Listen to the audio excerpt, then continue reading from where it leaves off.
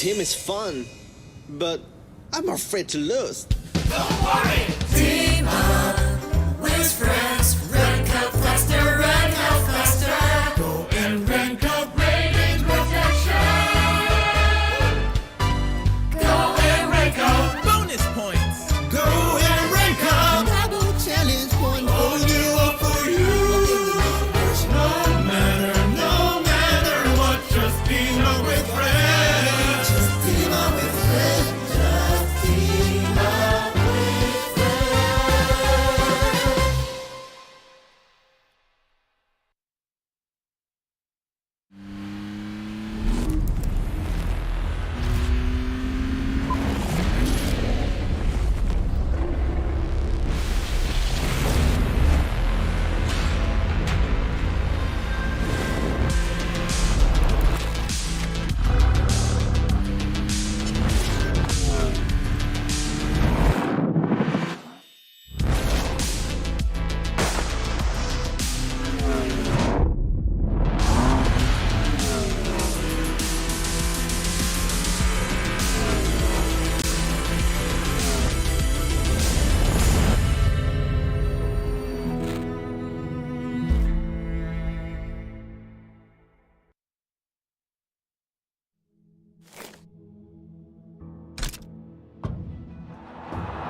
Here's Messi, away from 2, 3, 4. The world's best player shows us just what he's about to get. Is this on? Oh, great. Hi, everyone. Welcome to my secret lair. Everything is getting put together right now. Perfect. This here is testing stage that ensures your safety during your ride. They are currently debugging the hub. See how it goes. Boy, it is powerful and agile. That just make me want to give it a go. Only after careful inception will the equipment be ready for release. All of this equipment can help you achieve victory. Get ready? Join us now. Disfrutar el juego.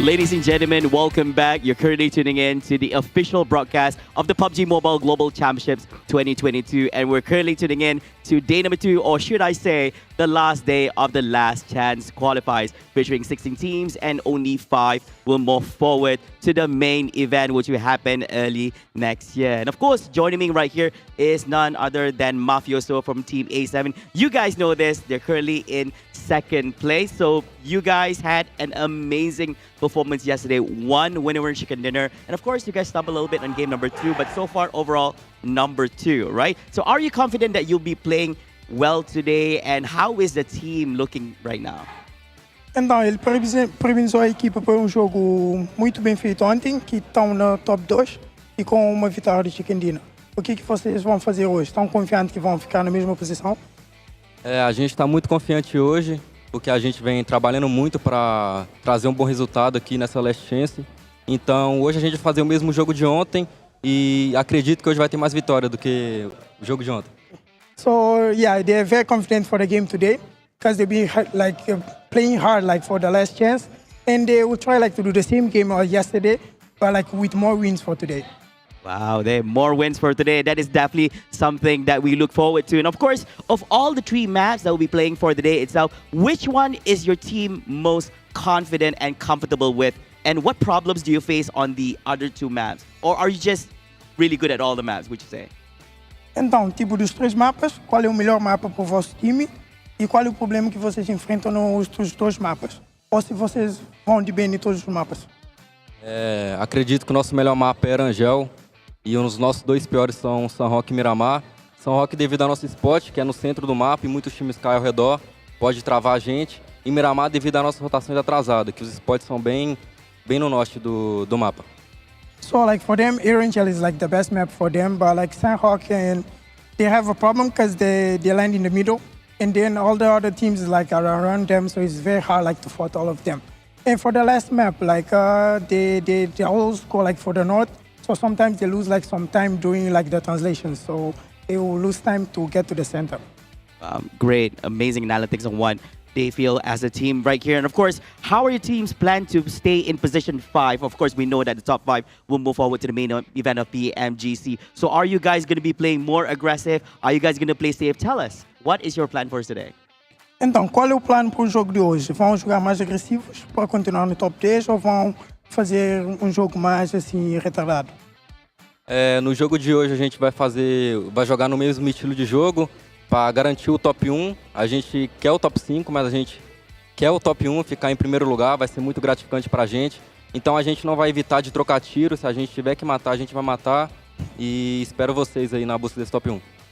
So for them, of course, they'll play the same game, but even for him, it's they'll be more aggressive today. Because of course, they want to be in top 5, but they want to finish today as the top 1 team. Wow, they're not stopping at number 2. That sounds very, very positive coming from Team A7. Now, last question right here. Now, if the teams are hearing this, anything you want to say to all the other 15 teams competing here at the Last Chance qualifiers for PMGC? Então, como última pergunta, ele quer dizer, qual é a mensagem que você quer enviar para os 15 outros times que estão aqui jogando o PMGC? A mensagem que eu queria enviar é que para eles tomar cuidado com a gente está muito confiante.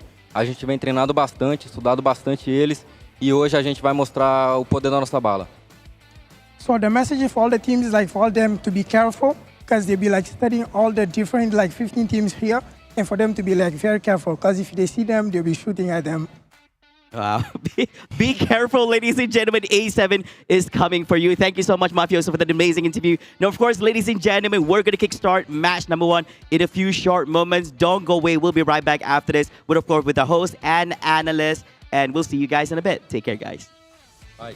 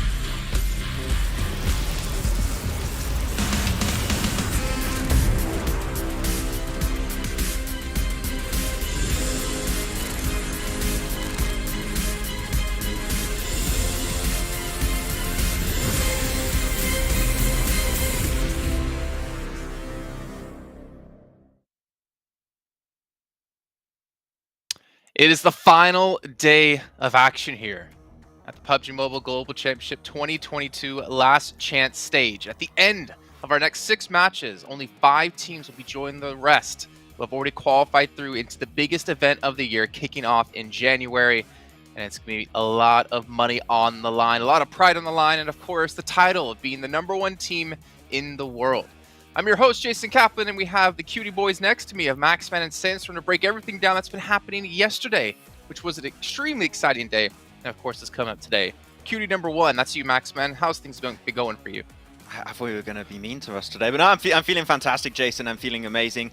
And, you know, good day yesterday. I would also have to say unexpected day yesterday because the teams that are at the top, I did not expect to be at the top. Like, all the favorites, a lot of the favorites are still in the middle, some are even at the bottom. So, I mean, who knows who's going to be the top 5? I have no clue. It's going to be up in the air.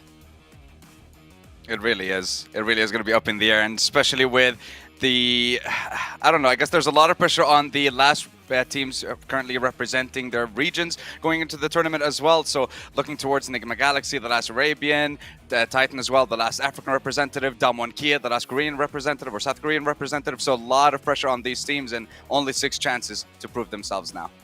Yeah, 6 chances, and that's pretty much happening with what, or it's a culmination of what happened yesterday in the positions they set themselves in. But you know what? You at home, they need your support. The fan vote is going to be ending today in just a few hours of time, so make sure you're watching within the Esports Center and use those tokens to vote for your favorite teams. I believe S2G was still #1 last time I checked. We might have a change happening over the course of today. Maybe DRS Max can get on the board.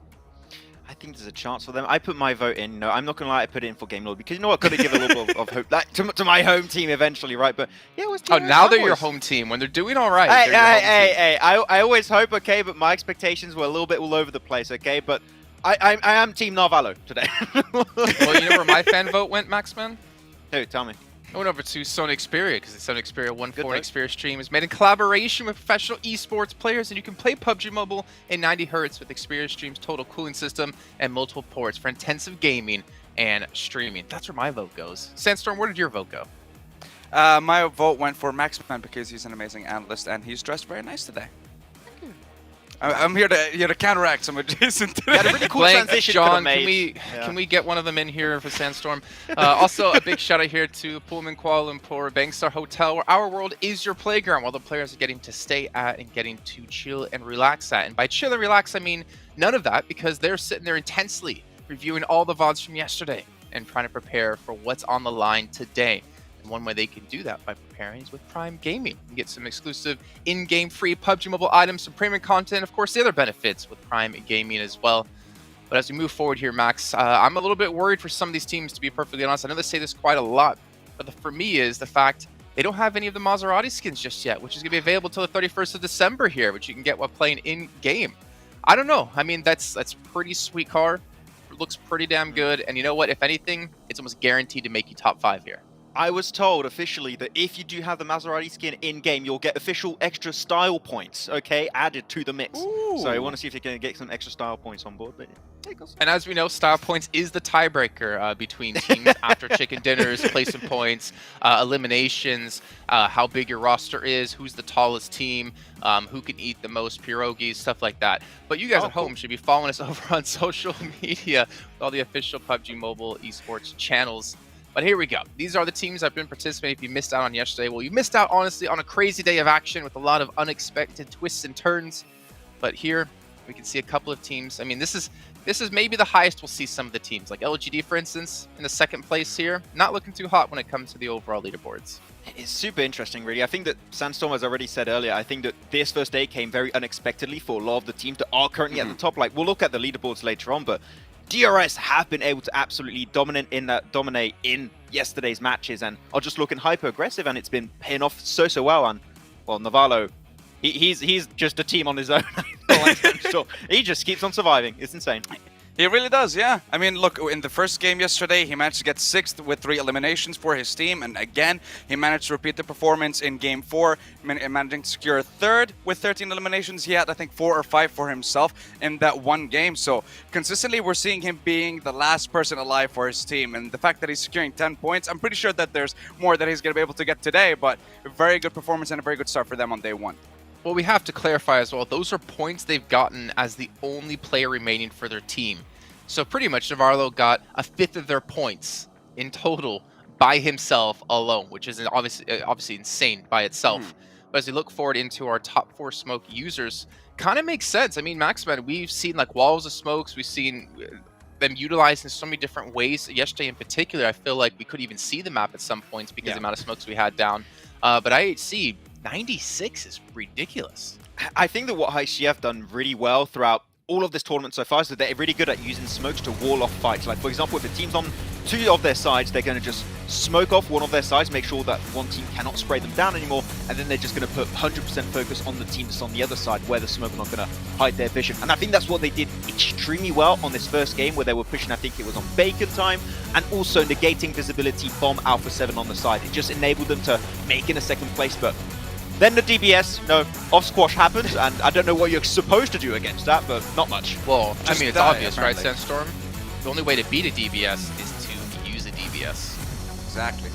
If you can't beat them, join them. And that's what the server has been doing so far. After seeing so many fights being decided by that DBS, like we've seen yesterday in the first game, iNCO versus LGD, just outside of match, and LGD didn't know what hit them at that point. And I think just every single team started to pick it up bit by bit. And I love seeing those close quarter fights with the DBS. You think you have an Uzi?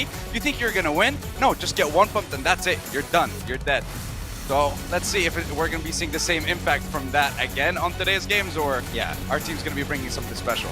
It's insane how the DBS... Oh, okay, this was a weird one. I would love to know what was the shot call of that player. Like, let's just send us a 3-cart in a compound with no smokes and just get sprayed down by Mao Mao from LGD. That was... Hopefully we're not going to see that again, but it was also pretty damn funny, and Titan, of course, did not lose that game. But the thing is, the DBS is also being used at mid to almost long range from time to time. Like, it is go really far, so even at mid range, you're not safe. Yeah, There you go. There, right there. Perfect example. I mean, you mentioned Titan Max, man. Really interesting to see as well. Like, if they end up qualifying somehow, because they're currently, as you can see, in 5th place, that 6th match of yesterday, I think, is going to be the real page turner, the one that everyone's going to look back on, because Axer, unfortunately, couldn't play that last match. It was 3-person team for Titan, and they ended up winning things and catapulting themselves into 5th place.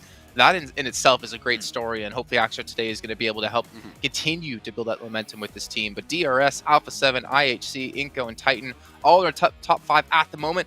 But Maxman, Bigatron, 6th place. It's possible. It's still there. The hope is there. The hope is that, like, literally, if BTR qualify, I'm going to lose it. I will be so hyped to see them in the Grand Finals LAN event in Jakarta. It doesn't get any better than that. It will be the best PMGC and the best PMGC Grand Finals, Jason. It's peak fiction. Sandstorm, Maxman did say off-air yesterday when we were done with the show that if BTR qualify for Jakarta, Not my eyebrows. he is shaving his eyebrows. Ah, okay. Oh, wow. You know what? Now I really want to qualify and go like straight up into 1st place. Looking right now at DRS and iNCO, these two teams, I'm just going to brush right past that. DRS and iNCO have been absolutely sensational. DRS for sure. Yesterday, by the way, was the best performance that we have seen from DRS in the PMGC. 81 total points, 32 eliminations. Not once have they been eliminated in the bottom parts of the leaderboard. Every single time they've been in the top 7, with 4 of those games in the top 4. They're doing exceptionally well, and not what I expected compared to the performance that we've seen before. So definitely going to be on the lookout for them in these games. Yeah, and I think, Max, like, if we look at DRS, I mean, obviously we see them around for multiple years in a row. I didn't really have them this high on my radar, or this high on my rankings when I look at the rest of the teams they're competing against. But I am pleasantly surprised, but I do worry. Going into today, can they replicate that performance? Yes, they built up a 30-point lead between 1st and 5th place, but I'm not sure if they can do this back-to-back 2 days in a row. I would have to agree. If you're looking back at DRS and how they played in the group stage, I think that DRS is like, middle of the pack. I didn't expect them to qualify in top 5. But this new DRS 2.0, is playing hyper passive, but the moment that they flip that switch, they just go in super aggressive mode, start clearing zone after zone after zone, and taking as much space in the circle as they possibly can. It is a team that can now convert chicken dinners. I mean, we saw it yesterday in that, what was that, game number 4, 10 eliminations and a chicken dinner, followed up with a 4th place, a 3rd place on game 2. They got a 2nd place. They just keep getting these top 5 finishes. And when you have such a short tournament, only 2 days of play, that might just be enough to remain in that top 5. Well, let's actually take a look at your teams to watch. Maybe either one of you do have DRS actually in there. Oh, okay. Well, Maxman, I'm glad I threw it to you to talk to about him. I didn't even know you had him as a team to watch, so we know exactly why you're going with them. Game Lord, I'm kind of guessing because you're French. And they're French. And then Bigatron because you don't want to lose your eyebrows. Also, then I don't have to speak for the segment. I don't think so. Sandstorm, why? Several reasons. Besiktas, they managed to get themselves a chicken dinner yesterday, but 4 of their 6 games were in the bottom 4. So that chicken dinner did give you a chance to keep fighting and stay alive in this tournament. But other than that, it's going to be very difficult for them for the rest of the games. HVVP, we've seen them come back again. Chicken dinner, huge improvement on their performance. But which HVVP are we going to be seeing? The one that drops north side of George, gets a decent amount of points, like we've seen in days 1, 2, and 3 of the group stage, or are we going to be seeing the one where they drop on the west side of Millie Base and just completely get no points whatsoever? And iNCO, need I say more? I don't know what to say about these guys. I said they weren't going to get into top 5. They already are. I believe they're going to make it, and I'm just going to leave it there. To talk well, about let's go for it. Sandstorm did say that if iNCO do qualify in top 5, he's going to shave his eyebrows. So I like this. This is good. I like this change of pace. We'll do that. I was complimenting you like 2 minutes ago. You should be on my side, Max. What happened? There is no sides here on the desk. It's everyone for themselves. No. Maxman, what were you going to say about HVVP?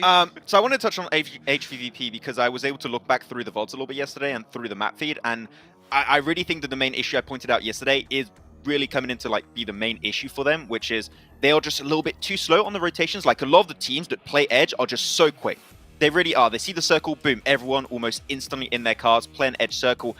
HVVP, especially if they go for secondary drops, they're just a little bit slower to get in like the flow of things, and they just get gate kept so often. I think they had 3-4 games in a row yesterday where they just get gate kept, and they just could not get in any strong position. I think if they just speed things up a little bit, they'll be there, because technically the entry points are good, just a bit slow. So if they speed things up, I think we can see the new HVVP we wanted to see here. Okay. Well, you know what? I mean, hopefully they've been able to realize that as well and have been able to figure some things out to improve here in that second day. It wouldn't be a PMGC in my eyes without HVVP there. There's also a couple of other teams. I mean, Sandstorm, we've got Vampire Esports in 15th place. Didn't expect that to happen considering what we've seen from them in the past. Enigma Galaxy in 13th place, Besiktas in 12th place, LGD in 11th, and even Reject Damwon 10th and 9th respectively. There's a lot of these big name teams and big players that we've seen just over the course of this event alone that just haven't been able to perform in that first day.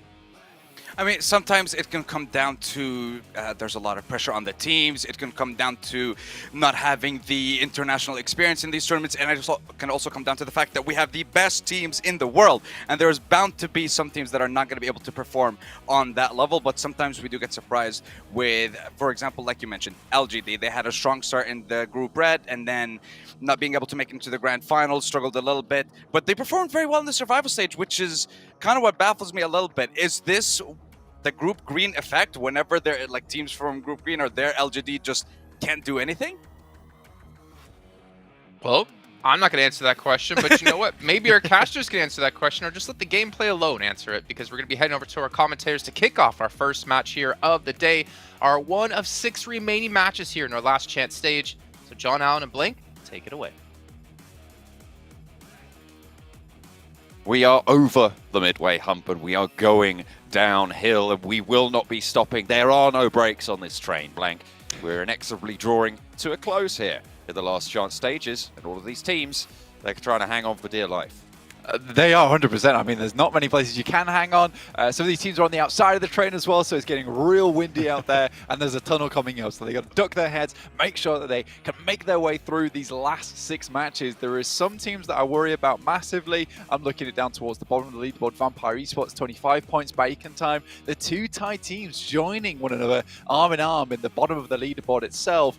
I do think that a comeback can still be made, but it will be very difficult to make happen. LGD, on the other hand, known for that type of bounce-back nature. They're very elastic, very trampoline-like. We'll see if they can hit those numbers today and get themselves up towards that top 5, because yesterday there were some things that just weren't working out for them.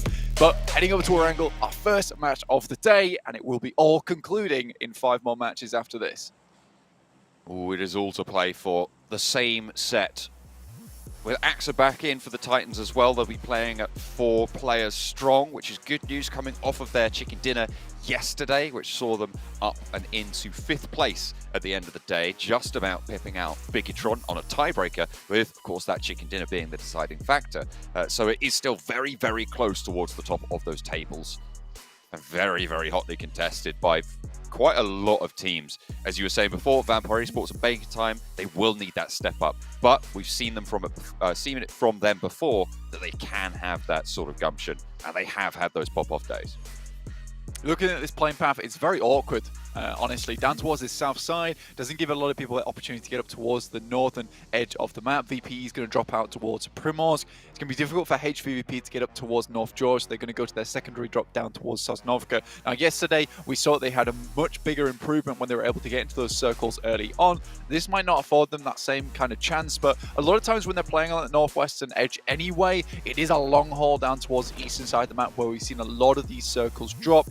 A western circle could work out for them here. Similarly for VPE, we're improving their gameplay from the center side, especially on that Miramar where they took a very central position. But this circle basically favors absolutely everybody. Anyone can get towards this spot nice and easily. It does keep the majority of this bottom part of the map in, which does make things a little bit harder for anyone towards that Sosnovka military base in the first place. Getting across those bridges is going to be a little bit more difficult considering there's going to be complications in terms of gatekeeping going on. Will be pretty tricky, those vehicles, hotly contested, I imagine. Vampire splits and uncontested, actually, over towards Primorsk. No one dropping out at that stage of the playing path that early on. They will not have any contest for that spot on the tables. Of course, if you want to be getting on board with Captain Messi, he is joining the PUBG Mobile Battlefield. Stand out on the battleground with the Messi football icon set. Grab them in PUBG Mobile now. 100% worth it as well. Looks very cool. Flavor's 100% rocking it over on the interviews. He looks very, very cool as well. I'm jealous. I'm 100%. I wish I was wearing that today. It would give me the comfort, the ability to take this all the way to the end. In the meantime, Besiktas going against iNCO at the moment. Squash will try and run down one of the players and is successful with it. Looks for one more. Enjoy quite low. Let's get away. Squash able to take down Peace. Almost going for another here. And with this vehicle, he has a really good chance to actually take down the whole team.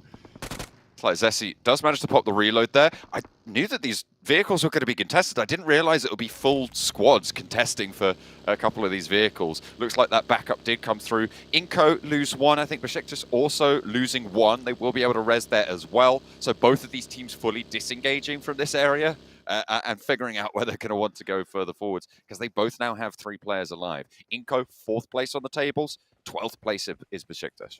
Yeah, iNCO's still at risk at the moment, considering their recent performances, which is a case of 2 games has made up the majority of these 54 points. That is slightly worrying, but something that does not worry me whatsoever and makes me very happy, in fact, is that tomorrow, December 5th, we will be seeing 2022 PMGC special crates releasing all the way through to January 8th, so make sure you get your hands on those whilst you still can. But it is all back on this one right now, this match, this day in particular, where we'll be finding out exactly which top 5 teams will be heading through to the grand finals. Honestly, it is getting a little bit scary as we're seeing we have much more info to go off from yesterday. And again, like I was saying with iNCO, 2 matches make up the vast share of those 54 points they have.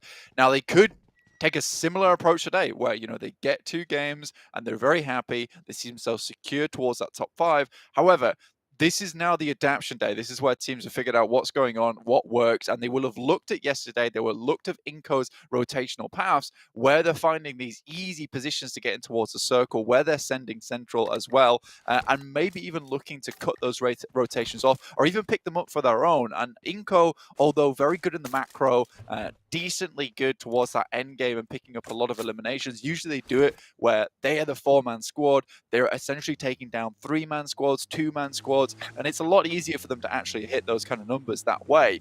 This time around, I think iNCO will find it a little bit harder to get those easy positions towards center, and already losing 1 player sets them back at that disadvantage. HVVP on that south side, they did drop out to their backup drop over on the military island, all the way on the south coast. Kitsune looting up on the docks down south. Potential for them to, I guess, like boat rotate, but it's more likely that they're going to just take that bridge on the western edge. Down 1, central in apartments is a pretty powerful spot given the circle as it is. A lot of space on the northern side of the river hasn't been taken though, Blank. Yeah, I think with the plane path as well, that's kind of a likely thing to have happened here, which is where Severny shooting range all very free. HVP may have made a different call if they'd known that the circle was going to head this far towards that northern side. They might have even taken all the vehicles they could, considering this lobby is very eastern-centric. A lot of the western side isn't taken up by teams, so they could have easily picked up some vehicles towards that western coast, headed up past LGD towards North George, then had a good game of it. Either way, I think this is the numbers play. This is the one you go for. It's the most consistent. You're not relying on the circles a lot of times. It still gives you a lot of loot. You can get looted early as well. You don't want to be in North George towards that 4-minute mark with absolutely no gear on you whatsoever, and then forced to make a very hectic rotation come zone 2. So I think this is the smart move from them. Similarly, I-8 down towards Sosnovka, they can move out. There is IHC in this area though, so there's a lot of teams all trying to get their way through outside of Sosnovka. So both these teams will have to be a little bit careful. Bacon time at the bottom of the tables right now. Get Central fairly early. Currently playing, well, I'd say Central. They're sort of on the outside of the center pack right now, but it's a pretty solid compound as well. Nice sight lines out nearby to them. They'll have a lot of rotational opportunity ahead of them, but with how tightly packed the center is, it might be curtailed that little bit. Misery spots Game Lord rotating past. Spots them rolling on into the compound as well. Spots them crashing in. Spots the hop out as well. Spray is not going to be good for the first knock and actually traded off Narvalo, able to get that flush down.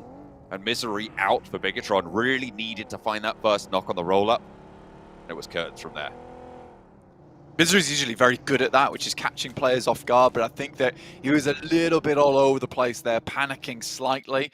Maybe holding a singular angle could be good, but I think he was attempting to keep himself hidden from these players as they came in, but there's so many sight lines into that building that it is difficult unless you are prone, in which case you have no real vision other than in being able to hear the sounds of the vehicles rolling up to make that surprise play, and then relying on the rest of the team to try and take some shots outwards. So for BTR, they attempt to go for the sneaky assassin maneuver, however, it does not work out in their favor. HVP now finally making their move out. This is towards that northern side, heading over the western bridge at the moment. DRS left this position earlier on, so they will have to move through them at some point, but the Pachinki's in the way, so there's a lot of spots to be hidden in. The western bridge uncontested. And Vampire, as you said, out of the way. Moving forwards on that western side, Alpha 7 swinging up north. It's a little bit quieter now, but I imagine just on the southwest side of those Yasnaya fields could be a little bit hotter. I mean, we saw obviously the roll-up from Game Lord over on that side, close to Bigatron down on 3. Bigatron obviously losing a couple of players, not ideal, but again, this is why most teams will shift really central early on. I think it's acceptable to play very center on that first zone shift just because you're expecting a circle like this to occur. And then people can start to play edge from here on out. But getting a central spot early gives you a very high chance of getting in towards that area. Game Lord deciding to move a little bit further in, clear out maybe one of these teams. And BTR have to be quick with it now. Obviously getting shunting out of that top 5 placement. 51 points, tiebreaker on the chicken dinner. Going down here at the start of the day would not be good for them. So when Nate goes through the window, it's absolutely perfect. Liquid will be going down first. Oh, another one in through the window. 2 nades, 2 knocks. It's Jen Foster, a third nade through. And they will be able to find an answer a little bit. Has the M249, a lot of bullets, but not going to be able to find the second knock onto Victor. Narvalo does fall, but Bigatron swept aside. Game Lord, their bane right now. Very central in the circle as well, and a powerful garage to be able to claim for Game Lord moving into those top 5. Exactly, John. That pushes them up past Titans nicely with 53 points, just behind iNCO at the moment by 2 points overall. That's a 4th place finish. So Game Lord doing a very good job so far. Yes, a lot of these points have been kind of almost saved by Narvalo, able to get a few eliminations here and there on board, which does pump up that totals a little bit. We saw that he got 10 points yesterday. Either way, if you look at that, a 10-point margin underneath them at the start of the day would have sat them in 39 points, would have been in 11th place, or 10th place at the moment. So you're a bit worried about that type of thing. I think that for game mode, they're happy that Nalvala was able to get as far as he did. But these 4 eliminations and a good first take on the circle gives them a lot more loot in terms of being able to grab the supplies that BTR dropped off the loot crates, and then also have this position to play around with. Bacon Time are starting to roll up on that top side. No real compound for them though, so Game Lords still have this really strong compound towards the center of the circle with high ground to play around with. There's walls around here too, which makes the crash a little bit more uncomfortable. I think maybe BTR just had to be a little bit quicker with those nades, and for Game Lord getting up like that with barely any smokes and then just nading through the window, that shouldn't really happen as often as it did. And I think they were feeling maybe a little bit afraid after Misery did go down how quickly as he did. HVVP now have swung all the way up to that northern side. They were playing on the north edge of the river. LGD were in this position, but the rotation paths from here, they'll be much more familiar with, Blank. Obviously, normally going in from North George, so potentially a little bit stronger. IHC, south side, and going to be corralling on at that edge. They are south of the Asnaya Fields, close by to Titan, who have moved a little bit off of Potato Hill now as the circle comes to a crunch. Aegon XI8 pushing in from that south side will be behind Titan and DRS to their side. That is a nasty shift, Blank. It's hard north, but it keeps a lot of both sides of the river in, and they're going to be difficult choices to be made in the future. I think for A7, this is really, really nice for them. I think the fact that they were all the way on this northeastern side, they were looking like they weren't going to be able to find a way in towards this circle, setting us up a little bit further towards Rozhok, and then even goes further north on that side, gives Alpha 7 an excellent opportunity to pump those scores up and really secure their position towards that top 5 and head through towards the PMGC. It's been very rare that we've not seen Alpha 7 go through to PMGC, but already I think that's 2 knocks either side, but with Reject in the back as well, this could be horrendous stuff. Oh, a second knock for Mythic over onto Meku, and 2 players are down. It's all on Tixie to hold the front here. Rejector coming through, as you say, a third party. Matic and Tixie now for the squad. Carrillo on the corner will find the nades in his way. Tixie gets one back as well, and a lovely little shot through the window. Needs to hold for a second, but a third player from HVVP falls down. It's Matic rolling up, the seat swap's there, and they're out.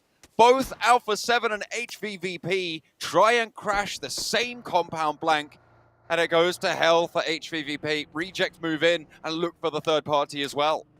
It's just that speed that is on the side of A7. They were further towards that northeast. They could get inside that compound early. Both teams had the same idea, and you can't fault them for it. It's a really strong compound over towards that Yaz Bridge crossing. So if this headed further towards that western side, you know, this would be providing anyone that picks it up now a huge opportunity to gatekeep a lot of teams. iNCO heads towards the bridge with 3 players.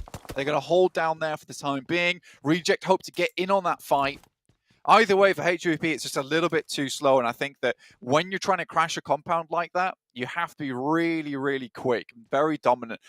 For Alpha 7, it was less of a problem for them because it's a very long rotate for some of these teams to head over Yasnaya, past the lake, round the side, and they have a huge amount of sightlines to see that one happening. For HVP, they have to be a little bit more aware, which is why they leave Kitsune in the back. Either way, good job to Alpha 7. Very, very good team fight coming through from them to pick up the compound and get those angles over towards the guys from HVP as they crashed.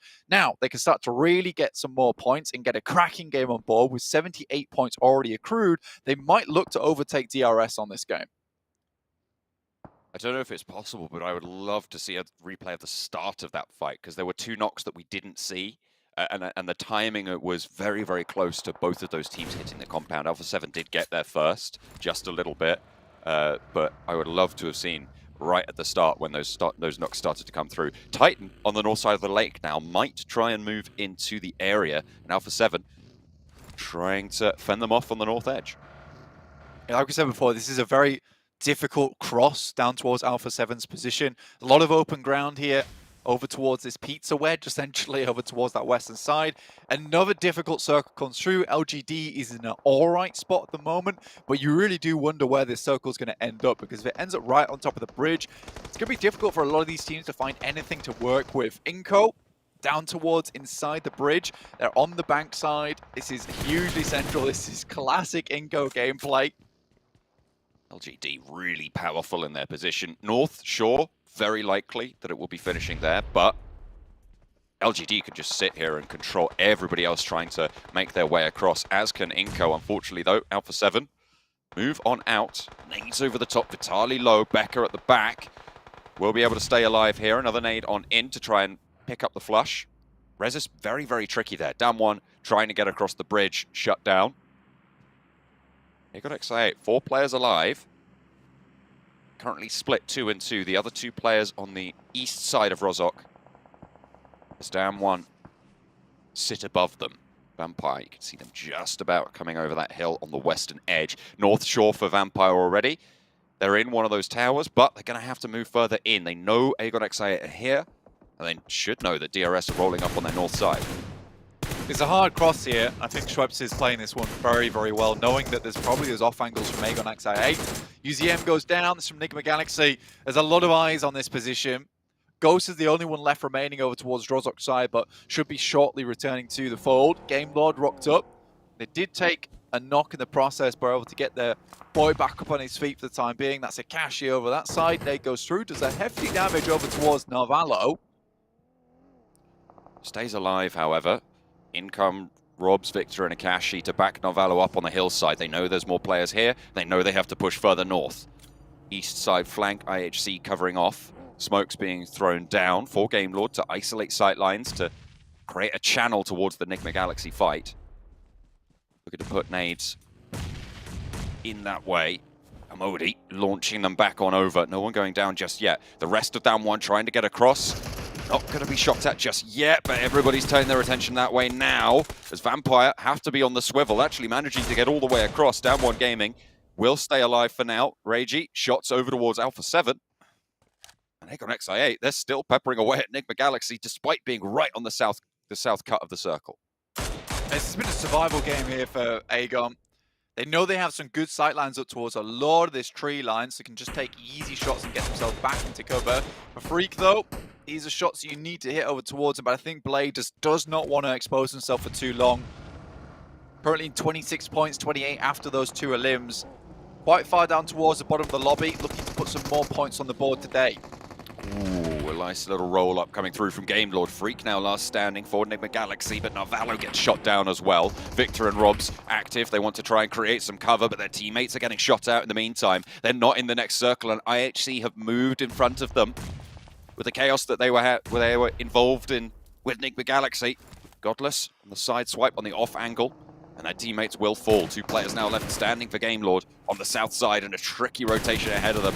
Likely they're going to have to move north of the river, and IHC have got the shots. They split 1-on-1 in the vehicles. The reload's there, and the back player actually going to be able to get to the coastline. Unlikely to get across, but still somehow squeaking it through. Forward position will be taken away from them, however, and it's just Victor left.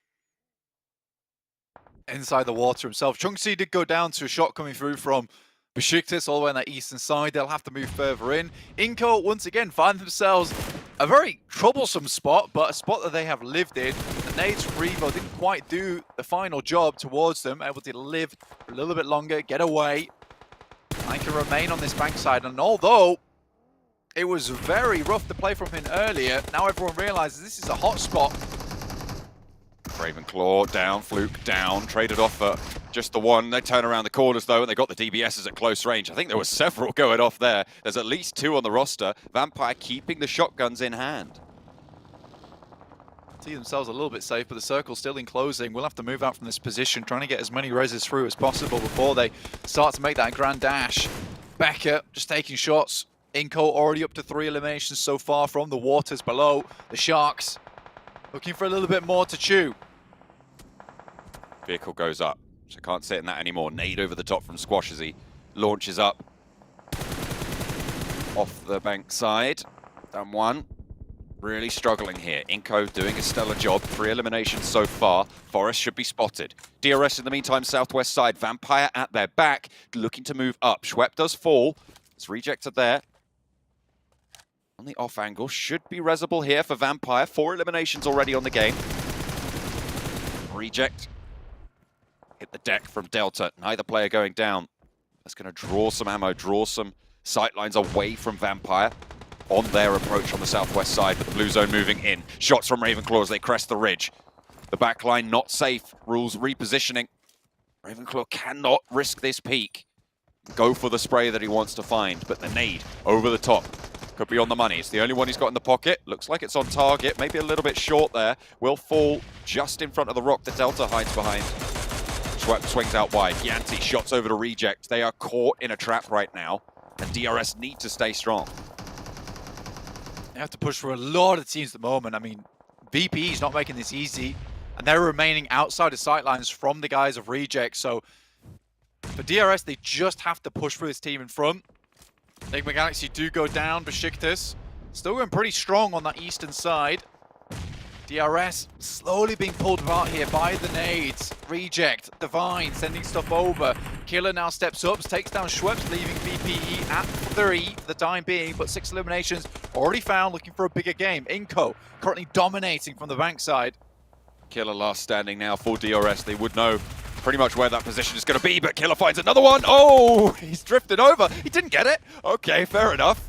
I didn't realize the rear axle was only a 90% HP hit, but either way, Vampire take the knock back over to Stone. I think he got the smoke out, has that cover to play around, but Godless threads the needle nonetheless, and IHC pick up the elimination. Vampire, they had a good fight there, but it just came crashing down right at the end with that cheeky little knock from Killer.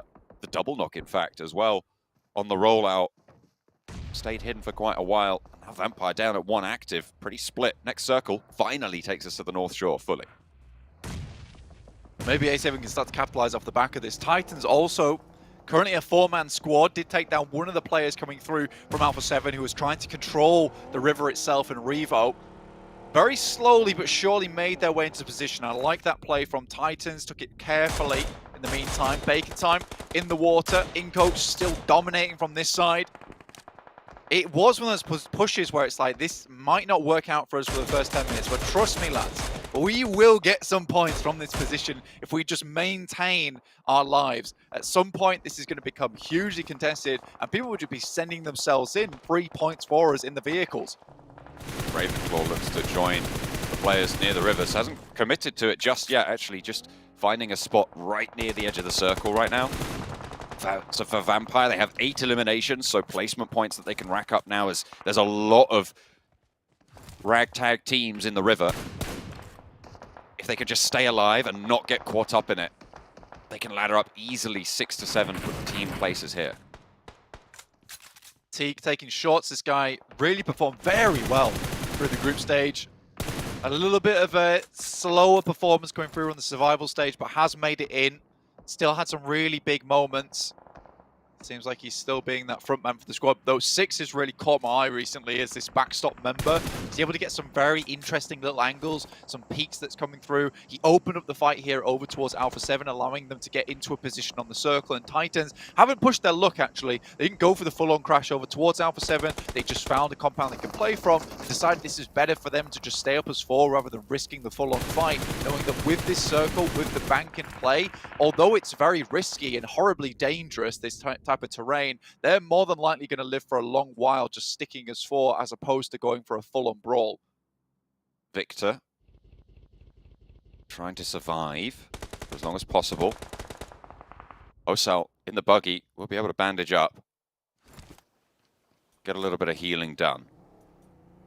Staying alive for now. That south side, you can see just all of the teams who went to the river as a last chance. LGD finally having to leave their stronghold. Besiktas ready and waiting to receive. But they won't find a knock just yet. 2 players active, YZ and Suki. Suki already on the high ground. Is still in the next circle. And playing around that bridge. Besiktas, though, they know where that is. The nade over the top from Zessi. Finds the high ground knock, and LGD join the teams in the river crawl. Vampire just picking up more and more points here. I mean, Ravenclaw is in such a powerful position.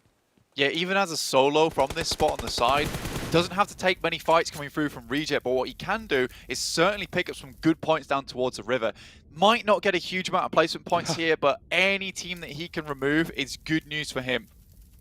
Still has cover from the rock, but Besiktas will have clean lines of sight to this direction as soon as they step up, but they're more than likely going to commit to just going north of the river. On this next circle, they have 30 seconds to play. The question is, what will they do with the position they've been given? Zessi actually looks for a swim across. Ravenclaw steps up for more. Spots the 2 players there, but it just ducking back behind, and yeah, there we go. Besiktas As soon as he takes those shots, they go down. And it's 10th place for Vampire, which is really unfortunate.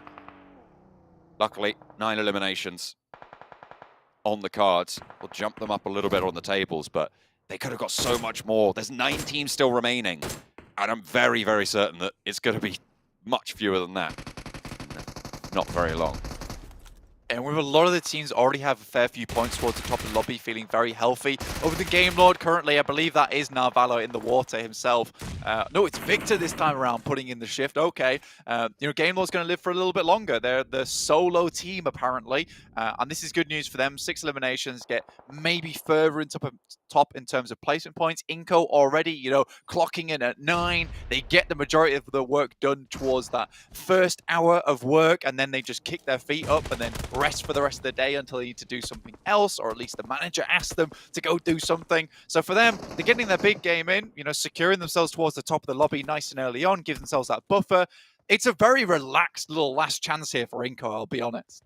This is where iNCO can really put the hurt on and sweep up a lot of these points. 8 eliminations already. I imagine they're going to be able to see 3 or 4 more in the next couple of minutes. Shots over towards Alpha 7 as Reiji backs them off the wall.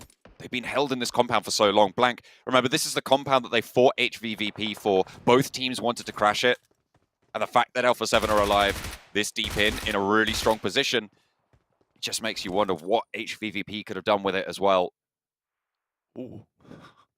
This could be a big nade, bro. That could be really big, actually. From YZ, it finds iNCO. Becca, maybe being dismounted there, is going to look for the res onto Vitali, but another nade to follow. The Cook looks a little bit too short there. YZ lets it go a little bit longer. This one, though, could prove to be a little bit more brutal, but the bounce off the rock, it would have been too long anyway. Another nade in hand, though. Lost in the arsenal. Jump out wide, and YZ actually tucks back into cover. Besiktas are there with nades as well. And Vitali goes down again. Becca, low. Besiktas on the other side of the river. But LGD out of nades now. Vitali flushed. 5 elims now for LGD. Wisely's doing a very good job. I think he's realized that, he's not getting a high placement. What he can do is get a lot of elims here. Squash moves out the water. This is a full-on challenge between him and YZZ. See what you can get done here. Reiji, Ratio goes down. Squash actually knocked as well. Fortunate. Titan actually taking the shots over towards Reject. Alpha 7, the only team in cover right now. And they have been given this one after their first initial rotation. Away from the river. They'll be able to control all the crossing, and Titan know it. They want this compound. They want to take it back into control. 4 players alive for Titan. The only team at full power. Mafioso struggling to find an opening knock over to the squad. Finally able to thread that needle. And Puncher falls first. 6 on the sidelines as well. Up and into the fray. There's too many angles for him to deal with those. Carrillo unleashes the Groza. Looks for the flush. Over onto Puncher.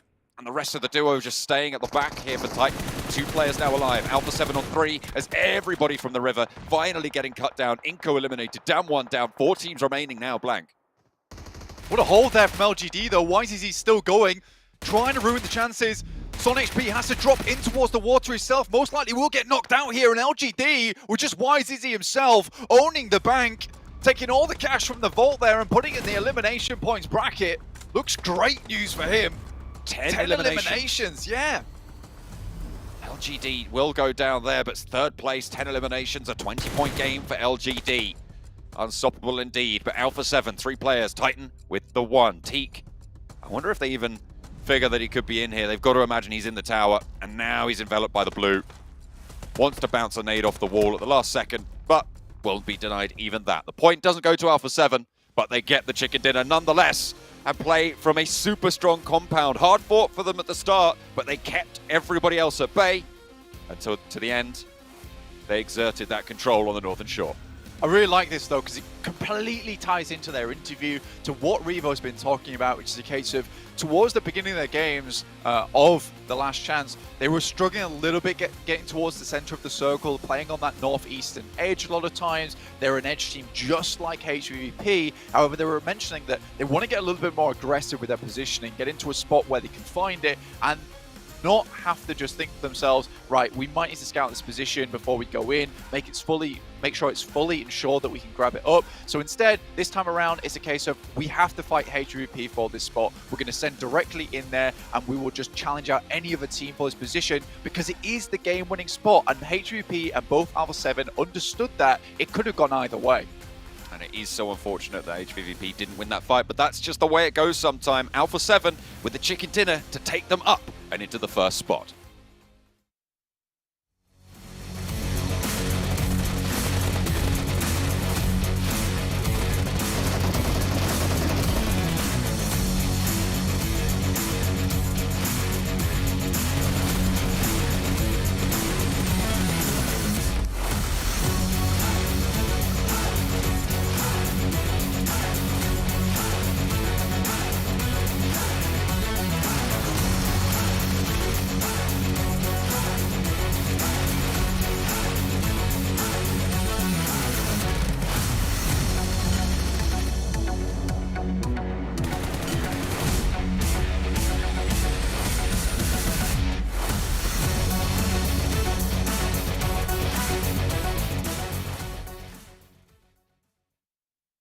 Well, Alpha 7, they came out with the interview saying, if you come near us, we're going to shoot you down. And HVVP, unfortunately, was one of the recipients of this one as they close out the game and get themselves even further into top 5.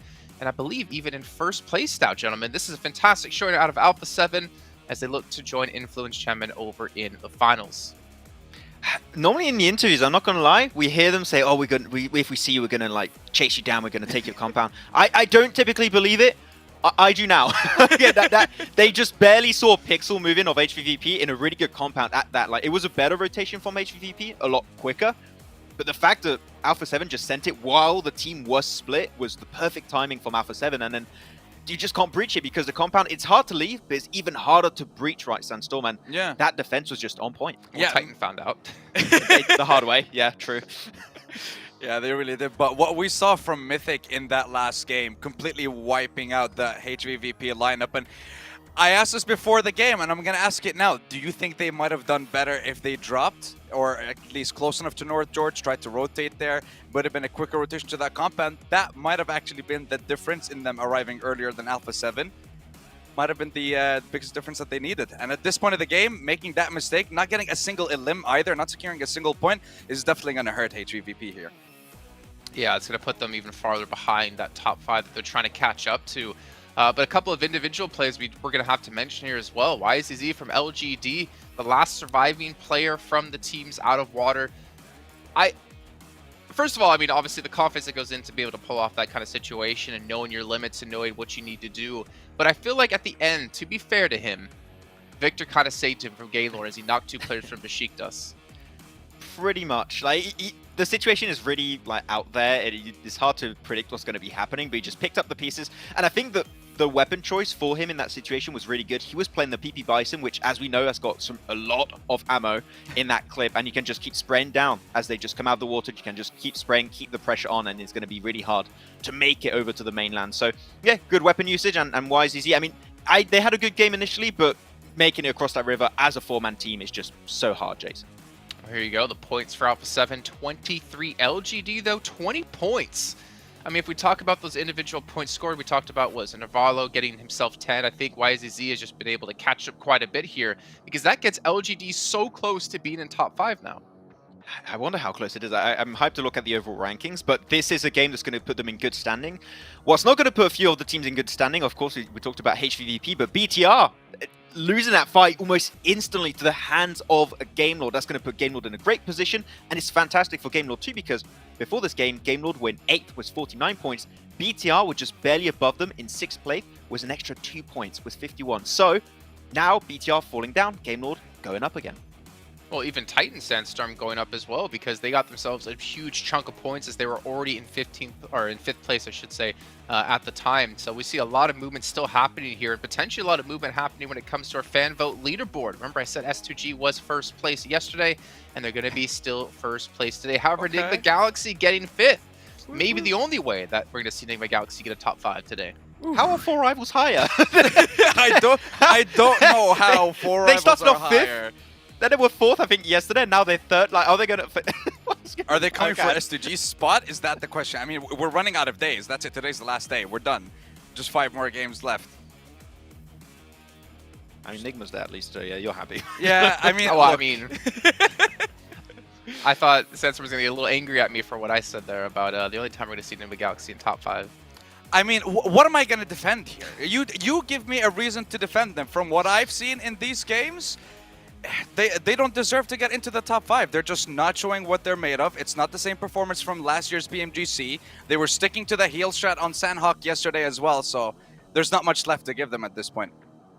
Well, you know what there is left to give from you guys at home? Your thoughts with the viewer survey that's currently happening over in the YouTube chat. You guys can fill it out and give your feedback on the show, feedback on the talent. Maybe you want me next year to bully Maxman even more. Let us know your thoughts, and you know, I'll make that happen the best I possibly can.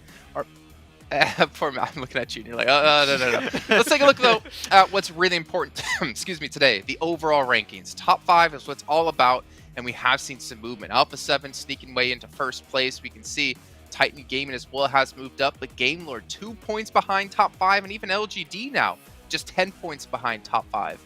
That's the thing, right? When you have only 12 matches to perform to be in a top 5 position, every single game you could have a completely different ranking for these teams. Top 5 teams remain the exact same, but just the placements are a little bit different. But I've seen HVVP slip down a little bit, and down on 2, like 2 teams that I thought, yeah, they're going to be top 5, should be pretty easy. Struggling a little bit, and Vampire had a good start, but they got gatekept by Reject really hard this game. It's still 19-point difference from that 5th place spot all the way towards 12. So even teams like Besiktas have a chance to bring it back. But again, these teams at the very bottom of the leaderboard, they need to start bringing it early on in the day. So they need to bring it in game 8, game 9, of course, in Miramar and Sandhawk. If they're not able to perform in these 2 games, then the last 3 games of the day, we're just going to be focused on the top 5 teams and maybe up to 8th, who is going to be challenging for those top 5 spots. Okay, well, going into our Miramar here, what about your teams to watch here? Let's start off with you, Sandstorm, since I usually start Maxman. You can see your teams, the Galaxy, Bacon Time, and I got an I8. Okay, let's hear it. Well, with Egon IA, these guys, I mean, they showed us something special on the very last day of survival stage, but we're not seeing any of that in today's games. They were very late on their rotation coming up from the military base, and when we saw them going into Zone 2, I believe Zone 3, 2 or 3 of the players had like 3 bandages and no stims. They were running out of meds, so those late rotations are hurting them a lot. Bacon, one of the top performing teams on Erangel as well. We didn't see them do anything in the last game, didn't see them do anything in day 1, so the reason I'm focusing on these teams, they're at the very bottom and they need to perform and they need to do it now, otherwise their journey is done in the PMGC. All right, well, looking at your picks, Maxman, I can see a certain team in there that you said you would not predict at all today, or at least as a team to watch. LGD, interesting. It's not my pick. You told me to pick it for you, Jason. I took it for you. I took Besiktas and Vampire. I didn't hear Jason do that. I was going to say I've proved we didn't record anything, unfortunately. But yeah, LGD, I mean, they were in a position that was not great before this game. They were in 11th position, and it was said, right, also that they only have a certain amount of games where they can potentially hope to be back in a race. Thanks to the performance of YZZ, they're still in a position where they can compete. They're still clearly in a position where they can be in the top 5. And as we know, Jason, they are a team that are really good at playing on Miramar. So if they can get himself maybe their very first chicken dinner of the last chance on this game, this would put them, normally push them up even in top 5. And top 5 obviously would make them extremely happy, but the problem is they are running out of matches to do so. There's a lot of other teams gunning out for that position as well. So we're going to head on over to our commentators, though. You know what, for Maxman? You can throw it on over to John, Allen, and Blake here for once. Okay, John and Blank, take it away. Oh, you're so lame.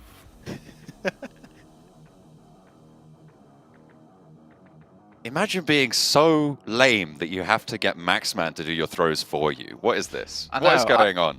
You know, I particularly liked when he stumbled trying to get Max to throw to us in the first place. And then Max was just like, you know, take it, boys. And we did. We took it off his hands. You know, now we'll take the pressure away, and we'll have to sit back here and watch for 30 minutes as some of the best teams of the world are going to get cut out. You know, we're not seeing a lot of these guys going through over to the grand finals. 11 teams will be leaving us now. A lot of these teams are fan favorites too. I don't think there's anyone here in this PMGC stage that no one's cheering for. I think everyone's cheering for these teams. I'm passionate about all these teams as well. There's so many cool and interesting step-ups in terms of performance, in terms of gameplay, so many separate regions. I think this is one of the most inclusive PMGCs we've seen in a long time, with a lot of different regions finding their star power, finding those members that can operate on that world stage, which is so cool to me. And I think that a lot of that comes down to just the format this year as well, where we have had a much more evenly based tournament format, in which case teams can get in, where, you know, if you do very well in your league stage, you get a big bump up in performance and points over towards those finals in PMPL, which has meant that a lot of our teams that are consistently the best have had that big chance and that big advantage to get towards the finals. And if they don't make it through the finals, well, they weren't good at sprints and they wouldn't have done good here. So we have the best performing on this Grand World stage, with new stars and the right world stars as well here for us. So everything has aligned for this best, I will go ahead and say it, the best PMGC we have ever had. And with this Northern Circle as well, it has been chaotic, particularly with that last Angle 2, and these teams, these players have had to deal with some very awkward scenarios and have dealt with them admirably as well. We've seen a Northwestern Circle before, Blank. It was HVVP's game, and they couldn't have it at a more important time as well. We've seen, well, not only in just this tournament, back in Group Green as well, there was this Hard Northern Circle. They won that as well. Hard Northern Circles on Miramar are an HVVP speciality. They need these points now. Can they get them when it matters most? I feel like this is a team that would be so disappointed not to see in the PMGC Finals in Jakarta. It wouldn't feel quite right to not have them there. And they're currently in 9th place. If we shut it down now, iNCO far ahead of them. Well, I mean, this is what I'm saying, that there's so many teams that we would lose that you would be hesitant to see not go through. And the thing is in the top 5, all of these teams, I would 100% support them going through to the Grand Finals. I would also be 100% sad if we didn't see the likes of BTR, HVVP, Damwon, Reject, VPE, Aegon, Nigma, Bacon Time, Besiktas. There are so many teams here. You're just naming the whole table. Honestly, all of them. I would be so sad to see all of them go out. So every time someone bumps themselves up into the finalist position towards that top 5, I'm happy. I'm happy for them. I'm also sad for whoever drops down. It's terrifying. In the meantime, you could be very happy at home because you will be rewarded with a PMGC special crate from 2022, and that releases tomorrow. It's an early Christmas gift, guys, don't you worry. And it doesn't end on Christmas Day either. It goes all the way through January 8th. So if you missed it, you were spending time with family, maybe you were trying to put that phone down at those meals that you were spending with all your friends and family as well. Perhaps you can pick your phone back up again once it rolls around 26th and realize that the 2022 special crate is still here. Sat in the corner of the party with your phone, getting your PMGC crate going on, thinking they don't know I've got my PMGC crate. Just they're one step behind you. Don't worry, you'll be. You are the pretty cool happy cat with that. in Exactly. that scenario. You are the cool cat, indeed. I don't think anyone wants to be called a cool cat these days, sadly. You're a cool cat. Thanks, bro. I appreciate that. See, I like being called a cool cat. I'll take that one. In the meantime, a lot of these teams will have to be very cool indeed, because the pressure is on, massively so at this point in time.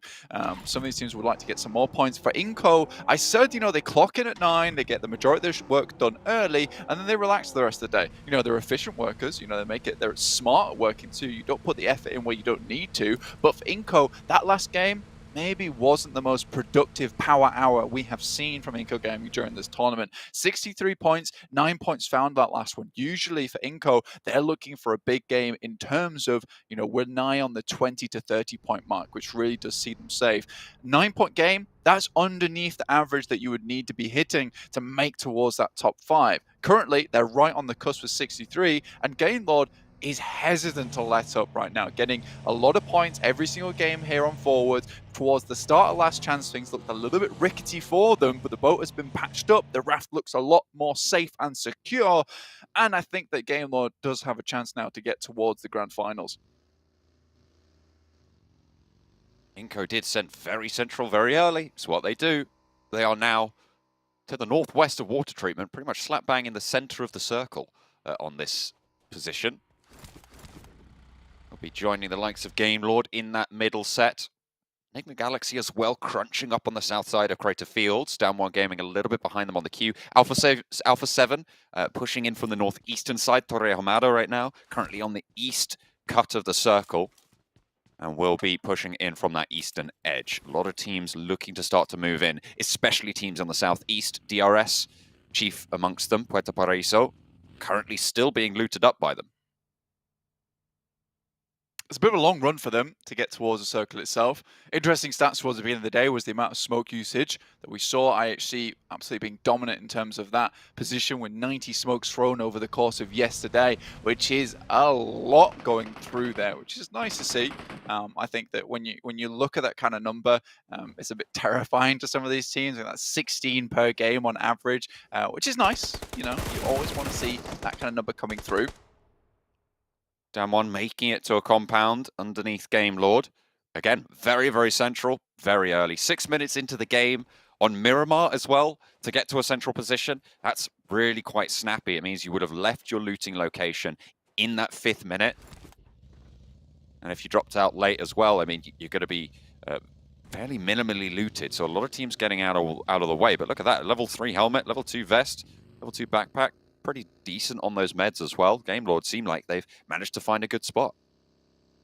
Absolutely. HVP, on the other hand, up towards La Cobreria, decided not to head down towards Crater Fields as of yet. With this being further out towards that eastern side, I think that for HVP, it's more of a priority to them right now to be picking up loot in the early game towards that first 7 minutes, get themselves nice and geared, rather than trying to take up that ridge side, which requires a lot of time and resources to be put into that. You need to be early up that side too.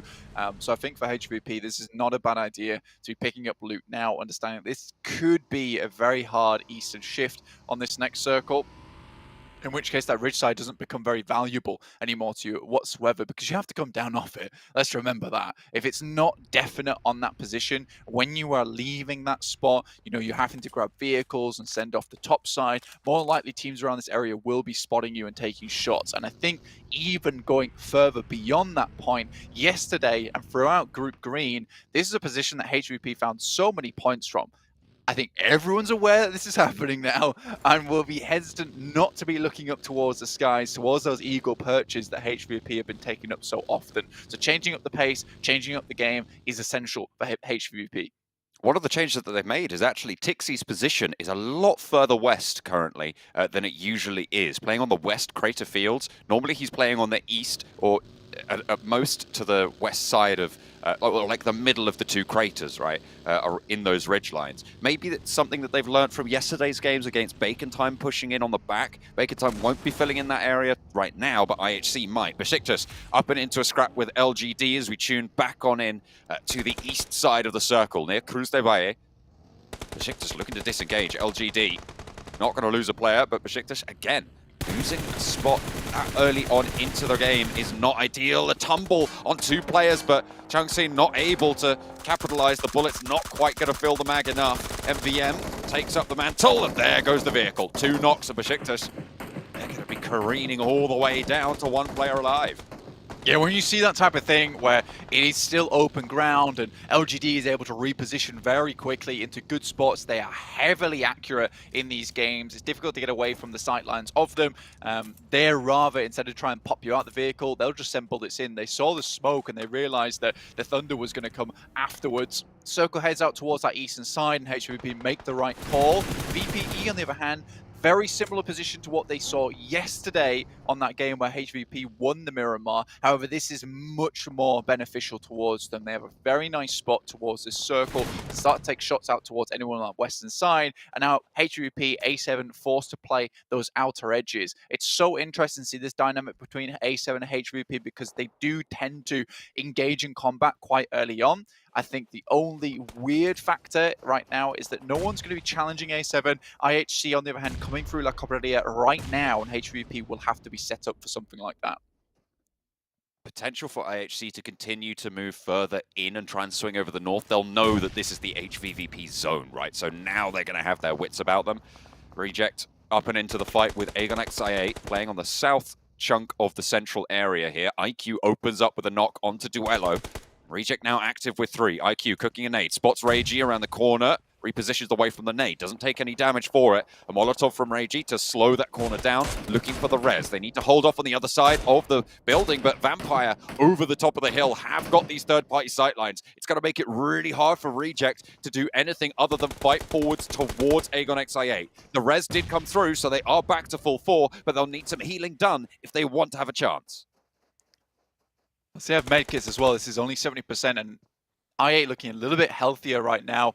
Nades are now pulled out for Reject, looking to send them over towards that compound that I8 moved themselves into, towards that warehouse side. A lot of open space in there, so the nades can tumble and drop over towards just the very beneath of your feet. So gotta be careful for I8 going forward. I think that they started off that fight strong and now can kind of slow it down just a little bit, wait it out, try and get those stims on board and go again when they feel the time is right. But at the moment, where they are, very central, this is happy days for them. iNCO currently on a 2-2 split at the moment. They were central, now they're trying to hold out 2 zones. Could be dangerous for them with teams maybe wanting to come down towards that area. A7 on the other hand up towards water treatment, very high ground already achieved on their side. Mafioso up towards that northern side, watching the crossing on the road, making sure no one's coming down there. And they have good sightlines down towards DRS too, so they'll have to be very worried coming to this one. Hard shift down towards the south side. This is going to put Hacienda del Patron back in the action, and a vast majority of the circle now a little bit unplayable with that fielded area over towards the east that currently LGD are holding it. All right, let's see what these teams on the north side have got. A little bit of a bitter test for them. Bacon time. Desperately in need of performance. 23 points, a poor game last game as well. Currently 40 points whole behind that 5th place bubble. 5 matches to make up that gap. I think after probably, I would say, moving into the last 3 games, we'll be able to start discounting teams at the bottom of the tables, but for now it is still possible for anyone to make it in. Vampire have got a pretty strong couple of buildings here to hold out the teams on the northwest. Yeah, it is really nice to work from. I mean, there's a lot of open ground, and some of this area is held off, made sure it's free and clear just purely by the terrain they're currently holding in. Game Lord, nice and on high at the moment, but outside the circle, will have to move in. Currently just trying to hold out teams like Damwon, as well as IHC. In the meantime, HVVP moved down to a compound just on the north side of the circle, where this road slits through the map. Shots coming through, trades off Vavian first to fall, but it is back and forth. LGD lose 2. A blow dealt to the Korean squad, but it is given back twofold, and Forest peeks out. Lovely little spray there onto Suki. Last player for LGD. Going on into the fight, looking for a knock, and we'll be able to find it. YZ as well. Last time survivor on the previous map, looking for more here as well, and he takes down all of that one. LGD ruined the chances for Korean squads. It is unfortunate. They'll be moving forwards with just the 1 player. 5 eliminations racked on up, and that is disaster for Damwon.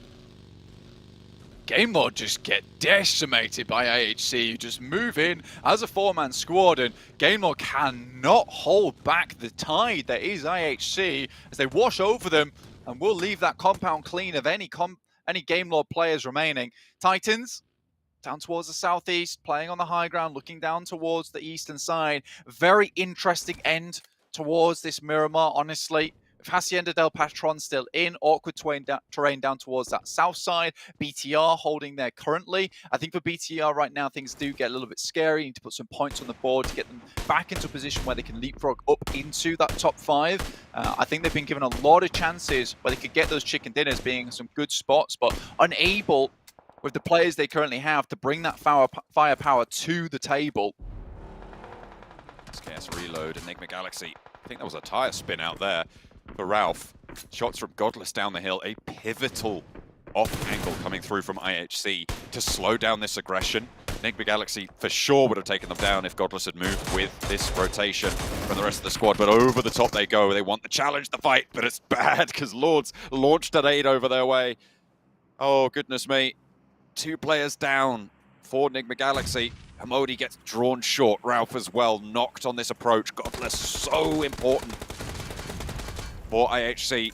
He needs to stay alive in the spot to allow them the chance here. Icy, low HP, nade over the top, going to continue to come through from Lord. Nades find 2 from Enigma Galaxy. Icy and Alex doing a lot of work there, but a Molotov actually burning Alex away. That might tick him. Can he get the first aid off? Yep, the fire will go out as well. So first aid necessary. Over the back, there's Vampire as well. Ready and waiting for third party. There's Freak spots it. Goodness me, Freak, very important there from the sidelines, but Meku coming in with HVVP, looking to finish up this fight on the third party, but gets turned away there. Godless tries to get out of dodge in the UADs, very low. Oh, no. Freak also finishing off Meku from the sidelines. This is not the way they wanted it to go. This could have been a perfect opportunity for that third party, but losing a member on the process, not ideal. However, they had to punch their way into the circle somewhere, and this is probably the best place to do it on the top of the third party. Do not expect that player out in the blue. Meku goes down to unfortunate circumstance there for HVVP. They'll be aware of it now. Freak still low, still ticking away. Zone 4, so the zone will start to out-heal the meds. And a nade over onto Alex from Tixie is good news. HVVP continue their bid for this hillside. Remember, this is the Northwestern Circle. This is the circles that HVVP should specialize in. Shots over their way, getting taken away. Lord dismounted as well. Heals come through, looking for Kitsune. As Tixie roams the hillside further. Freak disengages. He's moved on up and out of that blue zone position. The flush comes through. HVVP, 2 eliminations to show for it. Yeah, I mean, that's a really good opportunity. Learning from that last game in the case of, look, if we need to punch in somewhere, we need that battering ram to do it. And we cannot have 2 players behind us watching out in towards that circle, towards the zone. So they wait until it encloses just a little bit more before sending outwards. I think that you don't expect Freak out in the blue, like you say, in which case they do lose a player in that process, which is absolutely fine in my opinion. But now at least they have a position to move in towards the circle. Yes, Aegon and Reject are in front of them. But there's definite possibilities to pick up a position that Freak's currently playing in over on that western side. And it's better than nothing. It's behind that big ridge line as well to the west of Aegon XIA. You can see that's exactly where they'll go. It's fully covered, and they can't play on the other side of the circle. Ghost, if Tixie had gone down there, that would have been disaster. So definitely necessary for that one. A nade over the top. Not going to land in the building. Will have spotted the arc, and Tixie going a little bit closer to it. But Matic somehow lands that nade across the road. Nick McGalaxy take the tumble. HVVP up to 3 eliminations now. They can control this side, but Godless from IHC is still there. Is still in the shack that proved so dangerous for Nick McGalaxy. And then when you hear that third party and you don't see an instant flush on the second, that you should know that there's at least one other player hovering around this area. But for HVVP, again, this is a solved scenario right now where they're on that western side. They don't have too much to worry about. I think for Alpha 7, this is going to be a very difficult push down from that northeast edge unless they get a circle shift up towards them, which they do. This is a lot easier now for their side. But HVVP have to continue onwards. Their march is made a little bit more difficult by the murky swamps of that I-8 position, as well as Reject in front of them. It's going to be difficult to get through there, and it might just be a case of waiting it out.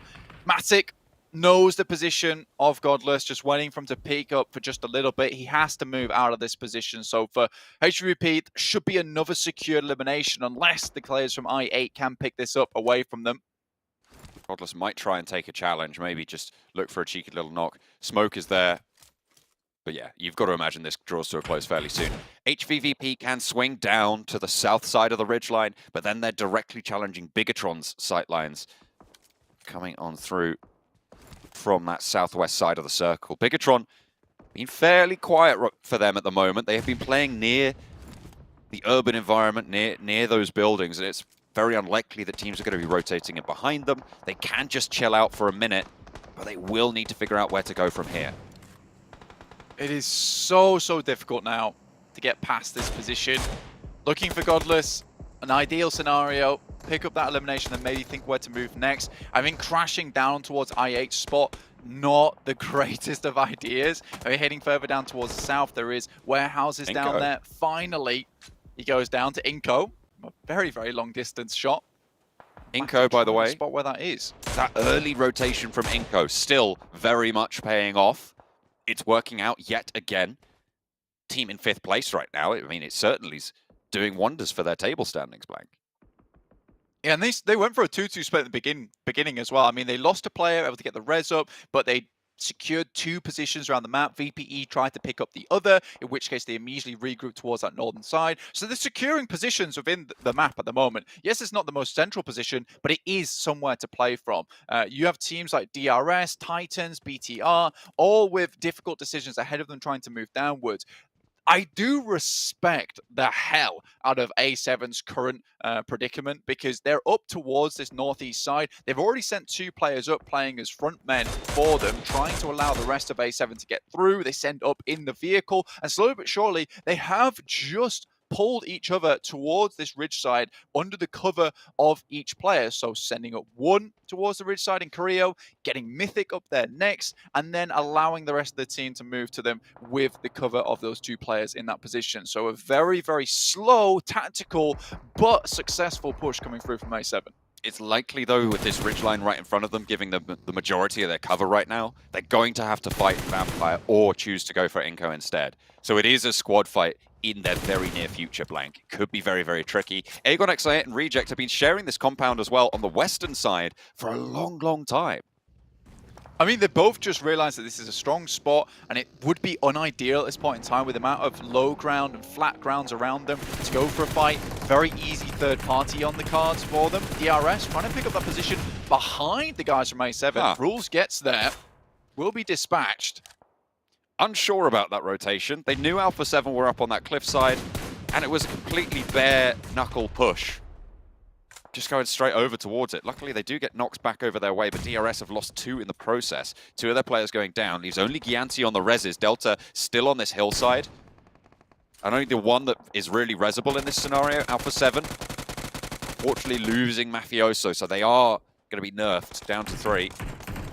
Rules falls, and they pick up a point for it, but you don't want to be losing players when that squad fight is so close on the doorstep. Bacon time, now an opportunity to pick up some big points here. Very central spot, nice high ground to play around with. A lot of buildings to cover, to hold on to, but also a lot of little bits of cover that they can hold on the sides from. And I think that's the major thing that you have to concern yourself with here on Bacon time side, is that there's hills going up this position. It's hard to push onto it without vehicles, which will really expose a lot of players coming up that way, in which case Bacon Times can kind of isolate and consolidate their forces onto one spot. DRS moves up, and A7 so far taking a lot of damage from them despite getting the initial knock over their side. DRS have had them on broadside with very little cover for a long, long time, and now Alpha 7 are feeling that punishment, that pressure pushing on in. Revo takes the challenge, hits the drop shot for 1. Carrillo wants to try and keep the squad alive as it's only now him and Revo standing, but only the 1 for DRS as well. Gianti falls back, regroups with a nade coming over the top. That's a Molotov to slow things down, and a nade sent back their way. I think that's coming in from iNCO across the way, or even Vampire just over that ridgeline. The res gets off for Gianti. Revo stays alive as well. Now can Carrillo find what he's looking for? Can he get that knock? Because they're all grouped up. Vampire as well could find it if they launch the nade in the right direction. Vampire just slowing this fight down, making it so hard, lines them up, hits the deck, cannot stay exposed for too long, and it's iNCO to take shots over towards DRS as well. Look at the fire coming in over the heads of Alpha 7, suppressing DRS, and there's the nade they were looking for. Revo takes down DRS, now they can turn their attention to iNCO. A second place team going head to head with A7 at the moment does get dispatched. A really good regroup, and this is where now Bacon Time have to consolidate. And the hill that I was talking about that Titans have to push up towards, they're one of the 4-man teams in the lobby. This is a push they can make. It's a little bit difficult, but they are held short here. Sending smokes up towards that top side as well as nades to clear out the positions close by. In the meantime, HVVP taking shots down towards BTR, trying to close out this rotation down towards the southwest and open up a spot for them to move in. 1 knock found at the moment, and BTR in dire straits at the moment with no real space to move through. HVVP just about using every single inch of that ridgeline that they've been given. They know where BTR now, but Matic's moving slowly, speeds up a little bit as soon as those bullets start to land. Zuxi traded off as Tixie's on the ball. Liquid looking for answering shots, but Tixie does get knocked in the process. They cannot afford to lose another player here if they want to have a big game. Blank. Tixie will need to be rezzed. Kitsune right nearby, but Tixie caught out. The smoke covering off the answering spray from Matic to keep their heads down. And Bigatron not going to fall just yet. Oh, just about going to survive behind that. The vehicle does go up, but the reses are starting to come through for Bigatron. They're keeping themselves alive. And the circle moves away. They'll have to go further. And in 40 seconds, that will shrink. Very difficult push here for Bigatron. The major thing that's keeping them in this one is having 4 players alive. They've got a lot of squad members to really take these angles off of them. Matic, though, hitting some nasty shots. A great headshot down the way, really putting the hurt down towards Bigatron, and they're hesitating. A foot is exposed, and Matic tries to take some more shots, eking either way and which, but that will be them over. Finally bringing a third knock into the mix, works out for the Matic, able to those final shots, spots Misery. M249 to try and just suppress that ridgeline. HVVP, they're going to have to move first, probably, out of the teams to their northern side after they've dealt with Bigatron. Still have cover to work with, though, moving off towards that east. 10 teams remaining. Jen Foster steps up for a second, but instantly answered by the guys from HVVP. Damage sent over towards Zuxi in the back, and realistically, this team coming through very strong with the mini 14s with DMRs. It's a very individual and unique playstyle coming through from them. Zuxi goes down. HV up to 5 eliminations so far. Make that 6. As Matic actually takes down players coming through from Aegon IA, in fact. Very, very nice. Aegon XI8 trying to third party onto this engagement, and they're being turned away at the door. 10 eliminations for HVVP. What the hell just happened? Did they wipe out Aegon XI8? I think they did. They didn't even take a knock over their way either. Now, Reject have taken that opportunity to leave, to move forwards. HVVP crunching on in. Everybody's popping off now. Bacon time, 2 players down. Right in that central position, high ground compound, very, very valuable, and Titans have the numbers advantage. Vampire rolling on up in the northern side, and look at the teams that are starting to fall. Blank, the teams going down, and the teams above HVVP. 12 eliminations on the game right now, and Squash, last player standing for iNCO to remove potentially another player from the teams above them. Titan from the south side, their only real competition here now. And what a bloodbath on this northern side. Finally, HVVP turn up the heat. They make it work, and they're turning their attention to Reject. 13 eliminations, Vampire looking across the ridge, iNCO down, and yet more teams fall ahead of them. This is a cataclysmic performance coming through from HVVP as they just ruin a lot of these other squads' chances. They have that position. IA crashed directly on top of them. Remember, they had 4 players, and HVVP send them packing. And now they have great sightlines over to everyone in this area of the map who are all squashed into a tiny space, have to fight off against one another. Sure, there's really not much cover whatsoever for the guys from HVP, but they're making this happen. We'll have got a nice little bit of a resupply on Aegon I8 before they had to move forward a little bit more. These DMRs, the M4s, working out very well for HVP on these long-range fights, these long-range engagements where some of these people in the lobby, they're prioritizing having the DBSs, having the UMPs over the DMRs themselves, but a few nasty little headshots coming through from the guys from Matic as well as Kitsune. Disgusting stuff. Oh, Titan. They're going to have to leave this position, though. HVVP need to time this perfectly. Puncher just hits the branches. They're getting cover from it. Reject looks for the spray to light it up, and Matic goes down. Vampire are taking their turn as well at the batting post, but with 13 eliminations, if they could just survive long enough, they have done so much to put a dent in that gap, and the teams ahead of them falling like flies. iNCO already down, take C, laid low, and now just one player. The IGL Kitsune for HVVP stays alive. I think he might just be in the next circle. Which teams can survive the oncoming onslaught? Realistically, HVP should have gone down 10 minutes ago.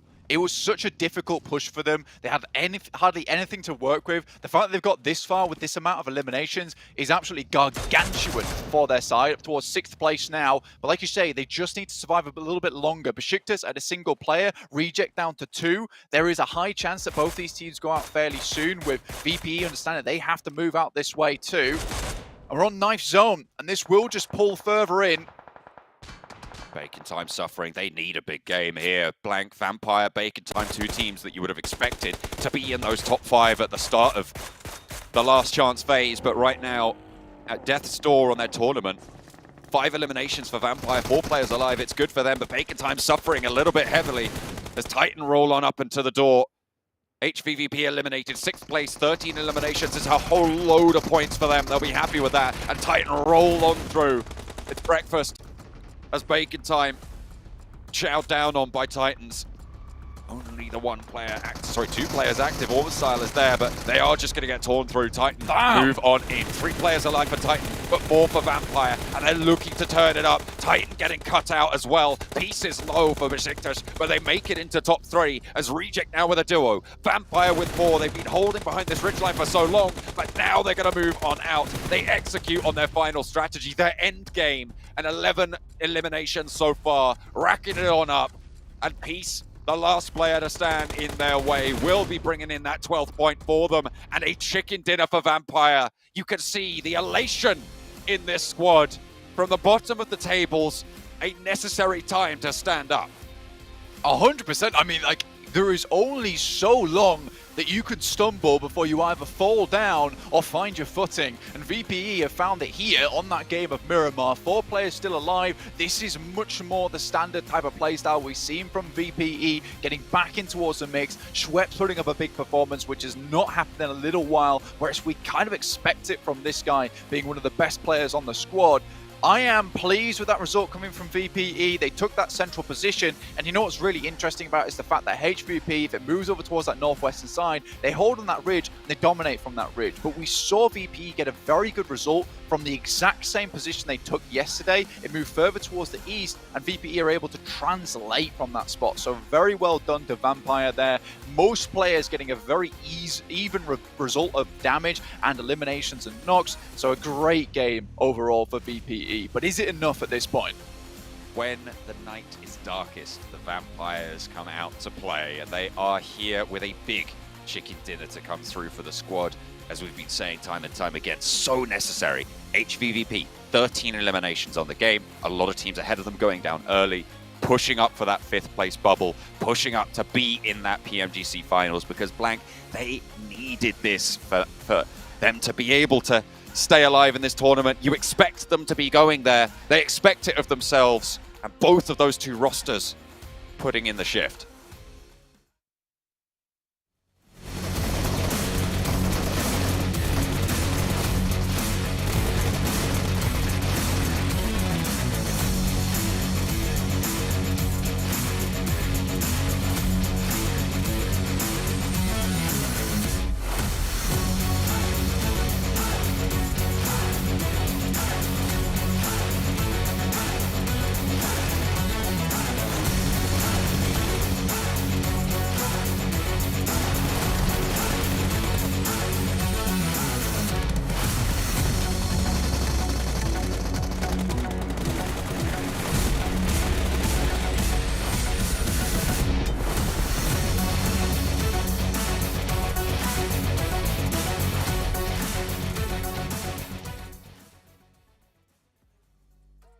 See what that win meant to Vampire Esports here, getting them back in the running for top 5 to potentially keep that door open to get into the PMGC Grand Finals. 27 points here picked up from the team.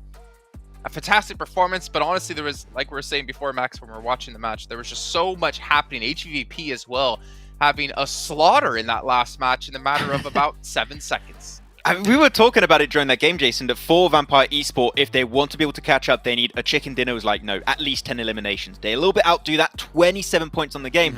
And this just gives them, I think, a glimmer of hope that they desperately needed. Because things were looking so grim for them before this match, but those mini 14 fights, Sansa, were just amazing from Flukev and Stone. Like, these guys are on point, and of course, Schweppes being Schweppes is just always going to pop off. Yeah, it wasn't just that, by the way. It was also the fact that a lot of the teams in the middle of the leaderboard are also getting eliminated. Teams from the bottom are performing, so now it's going to be very, very close. But Matic and what he did to IA, what he did to Reject, what he did to this entire lobby this game, even holding on to or closing on BTR, not allowing them to move for such a long time. So much damage from him, so many elims. Very great game for HVVP. But if I'm being honest, this is the second time that we're seeing them on Miramar get gifted the first, second kind of zone. A lot of pressure is alleviated from their shoulders. So I want to see them perform like you mentioned before, Maxman. I want to see them perform the same way iNCO would if they weren't gifted the zone. Where is that performance from HVVP? I do have to agree, but in general, I think that this is them willing to be just a little bit quicker on their rotations, even in zones where they're very familiar with, and I think that that's just a great change to what we saw from them yesterday. And man, they eliminated, there you go, that's the word, 2 teams in a matter of like 10 seconds. Like, they just flipped a switch in that game and just went super aggressive. So good from HVVP. We'll see if they can keep it up in the next matches. Well, you know what, Maxman? I'm going to flip the switch here and send us to a quick break while we get things ready to go for our 3rd match of the day.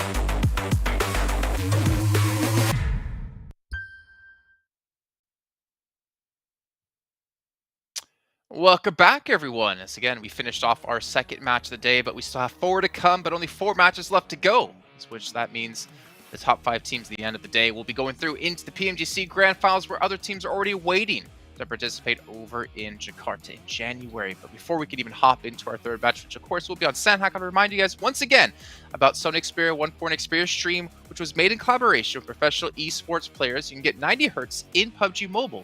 Xperia streams, total cooling system, and multiple ports for intensive gaming and streaming. I learned yesterday not to throw that over to Max and Sandstorm because they don't remember the last word for some reason, but one thing they do remember is how awesome Prime Gaming is, because you can get exclusive in-game free PUBG Mobile items as well as additional content beyond that. And even with the Prime benefits, it's a win-win-win situation. Just no chicken dinner involved. I don't know how that works, but I thought it came with it, with the deal, but that's fine. I don't know. Let's take a look at our overalls. Let's see where we're currently standing here. Alpha 7 going to be in first place at 103 points, and we have seen Titan move up to third, but there hasn't been a shift at the moment in our top 5. However, HVVP, Vampire Esports, Game Lord, they're coming. Problem was Game Lord got 0 points in the last game. Yeah. Oh lord, they're coming. It's Vampire Esports. Vampire started off the day in 15th position right now, Sandstorm. Now in 7th position, just at the door of making it potentially in that top 5 position. One other just even average game would be enough, but we know the competition towards the top is just so tough right now. All the teams are taking down one another. It's a tough position to be in, but at the bottom, it's looking a bit grim for the teams right now. It is looking grim at the very bottom for Bacon, Egon IA, and for Enigma Galaxy. But for Damwon Kia, it is about 15 points for them. But realistically, we're looking at LGD, even Besiktas, 56 points, 10-point difference from them, and 5th place. But realistically, 5th and 6th place, I think, are the one, or 5th and 4th place are the ones that are going to be open to, let's say, competition or contest right now for the top 5 spots. Alpha, DRS, I'm not sure anyone's going to be able to take their spots away with only 4 games left to go. And the way that Alpha's been looking and the way DRS has been playing, very, very passive early on, just making sure they survive into the later stages of the game. It's going to be very interesting to see these last games for sure. Yeah, you have to imagine that if you're the likes of one of those 2 teams, you just don't even care about playing super aggressive. You don't care about winning matches. All you care about is just surviving to the late game, right? Try to get as many points built up just from placements alone, and ideally no one should be catching you. But let's see your 2 teams to watch here and see if any of those teams could potentially catch up into our top 5. HVP, Vampire, Alpha 7, Maxman. A little bit of a cop-out answer, but you know what? I gotta respect it. It's fair. I feel like if I pick any team outside the top 5 right now, I'm just going to bring bad luck to them right now. I've done it for BTR. I've done it for Game Lord. Like, it's got to end right now, so I'm just I'm going for the good top and answers. VP aren't top 5 though. Sorry, the teams are like not in the race right now. Okay. That makes so yeah, sense. we're close to top 5, yeah. Looking over towards you though, Sandstorm. Again, 2 teams in top 5 at the moment, and HVVP. Talk me through it. HVVP, because I want to see them perform again without the zone giving them a huge advantage at the very beginning, and especially when we're looking towards Sandhawk, these guys need to perform a little bit better. And when I'm looking towards the rest of the teams, Titan, just consistency is there for them towards the end of day 1 and slowly getting themselves in those top 4, top 5 positions multiple times. So pretty good for Titan. And DRS, keep up that passive play in the early stages of the game. Get yourself as a nice, cozy position towards the end, and you should be perfectly fine and ready for the Grand Finals. Well, I have read the script here. I have learned that HVP will get a Northwestern Island zone. Let's see if it's going to work out for him, though, as we head over to our commentators to kick off the 3rd match of the day. Going into match number 3 with Sandhawk at the door. After this game, Blank, I'm thinking that we're going to be starting to see some teams really kind of cut off from the top of the tables, from that bubble position. Blank won't have been able to hear me as I was saying that, but you guys on stream will have been able to hear you, hear what I was talking about. After this game, Blank, I was saying that we're going to be starting to see teams cut off from the top 5 bubble spots. That is correct, John. Thank you for consolidating that into a nice, concise point for me to understand and then reply to, which I will do right now. Oh, we are, yes, 100% going to be seeing some of these teams being cut off towards the bottom side. I think for Enigma Galaxy, IA, Bacon Time, if they do not have a good performance here that sits around about 50 points, it's going to be very difficult over the next 3 matches at the end of the day to actually hit up towards that top side lobby. Certainly possible with this type of a sprint format, and particularly with the way that the lobby currently is, quite evenly split all the way down to the bottom. There's still a chance. I think iNCO right now is that team that everyone's gunning up towards. Right now, HVVP is currently tied with them at 66 points. That tiebreaker currently being the placement points they were able to accrue on iNCO's side. 38 eliminations, but only 28 rank points there for HVVP as opposed to 32 on iNCO. They do need a little bit more. However, iNCO so far have been struggling to find that golden kind of opportunity they were able to find in the past couple of days, where they were getting those big points, getting those big numbers put up. HVVP currently third highest eliminations in the lobby. 44 for Alpha 7 and IHC on 41. So they have definitely had an impact. I think it's safe to say. See if they can do so again. But iNCO, that central style, working out for their placement points, which after all is that tiebreaker position as we come close to our first circle coming through. Wait for that one to hit.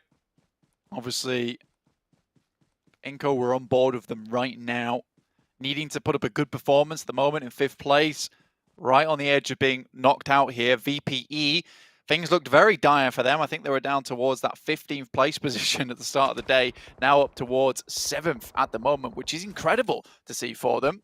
62 points, looking to get up towards the top 5.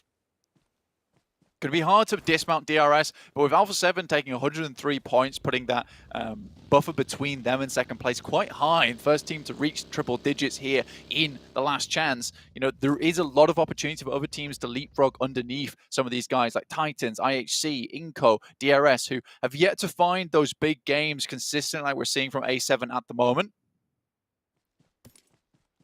And if you're one of the teams that is looking to chase that bubble, you're very happy to see Alpha 7 earning all of those points, right? You're looking for them to take those points away from the other top contenders, unless all of those other guys are finishing in 4th, 5th, 3rd places, that sort of area at the same time. You're happy that Alpha 7 are taking a big chunk away from you because it's unlikely that you're going to get up to that first position or challenge for it, but you just want to have that bubble reduced as low as possible so that when you have a pop-off game, like your HVVP, like your Vampire Esports, you have managed to put yourself back in the running. Sogo heads up towards the northwest side. VPE, HVP, not happy yet though. I think with this kind of circle, we've seen a lot of times it head over towards that eastern side, making that crossing from the northwest infinitely more difficult. I think with the way that we see this lineup from Besiktas, A7, Reject down towards Down1, which almost makes this semicircle that encloses around the northwest island, is so hard for VP and HVP to leave that island without having to take some very early fights in this game. And we know with the way that we've extended how long these games actually last for. I mean, you used to see Sandhawks finish around 21 minutes sometimes in very hectic scenarios. Now we're usually looking at that 26-minute mark where the game comes to a close. So very interesting stuff in terms of the amount of time that you have to spend getting through a lot of these engagements. And it's no longer a case of you get through that one engagement and then you can just kind of wait out towards the end of the game. Those 5 minutes may seem like a very short amount of time, but when you get to those final circles, 5 minutes can be the difference between a 10th place and a 2nd place. Very early move from Reject up to get that crossing. 3 players already all the way over there. Duello still as a backstop, but this is a central lobby, and slap bang in the center is on that northwestern island. Game Lord rotating around the northern side with a boat, likely to make landfall to the west point, just west of Hartin, on the north side of that island. They're giving the rest of it a very wide berth, though. You can see that they're not going to take any sort of chances whatsoever. In the case of Besiktas are holding on that northern side, but they are moving down south towards that bridge. Vampire looking to try and control that crossing, but they've allowed Reject in on the south side into one of the strong compounds on the northwestern island underneath those cliffs that HVVP will be looking to exert control over.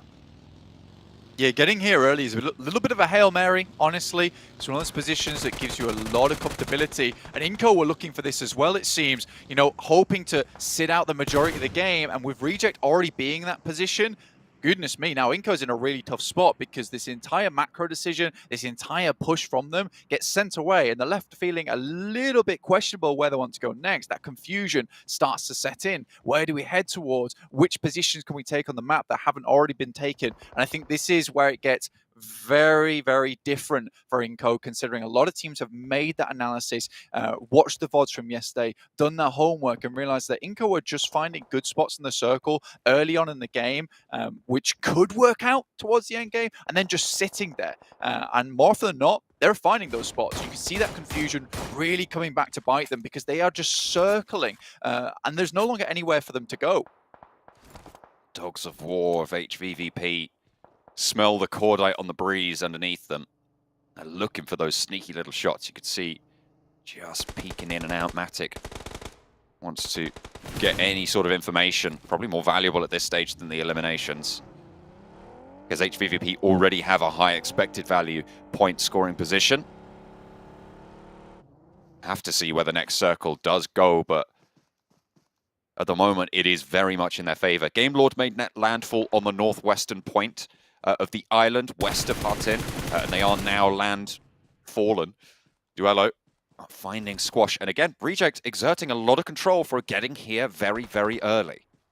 Yeah, it's literally the iNCO play, and it's funny to see it come back to bite them because you have this singular play where it's worked out so many times because other teams have not been going for this same rotate. As soon as another team takes up that position, iNCO is just completely floundered by that. I genuinely don't think that they knew what to do after a team was in that position. They had no backup plan, to say the least, and hoping that that would just take them all the way. And this is the one thing that I was worried about, the one thing that I thought would cause problems in future for iNCO, and it's certainly starting to rack up now as they're not finding those points. Again, 54 at the start of the day, able to get 12 points on the day after getting quite a lot of eliminations from that bankside position over on Erangel, but it's not really brought them up to speed with some of the other squads towards the top of the lobby, like Titans, who have made a really good run for it, trying to secure their place in that grand finals.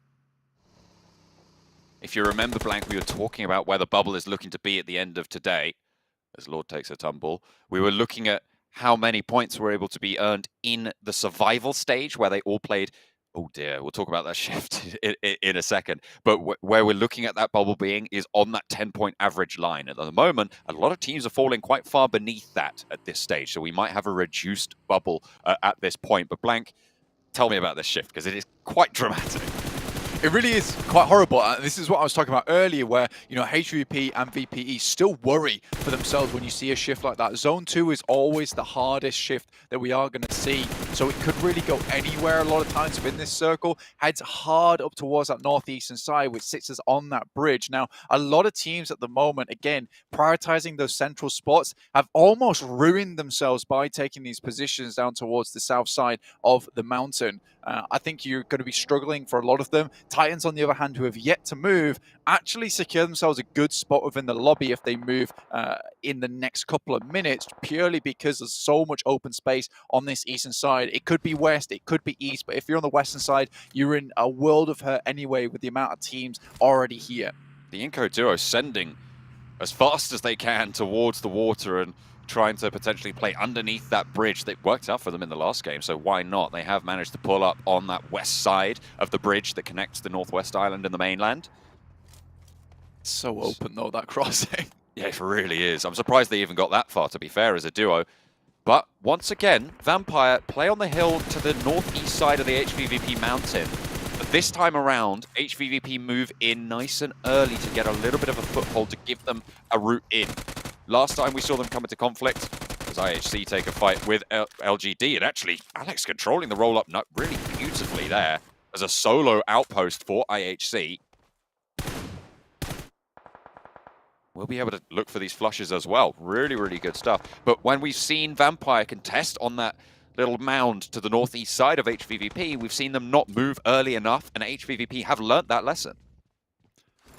Absolutely. I think getting up towards this position gives you a lot of high ground control. I think for HVP at the moment, those elimination counts are really giving them the majority of the points that they need. And I think it's this point in time where this circle isn't always going to favor us, but what we can do is we can shift from this mental play style of, look, we have the circle itself, so let's just continue to sweep. We'll play that 2-2 position. When they don't get the circle like this, I think they just have to completely start thinking about, right, we have to go into full elimination mode and start bringing out the big guns and just taking as many shots as possible. Because if we can clear out teams, we're technically clearing out space. And I like that from HVP. IHC rolling up, pretty much completely destroying the rest of LGD, who were at 60 points and they were bringing it back. But after this unfortunate loss, going down in 16th place now, which happens more often than not for LGD, a very streaky team. Some games they look like the best team in the lobby and maybe even the best team out of PMGC.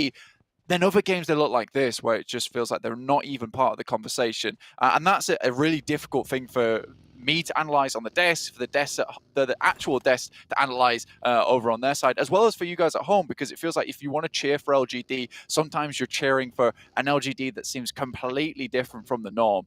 It's odd to see, and I think I'd like to see LGD bring it back into that position where they're performing similarly every single time. However, at this rate, I don't think they're getting towards the grand finals. The circle again onto the bridge. Somehow, Blank, iNCO are in a central position. Okay, it's just one of the facts of the universe that if there's a circle, it's very, very likely that iNCO are right in that middle spot. But Nick the Galaxy move around the north side and scout out towards underneath that bridge. And actually, with iNCO swimming across, trying to make it to the other side, that could be difficult. Vampire this time around, however, are going to control that approach. It didn't work out for their control over iNCO, but Nick the Galaxy will feel the brunt of that pain. Ralph spotted, shot down, Schwepp picks up the flush. HVP even got involved on that engagement as well, taking shots down that way. VPE, though, in a good spot at the moment. Like you said, though, oh, he has the vehicle underneath. Try and keep these players off him. Keeps pulling out the nade. That is mean. That is really mean. God, that is a like threatening presence. Yeah, a little exclamation mark above his head. Alpha 7, up against IHC. It's a knock apiece. 2 4-man squads. So far, though, Godless getting knocked too. That's them down to just 2 players. Continuing on that streak. 2 for 2. I would love to see this fight right now. I mean, it is all going off. I mean, IHC would really like to get some points, and purely taking out A7 out of the way means that a lot of those points being ripped away from the top of the lobby, IHC could probably secure a little bit of a better position towards that top side of the top 5. Bacon time with a strong position as well. Vampire had their turn. HVVP had their turn. It is Bacon Time's turn to step up from the group green heavy hitters. But IHC demolishing on this south side might ruin Alpha 7's chance. You don't want to let IHC be getting these points if you're chasing for that bubble either, because they are much more within reach than Alpha 7 are. So you do want to root for them. DRS rolling across the top of the bridge. Nobody else had this idea, Blank, but it seems like nobody else had a good idea either. Into the back of the pickup, and they'll be playing with the cover. I like that a lot. It's like everyone's, we gotta go underneath the bridge. And DRS is like, why don't we just use the bridge what it was made for? Let's just go on top. Maybe not all the way. This makes no sense. In fact, everyone else in the lobby, completely illogical usage of the bridge, which is, this is a comfortable way across, let's swim. That's not how I see bridges in particular. However, iNCO seems to find success off the back of that approach anyway. Alpha 7, though, with 2 players, actually taking down more from IHC. So once again, another 2 for 2. And holding on, another knock comes through on that side. That's VPE, Vampire getting involved. They needed to be able to get up in there for the vault, but now there's 2 players down on the inside. Alpha 7 holding off against IHC. First knock is close, but there's 2 players still on the inside to handle. Carrillo gets the spray down, needs the weapon swap, a sliver of HP on the inside, just jittering around the corner. Nervous now, but the fancy feet win out the day. Falls back, doesn't go for the flushes, doesn't get greedy, and sticks the res. He knows that the last player from IHC will not be able to get this res off Oh, it's before so he can. close. So he'll be able to play on the 2 players. Carrillo stays alive, gets Revo back into the fight, repositions Godless around the side, a DPS, a nade around the corner, looks to just slow things down or certainly give them a little bit of fear. Oh my and God. It's an off angle coming through from Aegon XI8, and Carrillo keeps Alpha 7 at the top of the table. I do not believe what I've just seen. Alpha 7.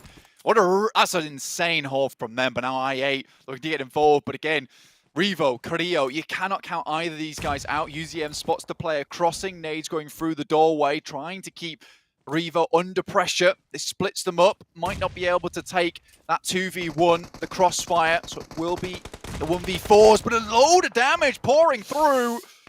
Another test for Alpha 7, this time Aegon XI8. Revo has the bulk of the health right now, and Carrillo is down. They've taken it in turns, and nades towards the back are going to make it even harder. Revo split from his teammate right now. And he looks for the challenge. First knock, taken down. Excellent start, needs to find another. Looks for the spray, crosses the doorway, and he falls down. Aegon XI8 proved to be just a little bit too much. You can't really blame them coming off the back of that fight. The circle shifted down south, so now Aegon XI8 with a brilliant compound. HVVP controlling the hillside on that western edge of it. Down 1 trying to challenge, but in the meantime, Game Lord and Besiktas trying to leave from Heart 10. Narvalo up with the DBS. Son HP also laid bare there. Hits the deck. The helmet bouncing off the wood there. Makes the resounding sound of defeat on that side. BTR, similarly, Zuxi going up against 6. Misery's already down, but Titan's in a worse spot. But nades pouring over the top, and Jem Foster cannot handle the amount of firepower coming out from Titans. 2 players down. BTR trying to activate now with the Liquid. DPS. 1 and 2. 2 shots, 2 knocks. Liquid has to worry about his left flank though, because Teak is there. Sprayed down, and he will be able to find a knock over onto one of the forward players from Bigatron. There's a res going on in the backside, and Teak is pushing up. Zuxi wants to stick this one, knows that Teak might commit, but hang on a minute. He pushes over. Titan take down Bigatron, and Zuxi caught unawares there. You've got to wonder what was going through their mind. You take the challenge, you know Teak's pushing, but Titan stay alive on 2. This is one of those speed plays. You either commit to one decision or the other. No. What is that? Out in the water with the loot crate, a small island with a compound down towards the southeast. Maybe Titans want to pick that up. I don't know how close anyone can get towards that position. Nenebete might be able to swim his way down. Remaining in this game for a long, long time for iNCO, but I don't know if these placement points are going to cut it for them. Titans for Tixi and HVVP looking to move up towards down 1's position. They got ahead of them nice and early, but nades still pouring through. Favian moves down, knows he has to get off this top side, considering this is no longer an ideal spot for either of these teams. Song waiting. Favian leaves, wants to take a dip, maybe looking to go all the way across, but doesn't quite get into the deep water in time. Maybe he thought that it was a little bit deeper there, but there's quite a lot of shallows in this river. You have to be very careful when trying to move forwards on it. HVVP moving forwards towards down 1 now as the circle pushes them into this engagement. Sung close to the rock. Needs to hold off against at least one of these players. Kitsune swings out wide. HVVP cannot afford to lose a player at this stage. They need to keep it together now. Getting the damage in. Kitsune goes low on the wide, deep swing. Sung will be falling. Forest now, last player standing for down 1 as HVVP just about holding it together. Will be caught out, and now they can move further down, but Kitsune is bleeding out. Down 1 eliminated. The chase is on. HVVP, they're up in 5th now, Blank.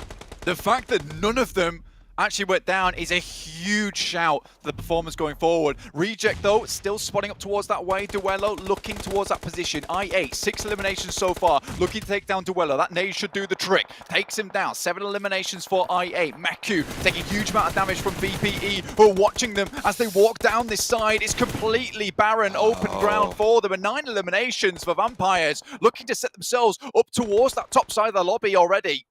It felt like HVVP just played this a little bit too slowly, and now they're paying the price for it. 2 first aids as actually Fluke does go down and repositions Stoned. Looking for that cross, will have another first aid, but the drop down will take him down. Ravenclaw's there watching, and Matic will be the last player alive for HVVP. Has to just go for a shot. Try and pick up an elimination if you can. It would be great, but Schwepp, he escapes the first set of spray, but needs to go for the reload, and he's spotted by Ravenclaw. Unfortunate for HVVP to not pick that up, but Vampire going to be really slowed down by that. They'll lose a lot of scouting power, and they'll lose the potential to go closer to this. Bacon Time, by the way, still alive. They are swimming across now and getting off to the shoreline. There's Shirty, and because Vampire were losing players, Blank, that sightline was denied and allows them an opening. Still not so bad for Vampire. They're realistically the only ones with a strong position here other than i8 who are looking to put up a big performance this game and set themselves up towards that 6th to 9th place bracket where there's a chance to get towards that top 5. They will need another big game to do it, but we've seen them do it before. UZM gets towards the coast. Stone's trying to take shots. 10 eliminations for Vampire. 4 players still on board. And already, we said, they're in the top 5 and they're looking to put up more points on this game, which might even see them up towards maybe even top 2 if the DRS go out soon. Vampire taking shots over to Bacon Time, trying to stop their landfall, but there's always that foothold that they've got in already. Shirty, Orm style, they just want to stay alive at this stage. They cannot afford to go down this early in this one. 7 teams remaining. Going down at this point would pretty much cut them out the top 5 entirely. Big Galaxy take the tumble. Vampire really striking out, not only for the top 5, Blank, maybe looking to try and jump up to compete with Alpha 7 after this one. Absolutely, this is what I'm talking about, is that with the amount of eliminations here on Sandhawk and so many more available eliminations for them, this could be a gigantic game for these lads. Oh dear. You can see these guys are just trying to get onto the edge of the rock because I think in certain cases you can actually start punching. It's very unlikely you're able to hit it, but it's very dangerous being close to these players because there is a chance it happens. Everyone just chilling on this side, forced to take a breather, but they will have to move out from the side of this rock soon. Bacon Time would look to get close, but unlikely, as Aegon with 3 players now have to pick up as many eliminations as possible, deny them from VPE, but a great start from Vampire. They sink the fangs in. Vampire need to push though. They are the ones outside of the zone right now as Aegon XA8 take the coastline. They're playing off some of the very little pieces of hardcover. There's quite a lot of trees which cut off a lot of angles and a lot of sightlines, and Vampire are going to use that. They're going to put these nades over the top as Fluke enters nade range. A lot of damage sent. Ghost taking the knock, and that's actually going to go over to Shirty. From that coast side, he did move up. Orb style on the forefront as well, able to take shots from behind this rock. He's not in the zone, sure, but he's going to play spoiler to all of this engagement. Bacon Time, 4 eliminations now on the game. Shirty moves out wide. What's the challenge? 5 eliminations on the game. Schwepp falls as well, and Shirty moves into position. Fluke behind the rock, cannot step out because IQ's there, and the blue zone's pushing Vampire in. AQ maybe going down to Shirty here as he moves into the next circle. Bacon Time start to go up on the coastline. IQ down, and Fluke now takes the challenge. Shirty's there, and the Mike Ruzi gets a good spray. Takes down the 4th position for Bacon Time as 3 teams remain. 6 eliminations, but Orm Styles here as well. Looking for Schwepp in the back line. Ice gets up into the fray, but gets knocked back immediately. Shirty is down and into position. Comes Chianti from DRS. A last stand for DRS towards those top 5 positions as he crawls on forwards. Vampire down to 1. DRS on 1, and Bacon Time looking for the res, but can they get shut down? No, the nade is not loosed. A 2-player potential, but Fluke in a 1v1 standoff. Can maybe pick up his players, but unlikely to peek out too soon. Circle will move both these players in. I think that Bacon Time have more time to play with here as Shirty gets back up on his feet. That is a great molly. Will push them out to the side, but it's not quite enough. Doesn't do the damage, and there's a nade coming back their way. Another Molotov for Fluke gets sent, but nade doesn't hit. That was so important. You've got to hit that nade. Shirty behind the tree has the cover. 5 first aids will be able to heal. There's a nade in the pocket for Fluke. He needs to get a knock here. Noise is low. Healing off of the backline, but will be able to get it off. Peeks out wide. Shirty goes down. Fluke for a challenge, and Vampire fall. It's Bacon Time. We said they needed it now, Blank, and they fire out from the water. They emerge victorious against Vampire, who are weaving their brutal thread through the cloth of fate. But this time around, it was not to be. Still, a big game for both of them. Bacon Time absolutely drenched coming out from this game, but The heat rises from them. You can see the steam pouring off the heads because that was a firecracker of a game coming through from them. The fact they were able to live out for so long and hear the shooting and take the opportunity to get to the coastal side, understand exactly where that hard cover was, that is very good knowledge of the game there coming through on Sandhawk, picking up that match. And VPE furious with that result. Those extra 3 points for the chicken dinner could have set them in a secure position towards the top. I am astounded by that game. It could not have been more difficult for a lot of these teams. HVVP also, again, it's that slow play style, that careful play style that has rewarded them so much in the past, which is coming back to bite them on these absolutely hectic circles. That hillside that they had to push off from is really, really one of their sticking points. On Sandhawk, they've died to it twice now on that very specific rotation.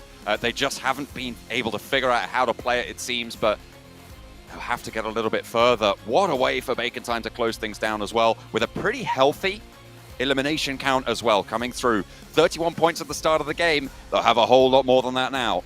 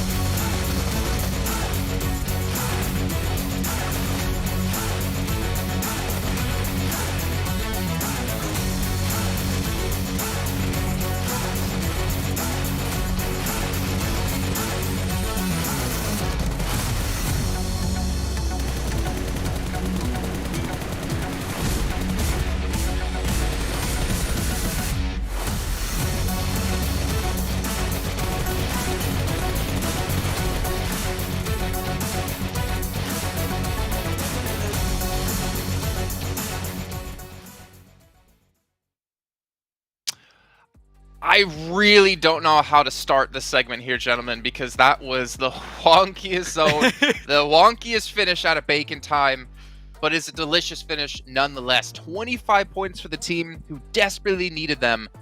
But besides the fact of them getting points they needed, what about Vampire Esports who get 25?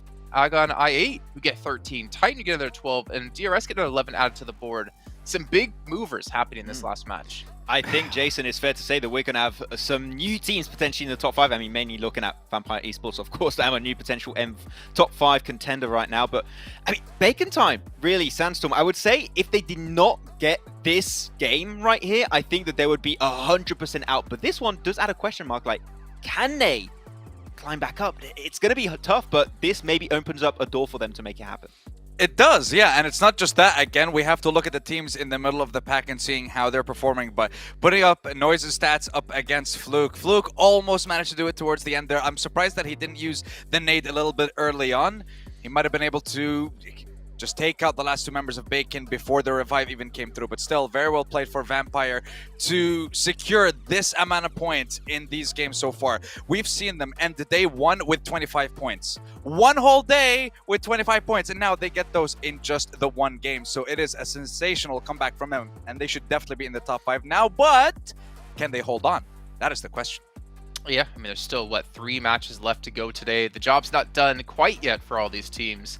And honestly, it's just going to get more and more stressful as the matches do go on. But the best way to relax after having a stressful day or stressful matches is at the Pullman Kuala Lumpur Bangstar Hotel, where our world is your playground. And one thing as well to add into that, what about Prime Gaming? You get yourself some free in-game PUBG Mobile rewards, some premium content, not to mention all the rewards that Prime Gaming has as well. So that's one way you can de-stress. But they can't do it just yet. They still have the final matches to come.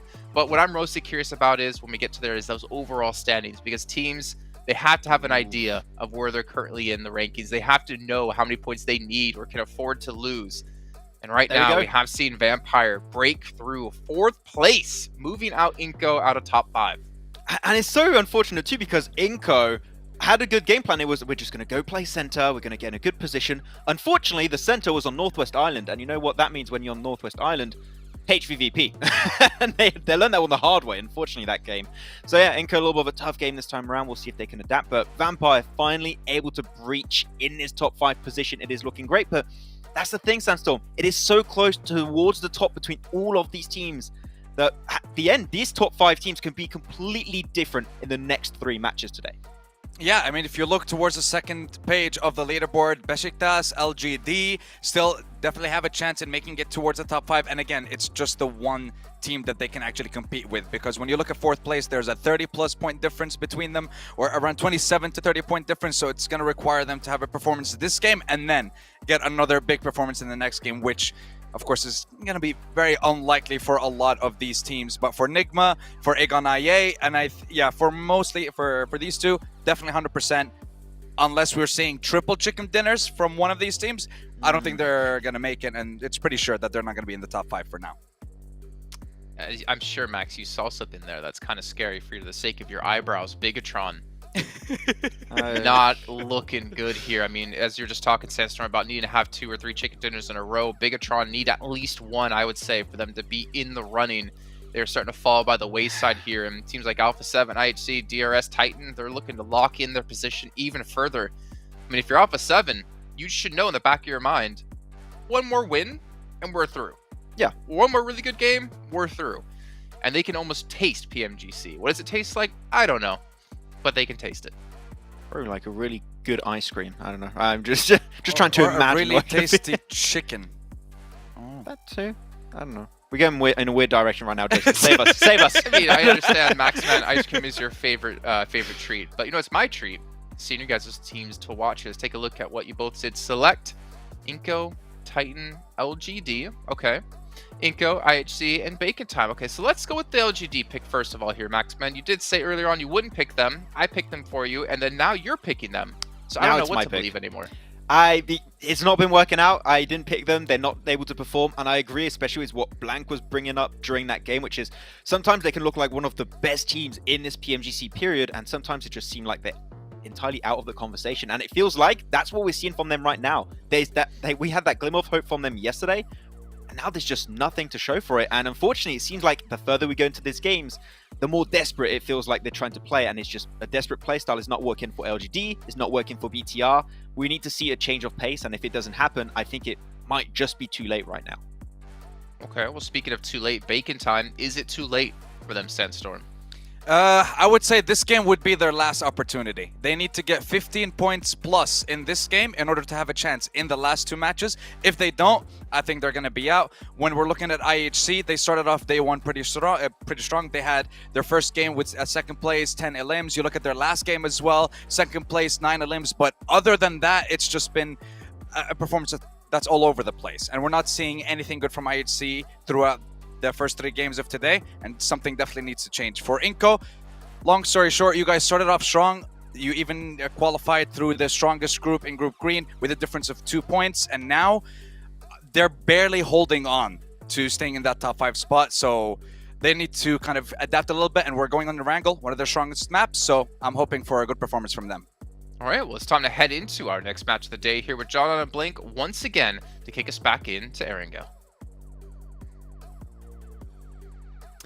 I said, Blank, that after this game, after that Sandhawk, I was going to start to look at teams being counted out of the top 5. For now, Enigma Galaxy for me, bottom of the table. Oh, whoa!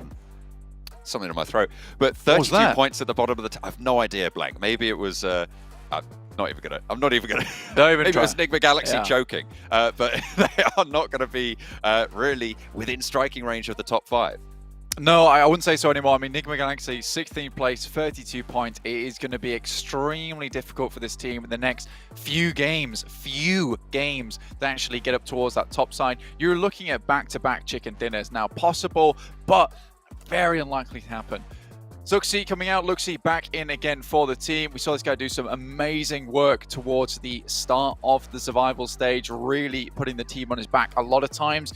We'll see exactly how this works out. I think there was just a bit of miscommunication, and I will maybe put this down to the fact that, you know, they've had so many sub-ins and sub-outs at the moment. Not being able to have that consistent roster is hampering them a little bit, because they seem to have different ideas of what they want to do at moments in the game. I mean, Liquid wanting to push that, Zuxi hanging back for the res. I mean, you either do one of the two, and I think the result is the same, that they win that fight. If they both hung back, went for the res and had one player hold off behind one of the vehicles or a bit of cover, play an off angle, they win that fight. If they both push together, they get the refrag, they win that fight. But the fact that one went forward, gave them the 1v1, and then one sat back and then just res, which means they're in a static position, you lose that fight 10 times out of 10. I think that is just a complete misplay on BTR's half. So I think that they need to figure out this roster they want to play over the rest of the day. I don't want to see any more subs come through, because this is now really the final chance for BTR. Currently sat quite far down the lobby with 13th place, 55 points. There's certainly a chance for them, but requires these chicken dinners. And remember, they've been given a fair few chances for them. On Sandknock, they had a fantastic compound. On Erangel, they've had some fantastic compounds, but unable to convert that into a big win is worrying. HVVP forced to go for their backup drop again today in match number 10. 3 games left to play, including this one. Not ideal, but at this point, it might as well be their main drop, Blank. I feel like they've actually dropped here more over the course of this last chance tournament than they have actually been able to manage to get to North George. It's kind of crazy, the amount of South Plane Path cuts we've seen. Yeah, for HVP, I think they're more now prioritizing getting that loot on board early. It's pretty easy rotation for them. DRS like to leave that position up towards their northwest side quite quickly to get towards that edge side of the circle so they can start playing inwards. DRS at this point in time, it's going to be very hard for any of these teams to actually get above them or at least overtake them in this top 5 position, just because the way that they're currently earning points is very consistent. They're rolling over those numbers every single match. Even when it seems very unlikely for that to happen, they're still grabbing those points. Remember to follow us on our social channels as well, guys, because we'll keep you up to date with anything that's coming through in the future, including certain rewards, any kind of crates that might be releasing, even our new and additional packages that we're adding to the game, and also when and where we'll be seeing that PMGC take place. LGD, oh dear. YZ hot dropping near a vehicle. Fortunately, Besiktas do not want to challenge this. LGD and Besiktas seem to be fighting quite a lot, quite early, in quite a few... it's back. Goodness me. In quite a few of the games. What are you doing? Somewhat problematic going on there for you. I think you're just getting maybe choked up about these final games. You know, it's very emotional. I realise that, John. 100%. Some of our favourite teams might be going home here, but similarly, some of our favourite teams might be going through, so we can be jubilant as well as sad at the same time. It's absolutely fine. I'm not sure how we'd pull that off. You know, we'll have one side of our face in a frown, one side in a smile, pull off the full two-face action. No, I was just trying to sort myself out there. Western side on the circle. Going to open up those rotational paths, those routes. Past Potato Hill, probably going to be quite hotly contested. Seen a couple of teams vie for position there. Reject still dropping down towards Rozok. Going for quite a long drop. Might actually be able to stretch out towards Sunken. Down one, playing in the apartment, in the apartments. Just trying to get as looted as possible. No one too close by. They won't be super worried at this time. Besiktas, though, sharing Yasnaya with Bigatron. This is one of the few circles we've actually seen head over towards this western side so heavily before. Gatka open now, so a lot of teams coming through from the eastern side. Now, A7 are most likely going to be suffering the most because of this. They're right at the back of the queue. This is no longer a case of sitting pretty and making their way through slowly but surely towards the circle. I think there's definitely an opportunity for them to move up towards that northern side, but with LGD currently holding here, as well as Besiktas and BTR, that's going to be another tight rotation for them to make. It's going to be difficult to squeeze through without feeling some of the nasty bristles coming through from BTR, LGD, and Besiktas through that location. Although they have made similar rotations before and been quite successful with it. In the meantime, HVVP, this might be a slightly more difficult rotation for them. I mean, I know I said the DRS like to move away from that position on the Western Bridge quite early, but this gives them the chance to stick around here for maybe a little bit longer, though with the way the circle's been panning out here, with a central play from a lot of these teams, you'd expect DRS to maybe head up, pick one of these nice compounds early on, just purely with the amount of useless compounds in this area and the amount of high priority compounds in this area.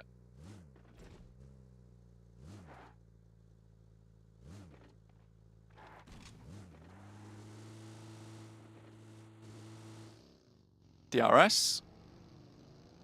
Currently still moving upwards. Aegon down towards Sosnovka. IHC in Novo. Bacon time. Also in Milter Power at the moment, so honestly, still feeling pretty good about them. I mean, they can move through, reject up towards the Rozhok side. Enigma Galaxy in Pachinki. A very typical position for them, a great spot for them to kind of ladder out on this game, try and climb up those rankings just a little bit. Considering they are so far down, though, we did say this is kind of a point in time where we feel like that is them just confirmed knocked out. Again, it would require a 30-point game to sit them steady with 10th place. But remember, that is profit they need to find on top of those matches as well, because most likely 10th, 9th, 8th, 7th, all going to find some more points this game to try and see themselves upwards. iNCO, for the first time in a long time, now knocked out from top 5. It's not ideal either at such a late juncture. 9 points behind that bubble. They will have to try and keep plodding along, but there are teams at their heels who are going to try and snap out that Achilles and make that a whole lot harder in the games to come. Drawing really, really close to the end here. Only a quarter of these games left to play. Down one, still playing a little bit split here. 3-1 right now with iNCO on their south side. iNCO, like we said before, very central spot. Down one, close by, like you say. Picked up a position on the map that they could find fairly easily. And just moved directly to it. This time they're not thwarted by any of the teams that have already picked out that compound for them. So again, we don't get that flustering, we don't get that panic come through from iNCO, which kind of spelt their doom on that last match. In the meantime, Alpha 7 do make that rotate that we were mentioning before, up towards Severny side over the top of Yasnaya. It was a tight rotation, but they nail it there, get right through that hoop despite the flames on all sides. Keep themselves nice and warm in the process, hopefully. Even if they don't get burned, that's what they're hoping anyway.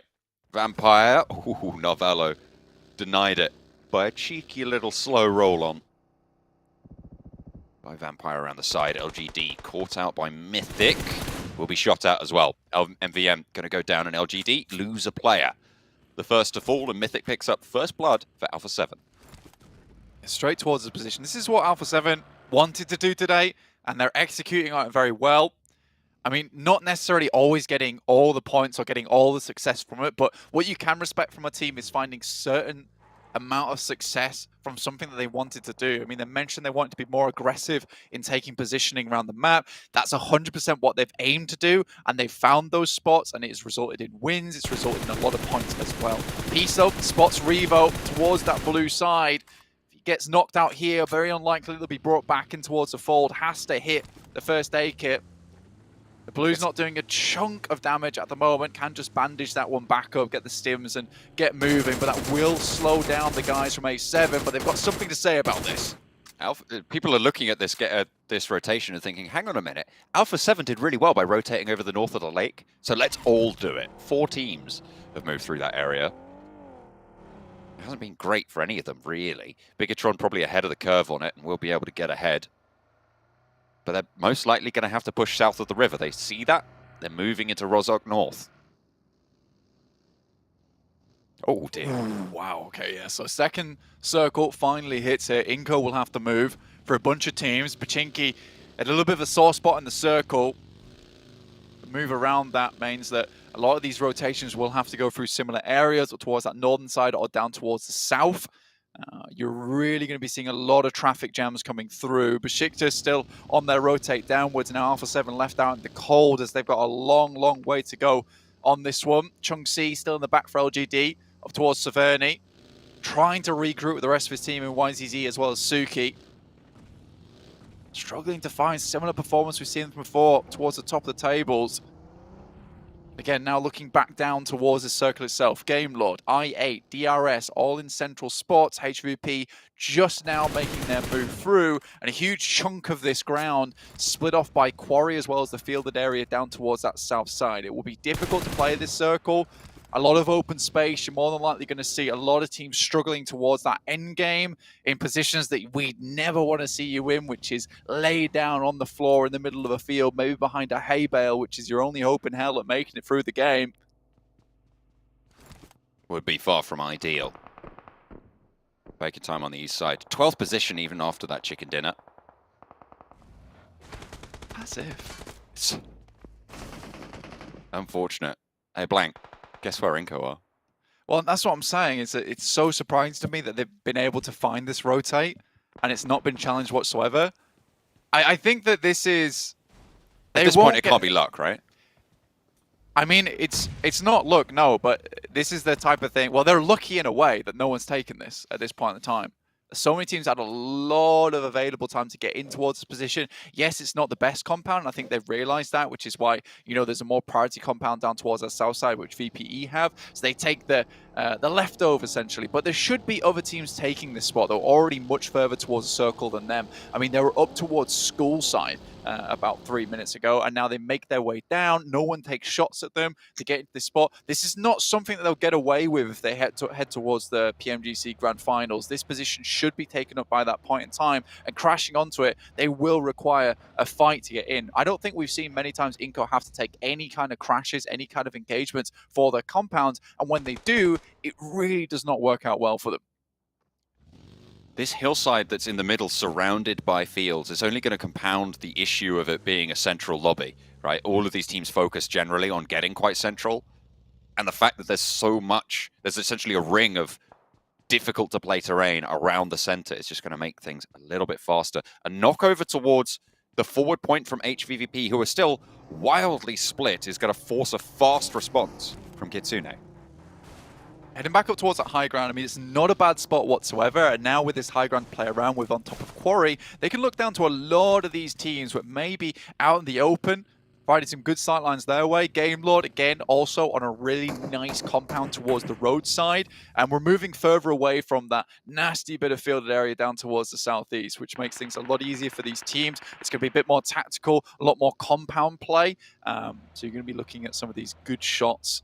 Some really nice precision DMR play as well to hit the helmets off, reduce the supply count for a lot of these teams, which most likely won't be moving from a lot of these spots. And iNCO directly in the center. You wonder if VP are going to try and move down or maybe take some shots towards their position, because they are deadly neighbors to have, because they're not likely to help you in an engagement once it pops off, but they're certainly happy to wander on up and pick up the pieces in the aftermath. LGD, northern side. Lost a little bit of momentum early to an early pick. But they're still on 3. And they've got some buildings, which is more than could be said for quite a few of these players. HVVP getting back together, getting Tixi back to his feet and redistributing. Really, really watching out on their back in the meantime. LGD taking shots. Chunksy will be knelt as Mythic takes shots over to LGD's compounds on the north side of the next circle. This is their backstop area. Now for 7, looking to sweep in on this northwestern edge. I think Meku has to be very careful now, currently holding on a compound on that western side. Not the most amazing spot for HVP down towards Quarry, but the high ground is nice for the time being. Nades coming through from BTR over towards LGD. We said that this team had to have a good performance here. YZ, bit of a clutch maestro, looking to take it to him. We'll be able to find one, but the next knock is just too much to bear. Both of the players here down, and now it's just the forward outpost Suki for the squad. Bigatron moving in and backfilling on LGD, picking up those pieces. But Mafioso's sending out wide. Will have heard these gunshots. They're thinking about how they can capitalize. So they move ahead. Do they try and third party? What are they going to do? There's a good chance here for taking up Suki's position, and BTR being able to catch them on their rotate would be really nice. I mean, Kadio's already looking for one of those knocks which they can aggressively push on top of. You can see which compounds he's scouting to.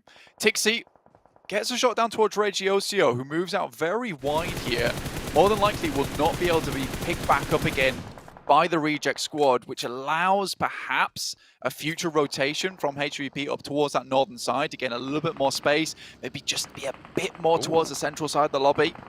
This is an uncomfortable rotation from Bacon Time, trying to move their way in through about 4 or 5 different teams. Look at that. How have they managed to get through? I was going to say unscathed, but Noise does get knocked out in the open. Vampire picked that one up. The hillsides on the southwest stay in. the circle does shrink. HVVP on 4 players. 2 players from Reject down the hill from them. Reject, 4 players alive, sure, but you can't turn that slowly in front of Kitsune. You will be able to line those shots up. The players on your left, though, Kitsune, you need to be worried about. Has to reposition, wants to either get the flush now or look to regroup with the rest of the HVVP squad who are looking to move forwards. They want to crunch in on the position. A7's coming down now as well to get joined in on this engagement outside in the blue, or outside the circle.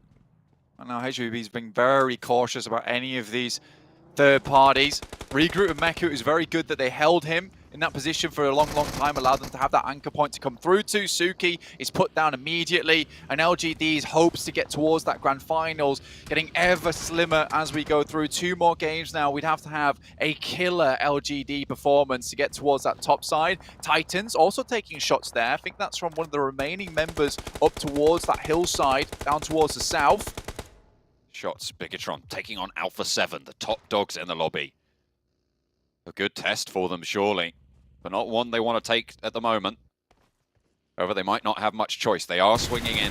They're fully committed now. Luxy caught out there, but Mythic's position known. They can start to put nades in on this forward position. You can see Liquid and Misery immediately pushing through. Gen Foster on the off angle to catch those rotates out, but could go down and could be disastrous. Carrillo lights them up, looks for 2, and he stays alive.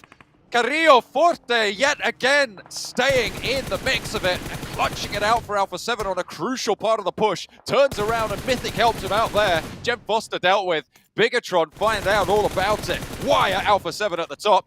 This is why, but Luxy might just have one last throw of it. One last pitch towards the backlines. Carrillo has the nade though, and there's the shutdown. Besiktas third party. It might be just over now for BTR. 57 points, 2 more matches. The current performance as well. I mean, you can almost expect LGD to start flying out of control towards the end of the day. But for BTR, we have not seen that similar kind of jump up in performance throughout the day. Enigma Galaxy almost looking to end their run now. It's looking very bad for them. Oh dear, just the one left standing now. And at the bottom of the tables, 2 eliminations on the game. 34 points if they fall at this stage. Aegon XA pushing into their compound. IHC on the far side. Lord picking in the middle and will fall last. That is Enigma Galaxy out of this game and most likely the tournament. I think at this point in time, we could practically say that Enigma Galaxy will not be making it through to the grand finals. They have been getting to each and individual stage by a hair's breadth as well. I mean, it's a congratulation they get this far, but I do think that at some point, it did have to come all crushing down around them, purely just with the gameplay we've seen from them out this entire time. Kitsune Matic still far away from the team, looking up towards Alpha 7 and Reject's spot. I mean, it would still be a 2-2. I think that at the moment, HVP are really trying to clear this western side as best as possible. And with Alpha 7 on 2, with Reject a little bit diminished as well on 3. Probably really quite reasonable. Besiktas have the third-party angle, and if they can clear this area, that's really, really solid for this next circle shift. It would be gorgeous for them. They still have to deal with Alpha 7, and they never go down easy here. But finally, 1 player is removed, just Mythic remaining. HVP do not want to lose another player in this instance. Going down to 3 would really diminish the amount of power that they can bring towards the end game of this circle. And with so many teams coming from the east and high ground they can control, this could be a really good game for them. IHC out in 5th place, at risk of being overtaken by HVVP now with the strong position they hold on the eastern side, western side of the circle. Really not ideal, but you've got iNCO, Game Lord, Besiktas, Reject, all also looking to leapfrog you. So not only could HVVP do so, but the rest of the lobby as well. Difficult to hold on to, sure. We'll have to see just how far HVVP can go on their strike. Dixie moves forwards. Will have seen Mythic going on in, but Mythic has a nade of his own, puts it right on the target, just about sidestepped by Tixie, opens the door, he's out the front, and there's the light up. You're not going to survive there. Not on a wide peak, not when you've got shots coming in from the high ground as well. Tixie shuts down Mythic and Alpha 7. Really good response there from them. Now they can start to focus up towards Reject's spot. Perhaps even Besiktas, who are trying to move down from that northern side and clear out this space. Down 1. Felt like they could go further, but they have slipped and slipped and slipped. Down towards 14th place now, 54 points.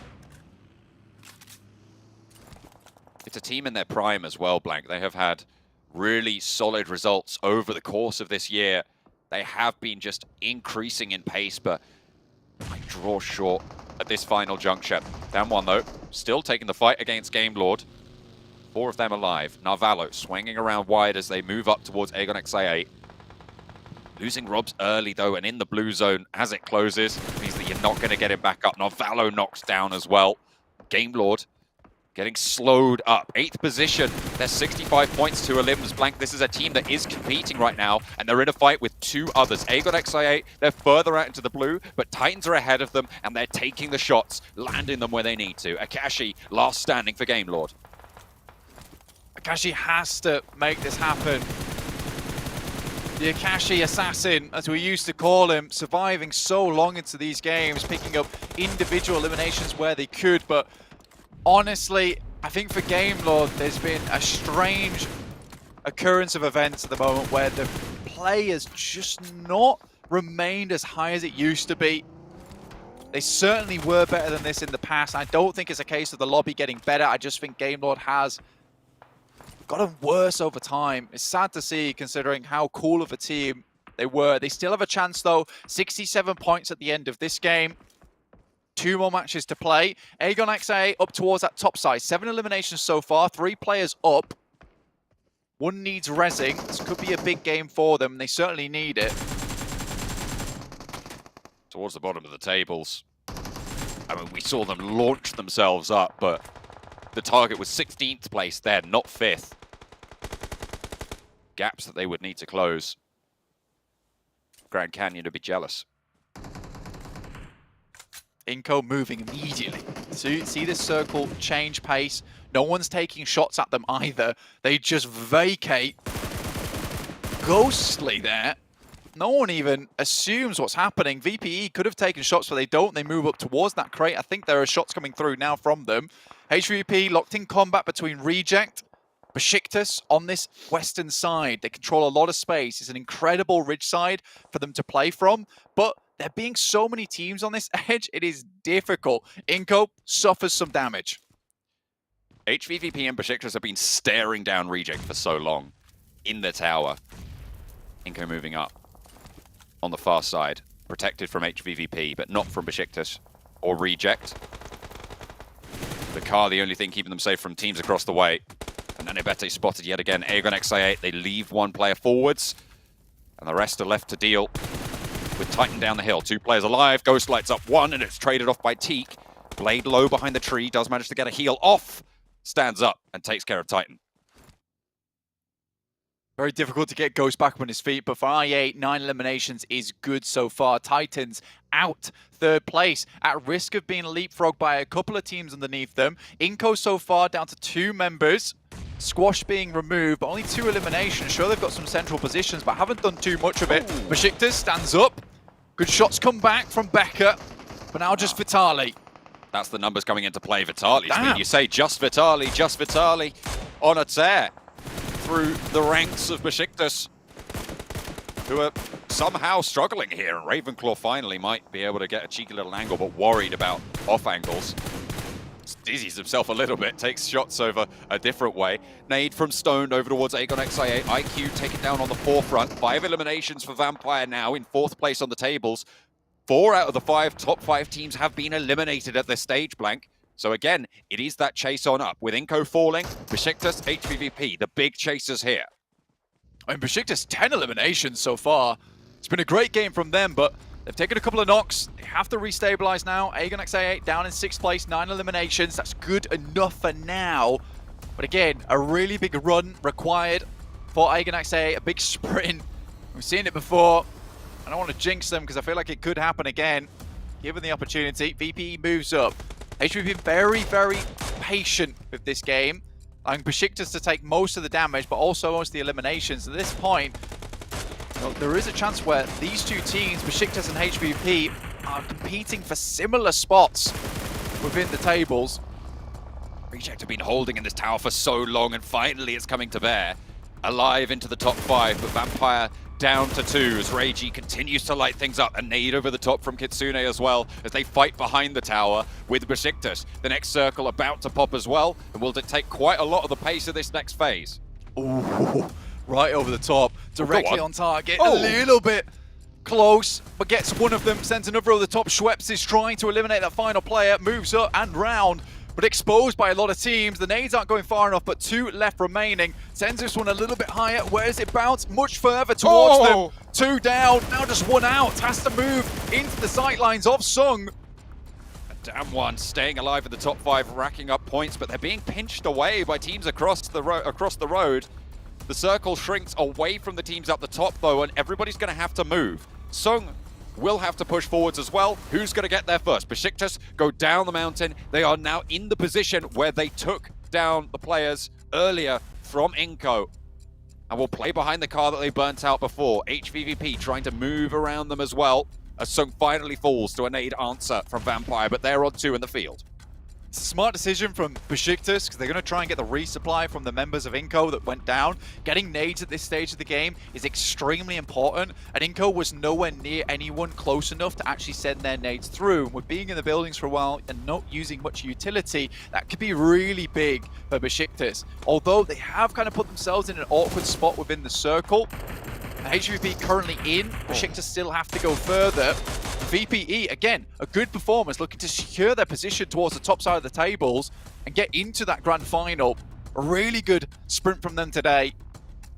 A massive resupply as well coming through for Schweppes. A full, fresh level 3 and an AUG as well on the back. A really powerful set. Reiji goes down to Besiktas, who are on 11 eliminations right now, Blank. Meku tries to get past the sightlines of the scope and somehow staying alive. Matic gets the challenge, stays alive as well. And now HVVP have a little bit of high ground to play with. For the first time, reject are not a factor now, and Besiktas need to be worried. Vampire out the open, they've weathered so much here, and all of these teams are competing for top 5 spots now, Blank. They've done so much, and we're probably going to see all 3 of them in the top 5. The question is, in what order? Incredibly surprisingly good spot here for VPE. Vampire playing from the fielded side. The hay bale, I mentioned it earlier. A hope in hell and a hay bale to work with. You might just need to pull out the pitchfork and start shoveling away to get a little bit of a ditch inside of this side of the circle. Hunker down, play from there. Besiktas currently doing exactly that, and Tixi just looking for these shots over towards VPE. If they can open up onto a knock, their life becomes so much easier. Matic is going to send wide, see if he can find himself a better position. Tries to bait out these shots to allow Tixi to hit them. They know there's a player behind this crate. They've been scouting this out for a long time. Once those positions are zeroed in, the power diminishes greatly, because Meku is going to absolutely know where Vampires sit right now. Matic is, as you say, baiting out the shots, launches Tixi into the sky. You've got to be careful with that. You do not want to be shut down, because these players can hit shots like that. They are nutty. Besiktas slowly crawling through. They realize they need a big game here, and 11 eliminations so far. If they can clean this out with a chicken dinner too, Besiktas sat in an incredibly strong spot.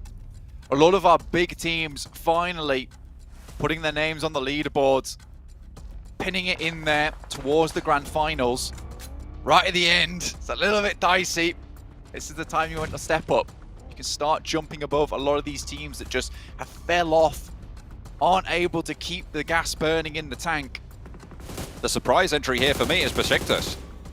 To be honest, this is a team that I had fairly closely discounted, especially given their performance in the regionals. Getting in here to the last chance. Did not expect to be them in the conversation for the top 5 spots and a qualification to the grand finals in Jakarta. But here they are, fighting and fighting hard. They're on a hefty elimination count, and the shots start to come through. This fight between Besiktas and HVVP, that has to come through, and Zessi goes down first. There is a nade being cooked though, and they need to fade off, and Enjoy lights them up. 2 players fall, and HVVP might be drawn short here, but Meku can drop these smokes. Can Peace get the nades on, or can Schweppes light it up as well? Kitsune behind the buggy.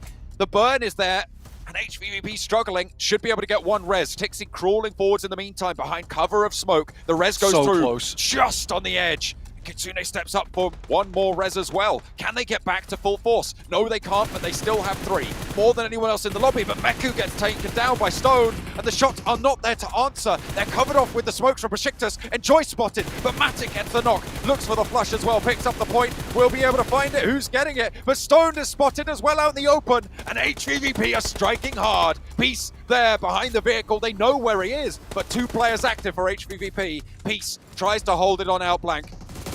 8 eliminations, stoned. Schweppes finished off the final player from Besiktas, only find themselves a 3rd place. Unlikely he's going to make it through, but HVP have done an astonishingly good job with the smokes. The cloud has kept them safe for so long, and that will take them to greater heights there, towards the sky, and in the top of the leaderboard. What a good job from HVP. A really tough spot to play from, with so many teams around them, making it difficult. I think for Vampire, they had a chokehold over that lobby for a long time, but it's definitely those smokes coming out from HVP. Not only did they deny the sightlines from Vampire Esports, they set themselves up on the right side of the ridge. They control that side of the ridge for so long as well, just in case they have to play out this end game, which allows them to take shots towards Besiktas, hide back, get those reses right at the end. It's very, very well done, and hugely intellectual. I really like that end game from them.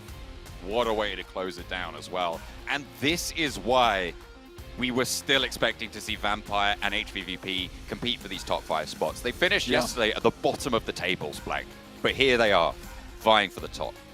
It's just some very purposeful gameplay coming through from both these teams to allow them to get this far into the match. The fact that Vampire takes a pretty horrible spot over there, but sees those loot crates, that is what is the big game changer for them. And I mean, it's making the best out of a bad situation, and that's what HVVP and Vampire have done today to get towards the top.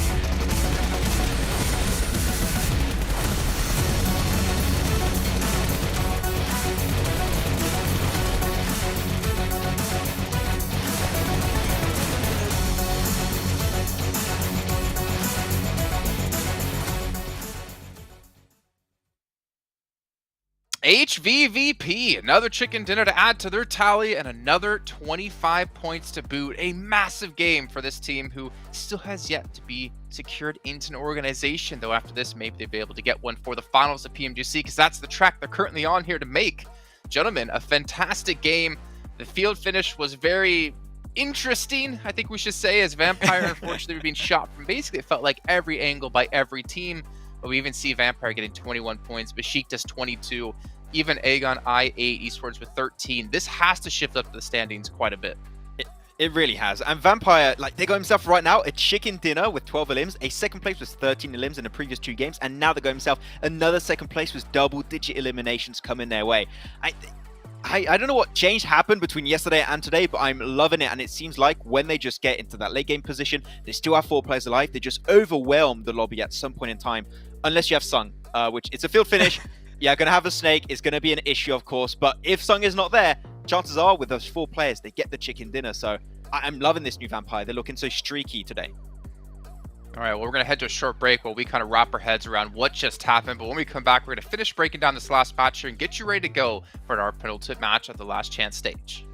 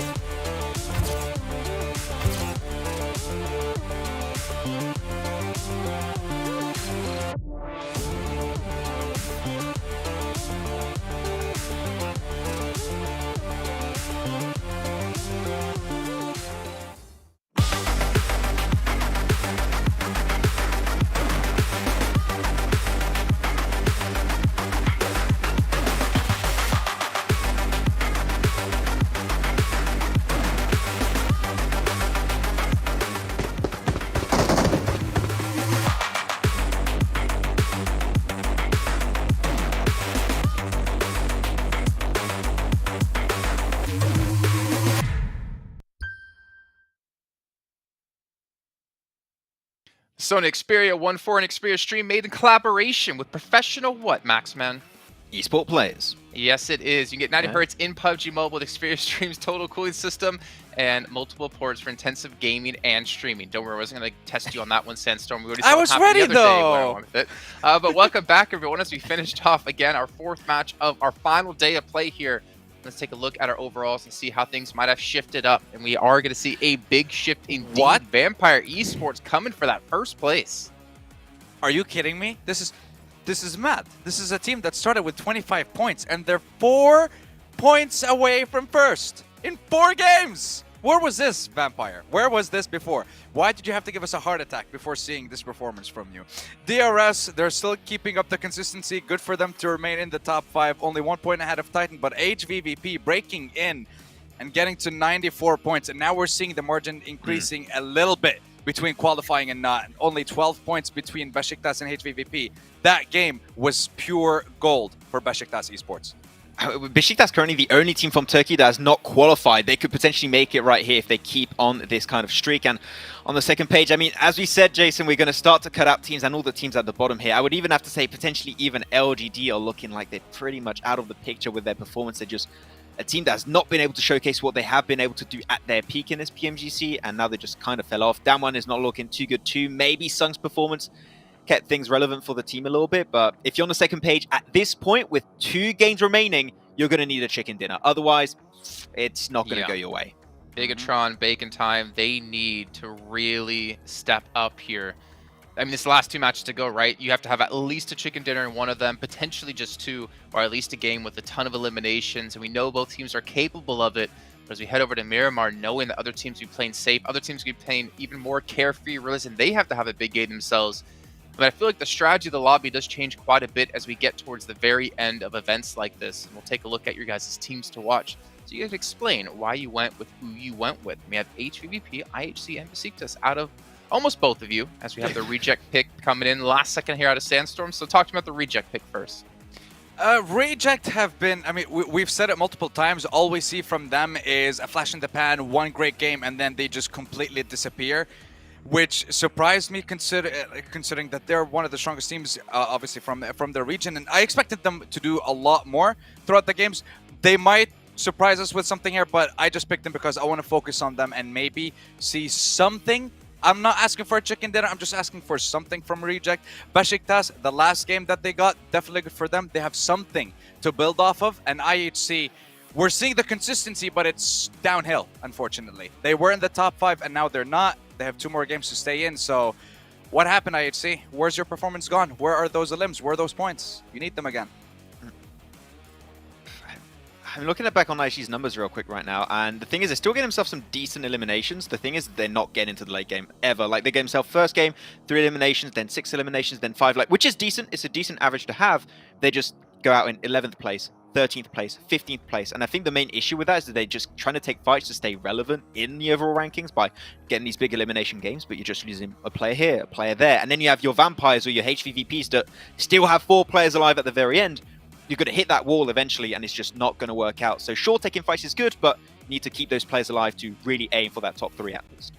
All right, well, here we go, gentlemen. 2 matches left to go, separating all these teams and a chance in the PMGC Finals. We'll throw it on over to our casters here so we can dive right in to Miramar.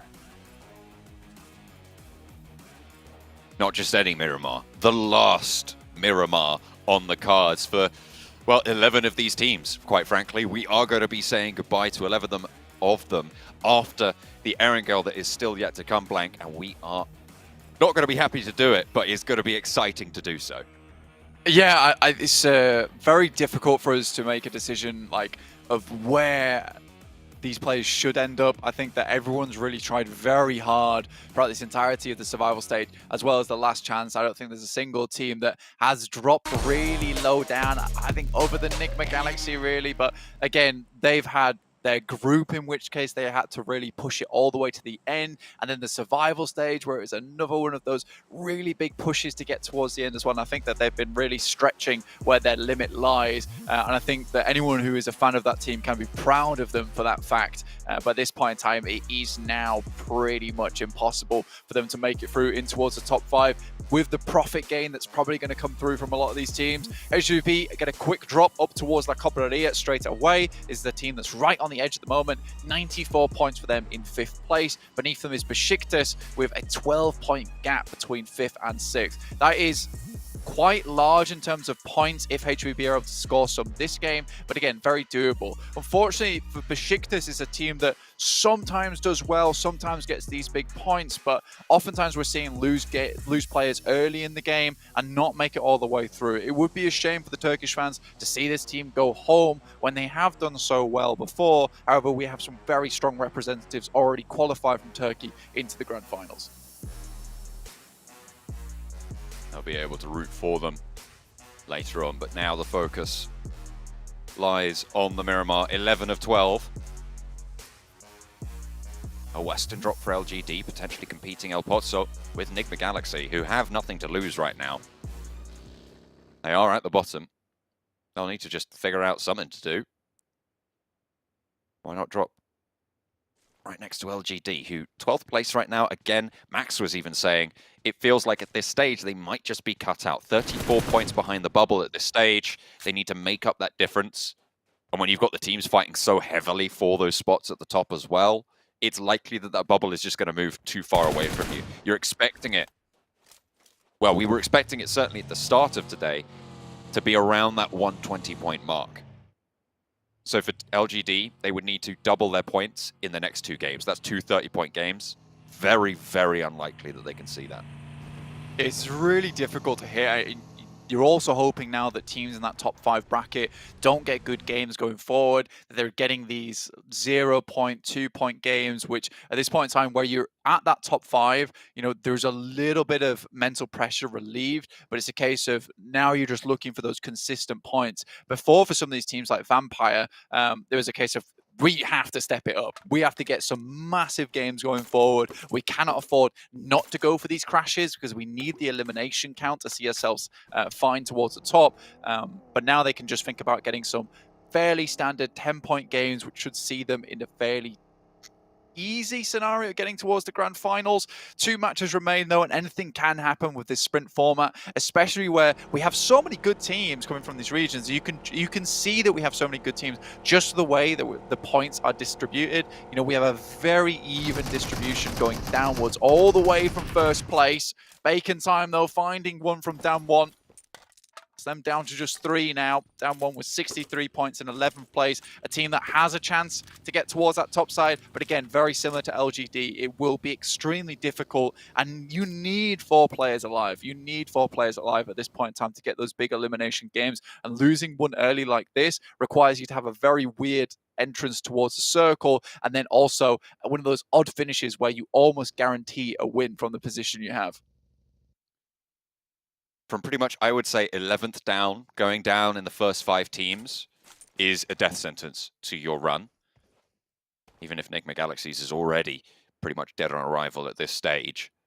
So if you're down 1 LGD, Bacon Time, BTR, Aegon XI8, you fall early in this game, that's going to be it. There's no way that you're going to be able to make it on up with the speed at which teams are streaking out at the top. One of those teams, HVVP, moving into 5th place. They were denied a direct qualification spot. They were right at the top. They were powerful in Group Green, one of the hardest groups that comes through. But here they are, struggling to maintain that spot in the 5th place. I'd expected them to be a direct qualifier, to be honest. I didn't even expect to see them in the survival stage, in the last chance stage. But here they are, and good God, they've been given a run for it. The last day of gameplay, though, the last day of work, then they can take a little break over the holidays, come back for Jakarta, as long as they can stay in the top 5. Practice will be important though. No real time off for these guys. Constant analysis, constant work. A little bit of time off though is required, 100%, especially after survival stage and the last chance where things can get out of control so quickly. For HVVP over in green, I think that, you know, not getting in for as a direct qualifier is maybe a little bit more excusable considering the amount of powerhouses that were in that lobby. It was difficult to keep up with some of those teams putting in an incredible amount of work towards that top side. But now in survival stage and the last chance, you know, some of these teams might be weary, a little bit tired. You know, it's 30 matches over 5 days. LGD rocking up on HVVP's position. Only 2 players here. They're going to have to be quick with these shots. MBM has to go down here, and Tixie's running for it. This is a very, very fast push. Spots an ankle, sees the player, gets the knock, but answered. A shot through the way, but there's a backup from Matic, who's low, though, and needs to stay alive. Flush 1 goes through. Suki around the corner, takes the second player, and HVVP drawn short here by LGD. The Chinese team cuts the CIS squad in half. Lose 1 player for it, and that is not a good start for HVVP. Not at all. I think this is a good opportunity taken by LGD, though. Heading straight towards the position, understanding that Tixie's been out here on his own a fair few times. They get 1 point off the back of that. Now they're looking for a high placing. Maku and Kitsune send up. Try and hold out these players. Spot MVM. Smokes are going down. DMR with them. A resupply from both Tixie and Matic. Unfortunate turn of events for HVVP, and their match is going to be infinitely harder because of this. Remember, they're in 5th place. And Besiktas could jump up. Really, they're only saved right now by that 12-point margin between them and Besiktas. But IHC could have a good game. iNCO could have a good game. It's terrifying being on that 5th place. Certainly is. Far from out of the woods at all. Even towards the top of the tables. Can all change at the drop of the hat, but there's not too many teams now looking to pump up all of those numbers. The circle on the eastern side, drawing those teams central yet again. Direct contest from LGD as well. I mean, that has been planned. That is purposeful. Bringing that out towards the end of the day where you've only got 1 Miramar, 1 Erangel left remaining. I think that is very, very cruel. But also, that's what you have to do. When you get to the last 2 matches, with there being no more of these matches left and no more of these maps left for the last chance, pulling out something a little bit interesting, a little bit unexpected is exactly what you need to maybe get yourself a head start. But with LGD now down to 3 players, the HVP, those 2 players did put up a good fight versus them. A little bit awkward for them, but 2 elims, it's a decent start, but they need more than that. And they have lost a player as well. You talked about how you need 4 alive. For teams like Down 1, Aegon XIA, even Game Lord, LGD now as well, down to 3. HVVP, sure, they're down to 2, but they've got an elimination, and if they can keep trucking, if they can get 8 points this game, would be phenomenal as a result, just to keep them in that running for the final game. And with Besiktas currently, you can see them down towards that southeast side, moving up towards Impala. DRS are completely in their way, could cut them down in their tracks, which should be massively good for HVP to remain in that 5th place spot. So now it's on Besiktas. Can they step up? Can they perform versus this crash coming in towards DRS's position? A very, very important fight for them because they can open that up. They have a lot of space now down towards this south side where the circle has landed to play from. There's really not a lot of space in this circle either over towards the eastern side of La Bandita. So much fielded area there. A lot of teams prioritizing this northeastern side of the circle itself to pick up some high ground positions and play from there going forward. IHC, another team on the chase right now, currently playing west near Graveyard, coming towards La Bandita now. DRS will have spotted Zessi moving through. Rules is getting into position to take shots out that way as well. Doesn't quite know where the buggy pulled up, but should be able to scout that out. Zessi certainly giving his position away as Rules careens over the hillside. The rest of Besiktas yet to be able to back this position up, but Peace is going to commit Sun HP and Enjoy bringing up the rear as well. But half HP leaves them a little bit diminished in this fight. What they'll need to do is get inside the compound, get inside of Impala, and try and heal on up. With the circle shrinking as it is, it's all about staying safe for them. Alright, do have eyes on. Down towards Besiktas as they drop in towards this compound. Relay information back. Maybe able to take some shots that way. HVP, close combat with Enigma Galaxy earlier, but able to get out of dodge fairly quickly down towards Minas Generales and La Bandita. Again, this is just about remaining hidden on the rotates. BTR up on high, realize that this is the game for them. I think big has to come through. Again, we've not seen those massive elimination games coming out from Bigatron, and that's what is required in these final matches to get towards their home ground. 57 points. With the bubble moving further away from you as well. You've got to think it's curtains for this squad at this stage. They just haven't demonstrated to us that they deserve this spot. Couple of misplays, sometimes miscommunication. I mean, they've made a substitution, swapping out the twins, but it hasn't really gained them any momentum over the last couple of days, and it is unfortunate, but they might not be able to make it to their home ground in Jakarta, as you say. Nigma Galaxy trying to play this one out. At this point in time, it's just a case of maintaining face, keeping the heads and the chins held high. Circle centers up over towards Aegon.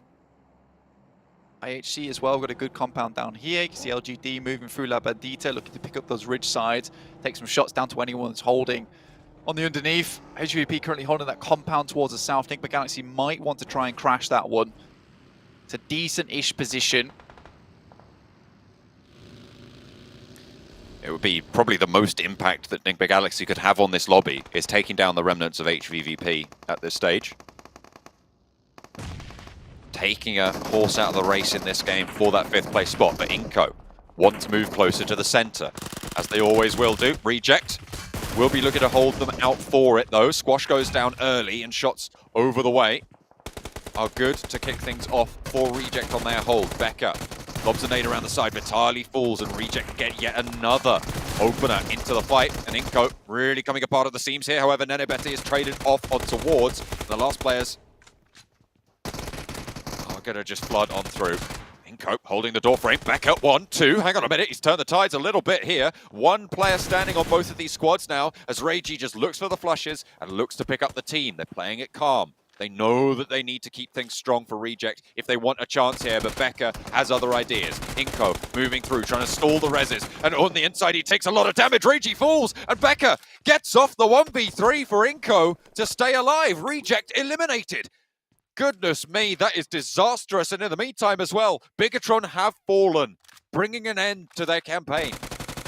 That's almost over there. iNCO, Becca really bringing it back. What a play from him from the outside. Reject falling apart at Becca's hands.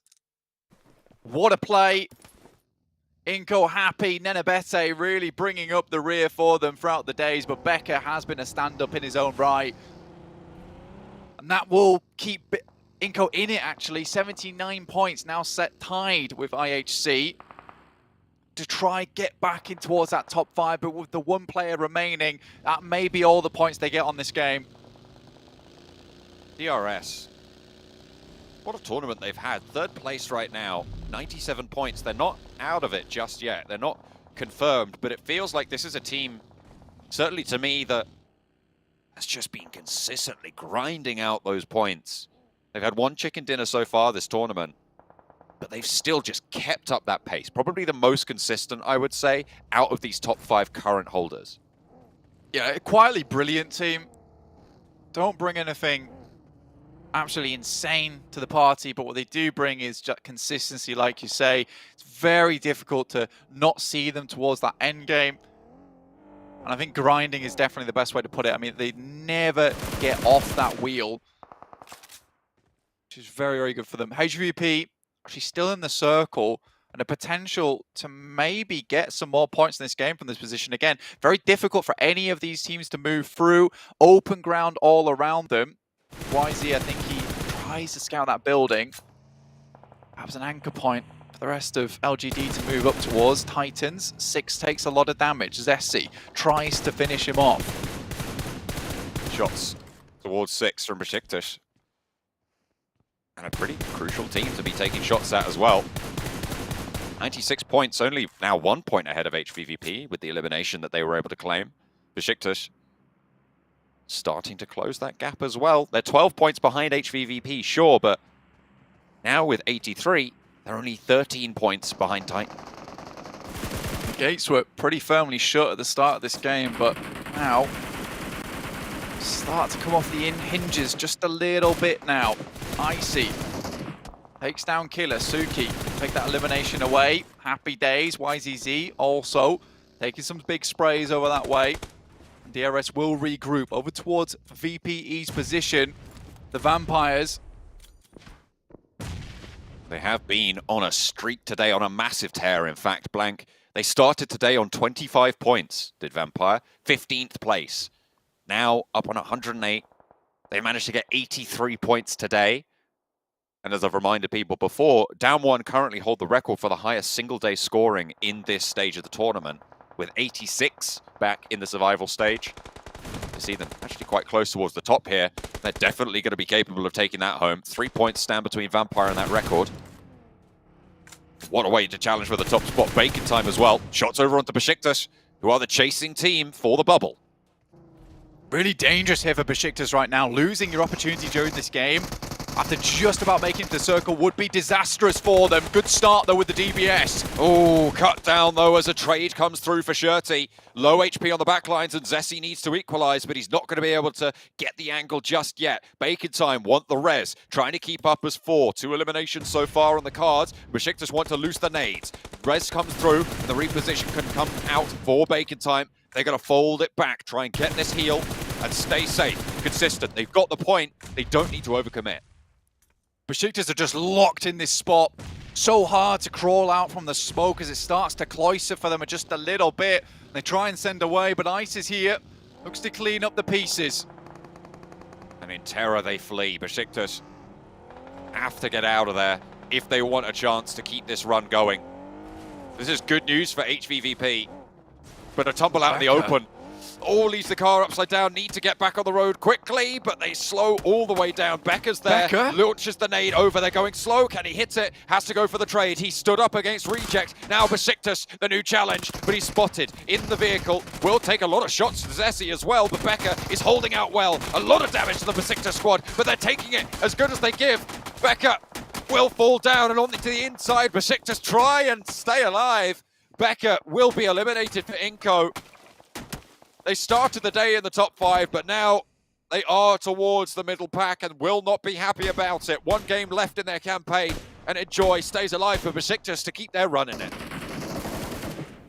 Removing the vehicle, very important here. Make sure he can't get away from that spot, and pretty much this is a matter of time for Besiktas at this point. 2 points found, and with 13 teams remaining, if he goes out very shortly, that run, that chase is going to be ever harder, and IHC, the new contenders, to pull HVP out from the top of the tables, but they need a big game to make it happen. But 4 players still alive. It's looking pretty good for them.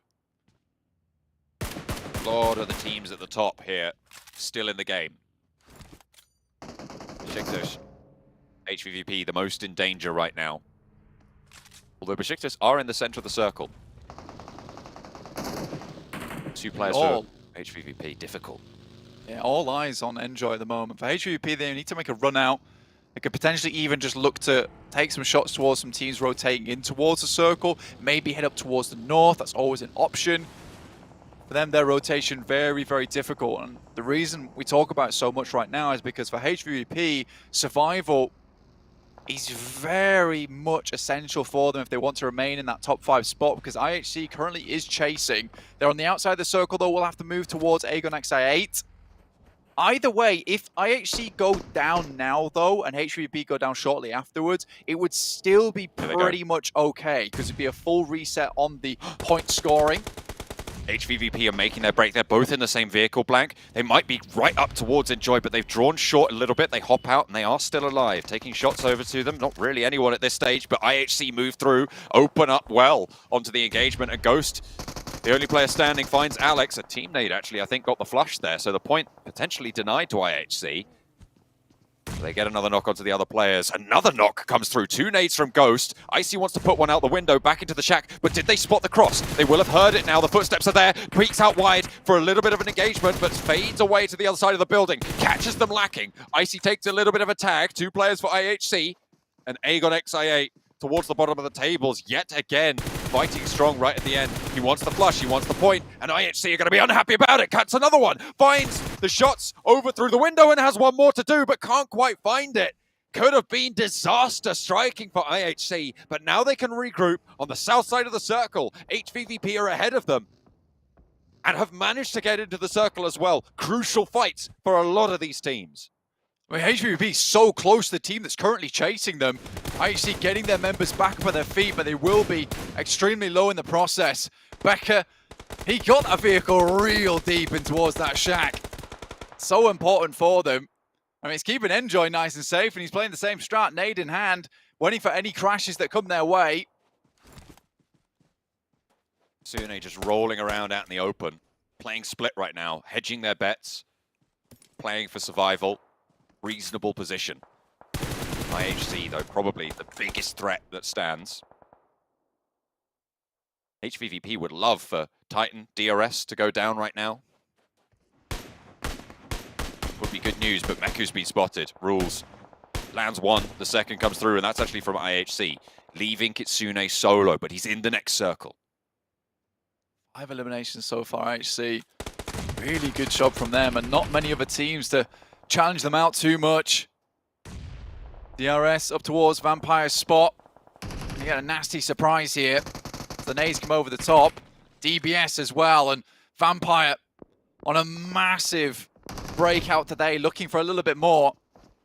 DRS, those 3 points that they need to equalize. Stone catches it on the wide swing, but a lovely little peek in and out brings Vampire down a little bit more even into the engagement. Delta, a lot of damage sent back his way, but the knock is good. Stone is there. Ravenclaw took a lot of damage in the meantime, but there's a third party. Enigma Galaxy pinching these points away where they can. Vampire did not manage to get that elimination. DRS, however, still down to 2, and this is good news for HVVP as well, because it means that if they stay alive, they get a couple more placement points, Blank.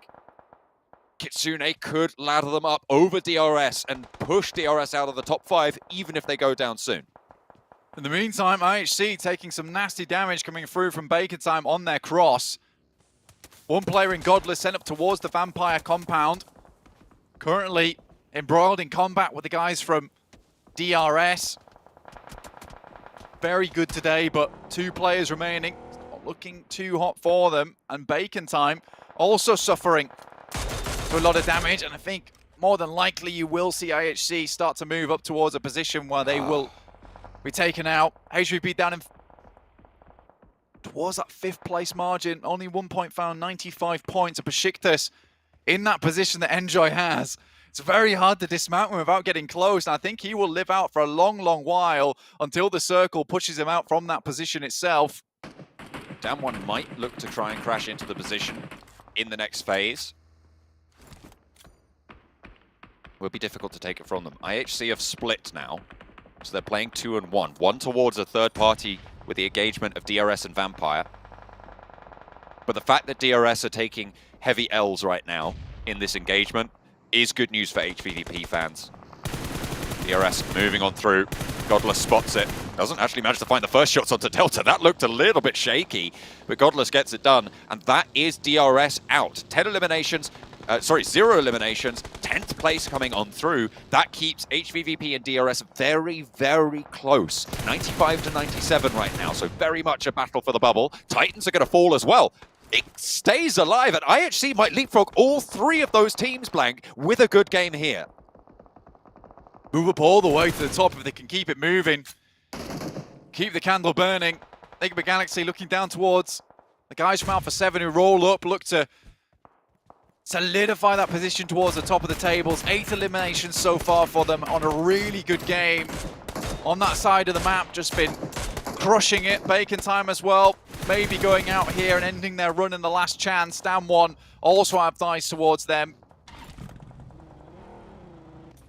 Enigma Galaxy on the north side, 34 points, 1 elimination right now. There's no way they're going to get into the top 5, but might ruin the chances for a lot of other people. That he was saying Enjoy might last for a little bit longer. Nade in through the window, 7th place, 2 elims for Besiktas.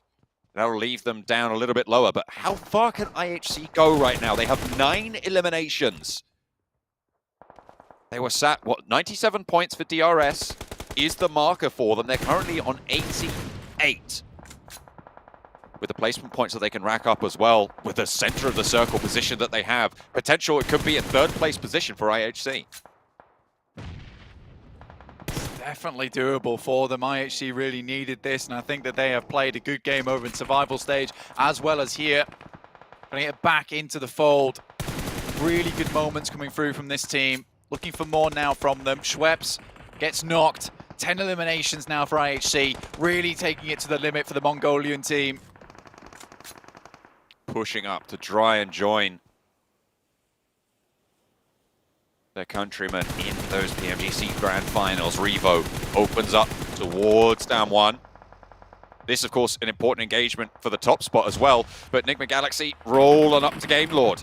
Akashi holding on the inside, just covering off that door frame. Ralph down first. Enigma Galaxy continue to try and bombard in, but Navallo cut down by Ravenclaw from Vampire on the south side. 8 eliminations from Alpha 7 opens the gap between them and Vampire, but if they go down here, would be very, very tricky for them to get much further. Vampire have taken a knock, and they want to third party this. Trades back and forth between Game Lord and Enigma Galaxy as Akashi pushes on out, looks to push through the smoke, has to be on the swivel, finds 1-for-1 yet again, and the trades are even once more. 2 players down on both sides in this compound. Freak and Victor the next challenge to go through, and Victor wins it out. No trade is there. Will go for the flush immediately as well, leaving them the first full hit going on in, but Vampire can start to descend. Alpha 7 on the other side. The top 2 teams in the lobby taking their toll. 10 eliminations for IHC on the south side as well. And the teams from the top of this hill will have to push down towards them. It is just the sounds of wings flapping, buffeting the rest of these teams back. Victor still going strong though for Game Lord. 5 eliminations found. Navallo still knocked here. Lord, last remaining member for Enigma Galaxy. IHC down below. But Vampire would look to finish this one in first place. A very unlikely first place entry too. Like you said, John, it has been a gargantuan point scoring day for them today.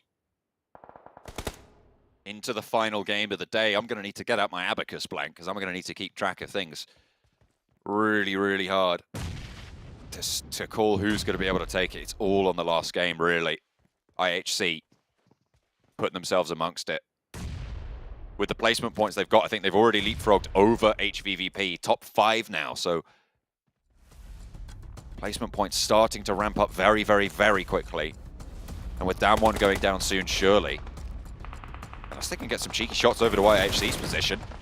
Game Lord potentially also soon to fall. Navallo cut down. Last player standing. Victor for Game Lord. To keep themselves up. IHC spot yet another point. 11 eliminations now. And they can turn their attention to Vampire, but they still have this backstab potential as Game Lord fall. A7 massively unwilling to let up on that first spot. They light up IHC. Oh. No knocks found though.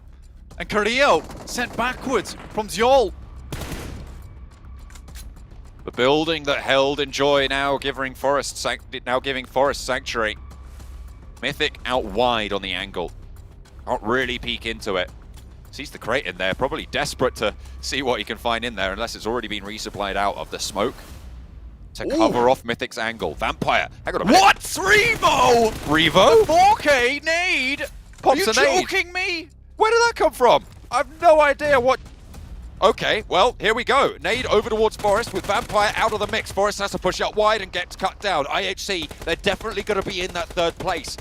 But can they catch Vampire? Vampire didn't have the highest elimination count with the placement points they had. It wasn't out of the question, but it would need all of these points to go over.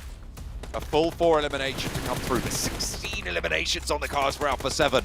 With that 4K nade from Revo, we're definitely going to need a replay on that. Into the fight now. 4 versus 3. IHC fighting for the spot. A nade over the top is good. Mythic will fall, and that's the off angle. Crucially found. Revo in for a second. Zjol up for the challenge, and 2 of the players fall from IHC. Alex now with a 1 versus 2 against Alpha 7. Top fraggers in the lobby. Mythic flushed.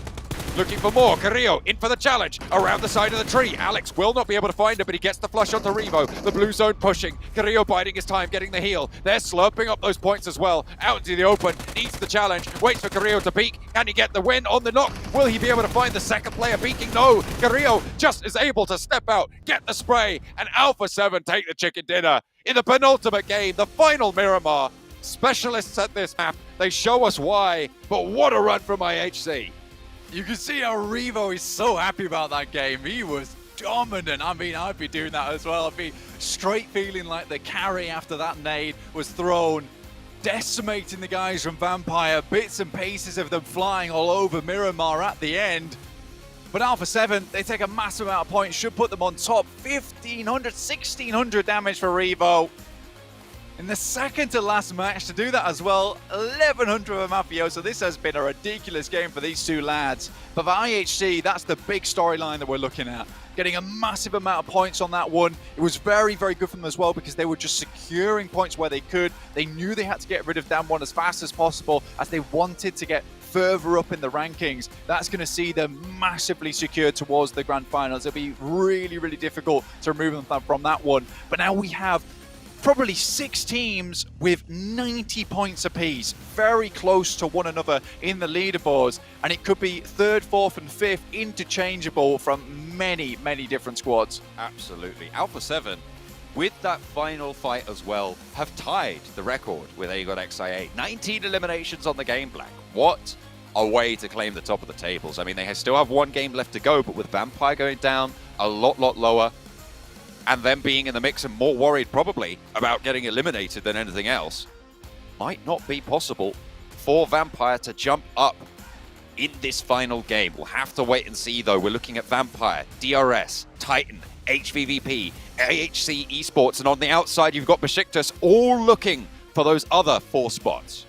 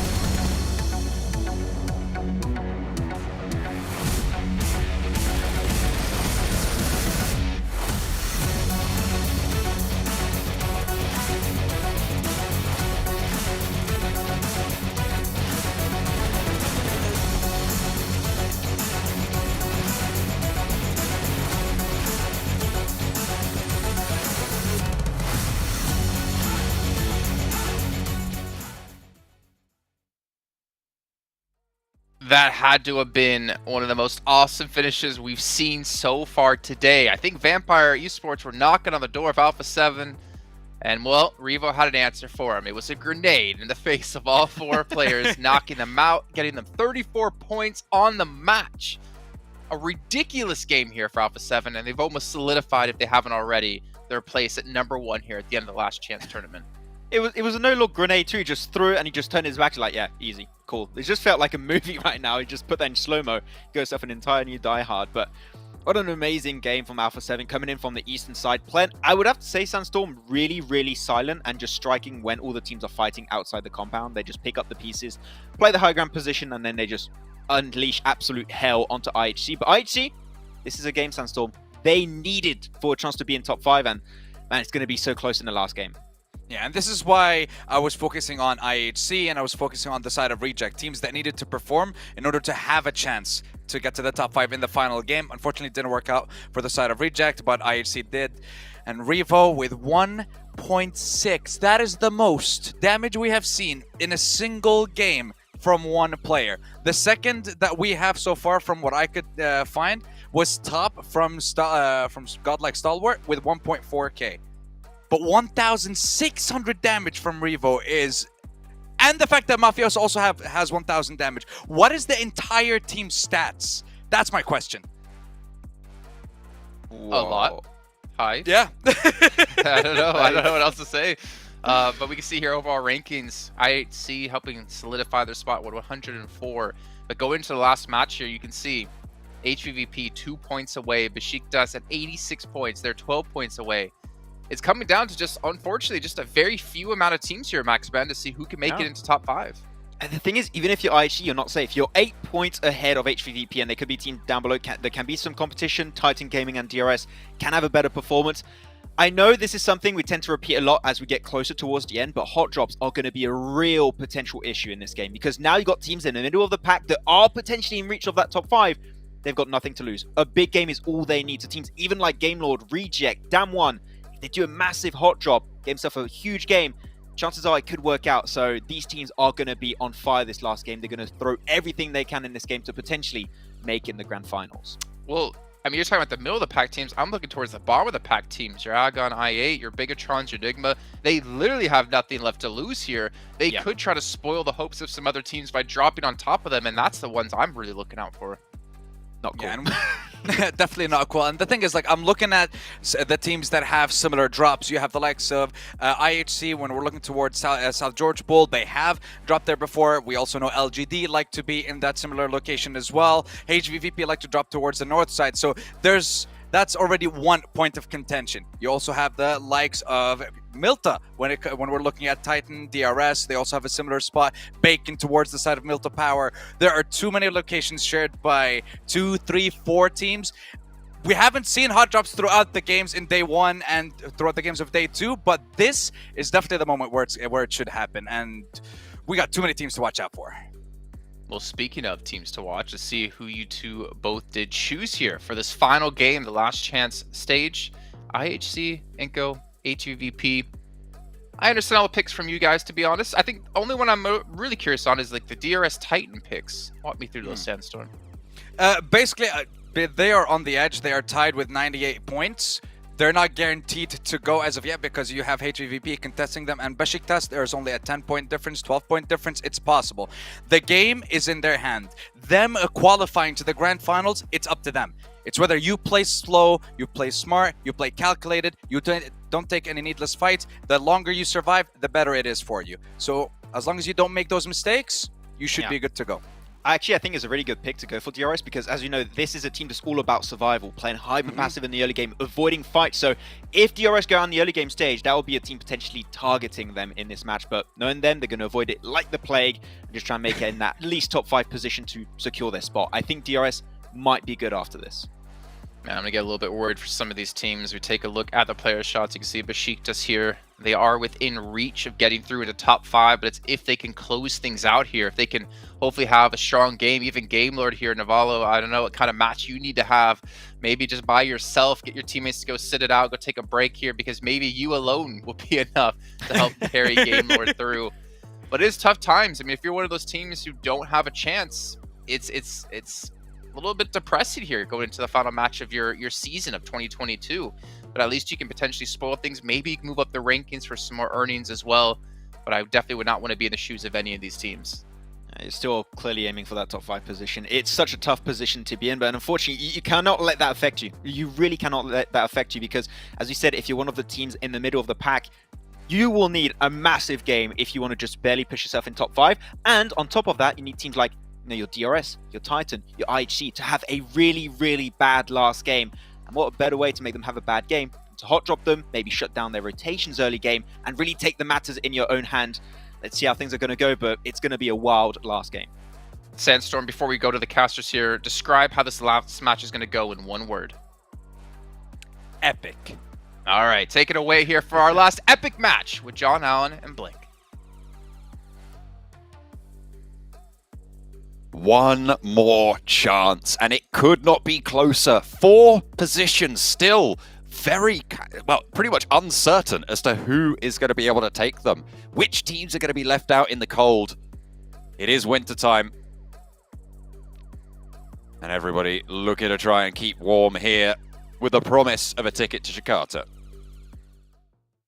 There's a lot of teams still available to get into. So, I mean, I know this is crazy to say, but Reject still have a chance. Damn1 still have a chance. Game Lord still have a chance. It just all relies on DRS, Titans, HVP going down early. Besiktas still trying to make their way in towards these final moments of the tournament.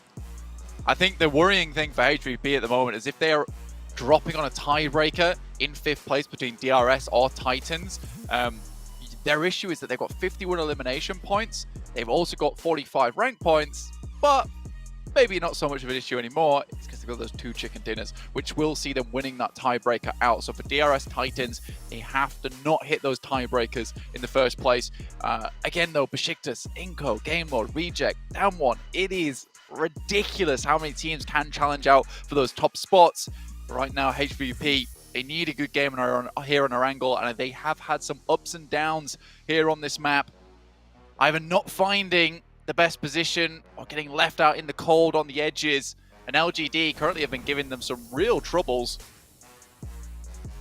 The northern side, it looks like potentially maybe a little bit of a hot drop scrap, but LGD dropped short and onto the vehicles early, actually fighting off against Bigatron.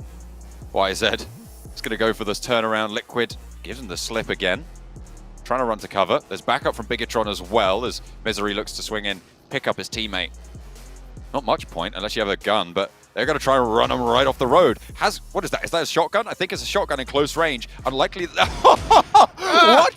Bigatron! No way! No way! They just split apart, but MVM crashes on into the side of Liquid. They get away with the buggy. I thought that was going to go well. Hang on a minute. Down 1. It's all popping off. Rejects now into a fight as well. Hot drops coming through at the start of the last game of the tournament. And the placements are going to get a little bit easier if teams are going to start to diminish themselves with wild starts to things. Down 1 and Reject, both on 74 points, both close to one another. And at the moment, it's down 1 with the advantage. Forest is low. Both teams have lost a player. Divine is down. And Reiji soon to follow. Will have got Rez there, but needs to hold on the outside. Divine wants the sand tool, cuts down through the alley. Wants the shot on the Fabian, but has to fade away. Does fall down on the inside as Divine hops on in. 2 versus 1 now. Pushes up the stairs, knows there's a player in there. Swings in with a Mike Cruzy and cuts across on a strafe. The point's coming on through. The punch is there. Bit too bold there, mate. Fabian cuts it out. You wonder if they've got enough ammo left in the magazine to even finish out that engagement. But down 1 will sit at 4 points gained there, as well as have 3 players to play the rest of the match out. HVP sent all the way over towards North George. There is 2 teams ahead. Titans, DRS. DRS do not go out early, many times at all. If these 2 teams fall now, it makes it so much easier for HVP. Again, that is if HVP don't fall themselves, because Titans and DRS, I think they've done an excellent job during this last chance to get themselves towards where they are right now. DRS, unfortunately, has been falling slowly but surely, because you do see that consistency coming out from DRS, but you don't see those similar games that IHC, VPE, as well as A7 have shown us over these last 6 matches, which is just unbelievable point scoring in certain games. And having that star power to hit those big matches. A 19 elimination game, A7 100% should leave last chance with that grand total prize pool at the top. They're the only team currently over that 120 predicted bubble. 10-point average. Vampire still a little bit short of that. Bacon time. Going down to Titan. That's a point. That is a point, and that is a pivotal point potentially. Because Titan, of course, 4th place, 98, breaks the tie with DRS. Puts them just a toe ahead. 99 now. It's one off the triple-digit mark. Titans, that was important not to fall to that. iNCO had a chance at the top. We're there for a long, long while. They go for the same strap, central, set us up, set us back. But for iNCO, for them, it's a big game needed. Right, this can't be one of those matches where they sit central and hope that the game comes to them, because it certainly will not. These teams are hunting for eliminations. You've already seen what down 1 have done. Getting Reject confirmed to not go through to that grand finals, not have a chance to sit at the top of the top 5 in last chance itself. We are first team leaving us here. A couple of times we've seen HVVP go down to the fact but they stay a little bit too long. Don't move early enough. This time around from North George, we've breached that 5-minute mark, so soon they should be looking to leave. Rotate towards the east here on this circle. It's still a long journey for them. A long journey ahead towards that eastern side of the map, which has caused some problems in the past. So all that knowledge that they've garnered, all that knowledge they've gained over the past 2 days has to be brought into this one right now. Very small point difference between them, DRS and Titans. Even they could sit themselves above IHC, but right now it's just those two teams they're looking to beat.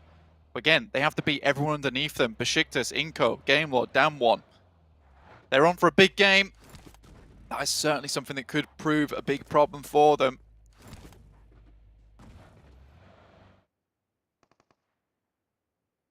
A lot of the teams really cut out at this stage. We talked about it a lot in the last game. I would say, well, obviously with Reject going down, definitely not going to be making it, but from 12th downwards also, there's no way. There's no way you make this at this stage. For any of these squads, it's just too much. Which is unfortunate. Reject was probably the last squad that could have made it from this lobby. 12th downwards, while we're making it through. So LGD, sadly, were not able to bring out that monster that we've seen in them before. The Dr. Jekyll and Mr. Hyde scenario we get from LGD just does not come out here. Bacon Time as well will not be going through despite their incredible performance over in the group stage. I8, it was a great performance to take them as far as they've come, but this is the dead end for them. BTR, Enigma Galaxy also will not be joining us for the grand finals.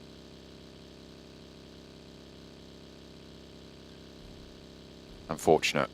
Blue zone envelops HVVP on the northwestern side. Still yet to move. 7 minutes now. They are really picking through everything in North Georgia Pole. LGD have already made that break for it. MVM into the ruins on the south side of the river. They don't cross up north. A lot of that area getting cut out in this circle. And they'll try and move in on that south side. With Down One and Reject taking that fight earlier, you were talking about how it made it easier for HVVP. It's going to make it easier for LGD as well. That area on the northern side of that chunk on the south of the river will be a little bit more open, less sightlines to worry about. And smoothly run through. I mean, we saw a lot of times Reject heading on the west side of Rozhok towards Sunken. Obviously, you don't want to go this way at that time just because of where the circle is landing. A7 heading further down towards that south side, towards where Besiktas currently are playing. From Yaz, BTR moved out from there much, much earlier, and iNCO's got a little bit of a lineup underneath them to the south side. HVP locating a compound to play from, all the way on that northern edge. IHC on Novo, still playing on the island. They'd have to move through and pass Titan. 4 points behind at the start of this game, Titan were from IHC. With the elimination point that they've got, they are currently... they were 6 points behind at the start of the game. They're now 5 points behind. They get a squad wipe, they get a placement point. That's going to push them up and over that barrier. And if you're ahead of one other team in this group confirmed, it's kind of likely that you are going to stick it up, because unless Besiktas blasts out, there is only that one spot really that could chop and change. At the moment, HVVP have that unfortunate mantle. Real struggle bus. And the line is so close as well, right? It is just a step that you need to take, but you're hoping that DRS and Titans don't have that good game. But in the same way, I'm hoping that DRS and Titans do have that good game. I mean, DRS are on track for it for a very long time, but maybe this is all that they have. I mean, Titans and DRS currently so far, the majority of the points that they've gained is through placement points alone, not those eliminations. But if they can get those consistent points and HVVP fall early, as we've seen them do multiple times, it's a bit game over. Oh. Suki taken down to a spray from Fluke and not going to find a trade. Oh, there it comes. YZ does manage to pick that one up. Vampire lose a player to LGD. LGD went north of the river. I thought they were going to stay on the south side, but they did swing north and actually have slowed HVVP's approach. Will give them a lot of cause for concern, and HVVP will be very nervous to take these engagements. Not moving just yet. Waiting, biding their time. Again, getting towards the end game is very important. We've seen HVVP do something similar to this in the past, over in the PMWI. Just going for that numbers play. Just sitting it out almost. fact, not even PMWI, just in Western Europe, is just sitting it out, trying to go for those placement points and hoping that that sets them over the edge. In the case of Western Europe, it did not. The team got far more eliminations, but I think that's where maybe you identify the overall ranking, see that Titans and DRS don't always get the huge amount of eliminations that maybe HVVP can find. So a survival game could be good here for HVVP. The option that they have, other than going across the river in the same fashion that LGD did, is swing all the way to the north of Yasnaya, where they might find this Bacon Time fleeing towards them. In fact, they might find them anyway, as Bacon Time getting sent back by Besiktas, currently playing on the east side of Yasnaya Poliana on a 2-2 split with the other duo down south side. Instead, though, HVVP looking to mount up for the bridge.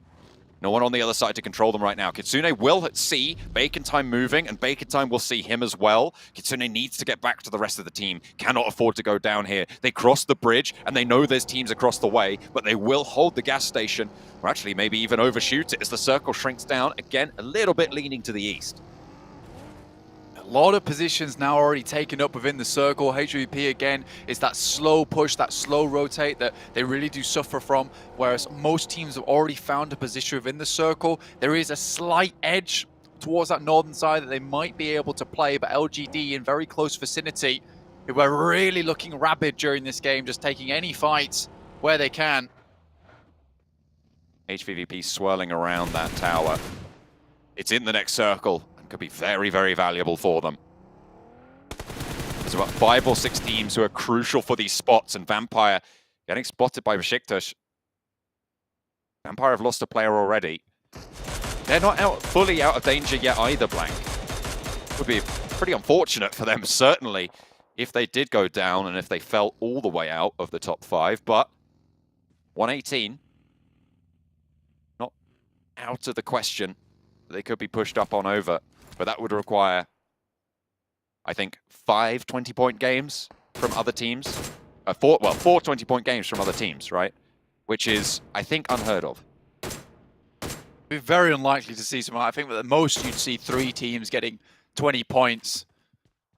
And again, that is a couple of teams getting a huge amount of eliminations, some teams getting the chicken dinner and very little eliminations towards the end, which is something you realistically only see over towards Sandhawk, Erangel. Typically, one team will be the greatest winner of them all, holding one singular location, everyone else suffering at the hands of them. Enigma Galaxy looking to take a dip out of this game fairly early as IA start to pump up those numbers just a little bit. 13 minutes into the game, Hamodi hits a nasty shot over towards Blade. The headshot is nice. But a pincer maneuver comes in from Aegon XIA, and they establish a crossfire nice and fast. Freak last standing, spots Ghost, gets the knock, takes a lot of damage, has to heal it back on up, but in comes UZM, rolls up to this ridgeline yet again. First aid should be popped off there. Freak will be able to get it done. And an aid from UZM, wants to put it behind the tree, but the Molotov backs him off his own. Nade to follow it up as well from Freak. Enigma Galaxy, they don't want to go down without a fight, but Aegon XIA in the meantime picking up the pieces at the back as UZM has done the job. The distraction is good, and they can stay alive as 4. Enigma Galaxy, only the 1 now, and actually UZM thinks better of leaving this entirely. Scouts out the rest of the hillside. Freak. Very close to the competition here on top of the rocks. Inside the tree line, IA should be able to finish them off, but good return fire. And with the circle coming in, might be a little bit difficult to pick up the player, but it does stop short now. Circle moves down towards iNCO, the magnetic team, in which case the circle has benefited them so many times. And HVVP instantly rotate over towards that eastern side, directly towards Alpha 7, who are an absolute tear during these games. They should know they're in the vicinity. I think taking any engagement with Alpha 7 is danger, considering just how good they are. Matic rolling around in the back. They're thinking about where they want to go. Currently pulled up short across the road from Besiktas. Currently 86 points for Besiktas. They haven't managed to get any eliminations just yet. And they slow things down a little bit. They want to play along this hillside. Kitsune's scouting south. No one really ahead of them there. Alpha 7 might have sightlines from the western, from the eastern side of that rotation. But what can they do here? Besiktas will have to move in as well and potentially looking to line up a fight. So hesitant to make any pushes here, and you can understand the amount of pressure they're under. 2 points would see them safe. That's all they need. 2 points can be an absolute leap and a bound in this final match where any mistake could lead to absolute disaster. Game Lord currently shunting out the guys from I8 on that western edge. Taking their time to think about this. Titan, southwest side, playing in the next circle. IHC inside the next circle as well. DRS, a little bit further southeast, but they have got the forward position. And all three of the teams ahead of HVVP have managed to get a little bit of a foot in the door. They are the last of the chasers. With Besiktas in their way as well, it could not be more metaphoric of the tables themselves. So difficult. Anything like this is worth a long consideration. Oh no. And now they rock up, send out as the squadron, fast as they can, past Besiktas, past Alpha 7. They're getting through the thorns. Fairly unscathed here too. BTR is in the way. Jem Foster, 3 players alive with him for Bigatron. Alpha 7, they haven't been able to hit these shots, and Jen Foster doesn't hit them either. Tixie managed to get it all the way across the road. They know this position. HVVP, they're in the circle. They start to bloom those smokes. How on earth they got across without taking a single point of damage there is incredible. I have no idea how that happened. But either way, couldn't have happened at a better time for them. Waiting for the right moment there, watching out towards the north side of the blue, making sure there's no one coming through there. Besiktas move out. HVP set themselves up to maybe challenge versus this. On a rolling hillside, Besiktas much more in danger from LGD right now. As in come Titan, this is crucial. Titan need to win this fight to stay alive and keep themselves going. They will do just that, efficiently, effectively. And they'll chase down IHC even further, making them not so certain of themselves. And Titan are at 4. 5 eliminations now on the game. A good run for the squad. Vampire, nade from Agon XA8. Answering, no, not going to find a knockback their way. It's UZM and Blade playing for the squad of Agon XA8. As the shots do look for the flush, but Ravenclaw wants to pick up the points for Vampire themselves. The circle shifts away. It's only IHC of the big three, of the big set of teams that are in this next circle, Blank. So amusing. I mean, it's happened time and time again, and somehow iNCO is able to grab the circle and sit it right down around them. You know, there's a chance here for iNCO. There really is.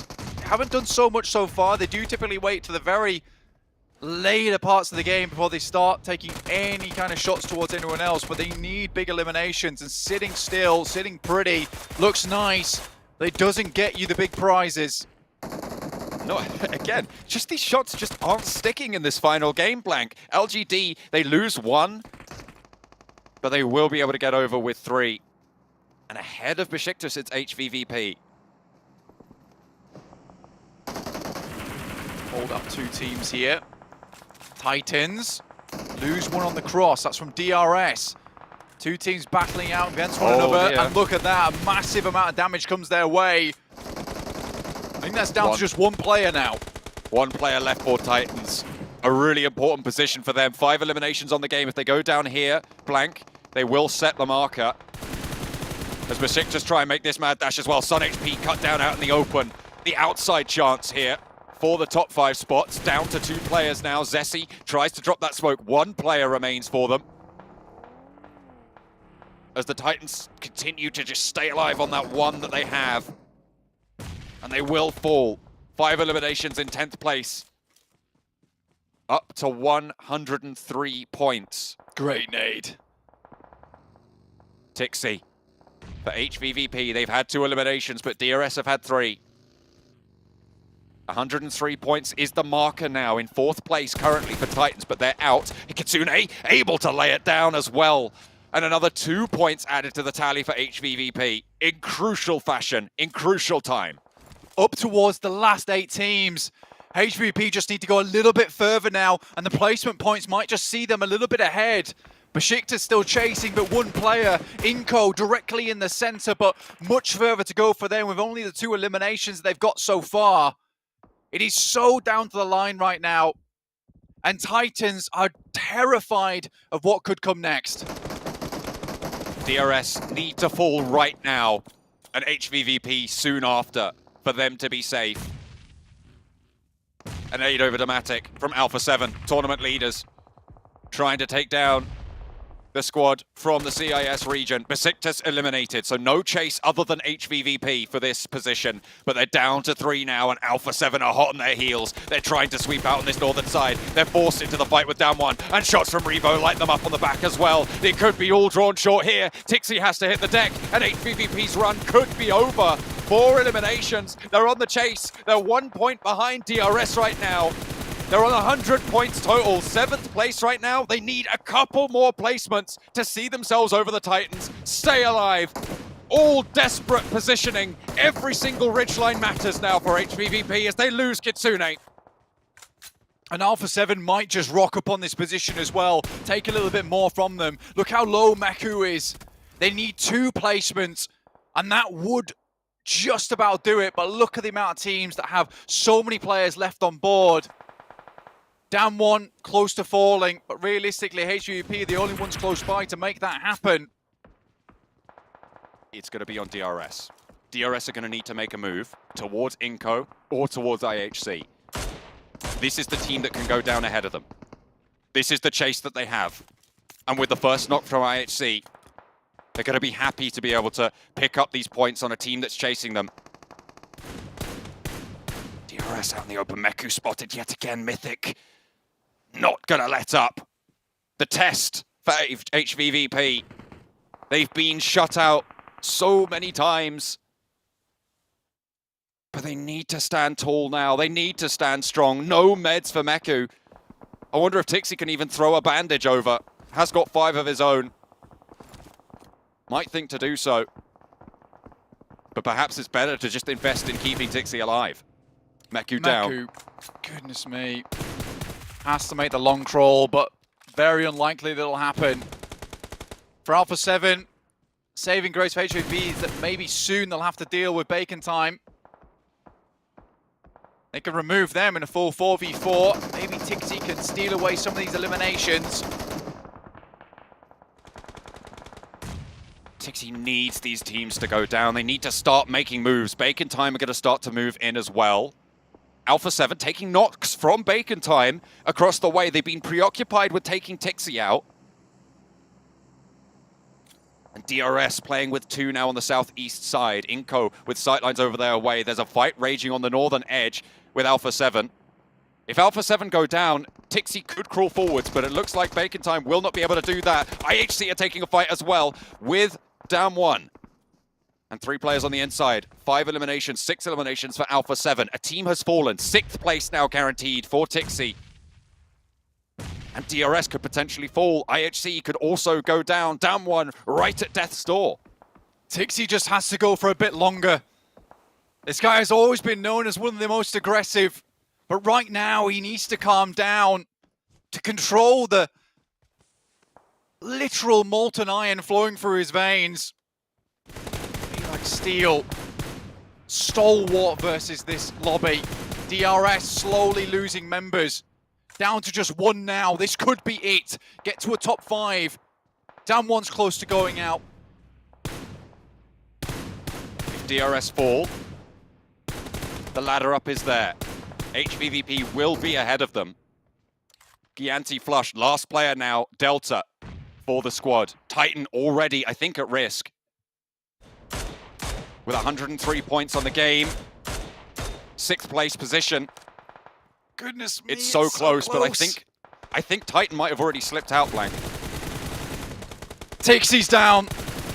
Out in 6th place. We'll have to find out where it lies at the end of this game. The desk will bring us the information. But now it's glory on the line for A7. iNCO also looking for a big game here. A chaser. Not a lot of eliminations found for them though, John, and that's the big scary thing. HVVP, it's really down to the wire for them. But they do have the chicken dinners to back it up. The tiebreaker will go their way should it come down to that. But you do not want to be risking it like this. We've almost confirmed our top 5 as well. It is between HVVP, and Titan. Everybody else fighting for the gravy. Alpha 7 roll on in, playing spoiler to HVVP's chance. But they might not have been able to do quite enough as the teams in front of them fall. iNCO, Vitali goes down, the nade doesn't catch Carrillo. Mafioso on the off angle, looks for Nenebete, has backup, but the shotgun over the wall is good. Hopping back and forth. He's not French, but he's certainly frogging it up in this compound. A hop over, finds the final shot as well, and Nenebete for iNCO. Brutal on the approach for Alpha 7. iNCO now at 8 eliminations in a top 3 scenario. That sits them fairly high here, John. 87 points, 3rd place. 10 points already delivered there. Sat at 97. iNCO might even make the jump themselves. That would be crazy. With those points, I didn't even consider that blank. That is so pivotal. And it definitely is possible. Just need a little bit more. I mean, 4 players alive.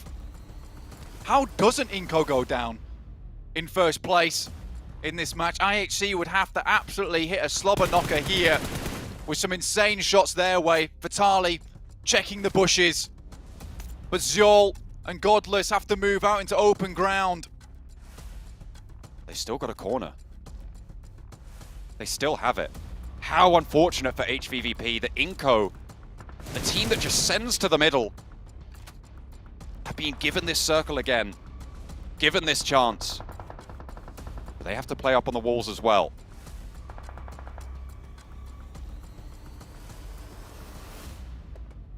Very little hard cover here for IHC to even move out into.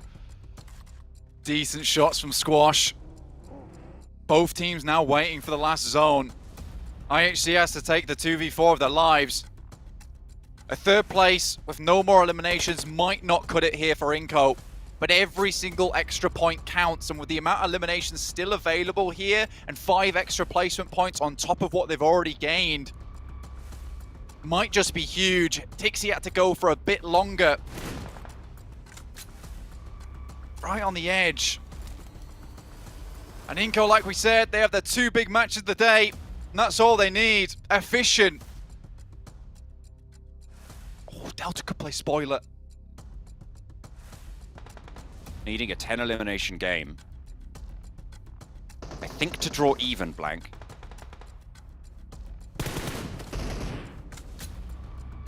Or actually to jump on over. 25 points would see them at 104. Which would be just over.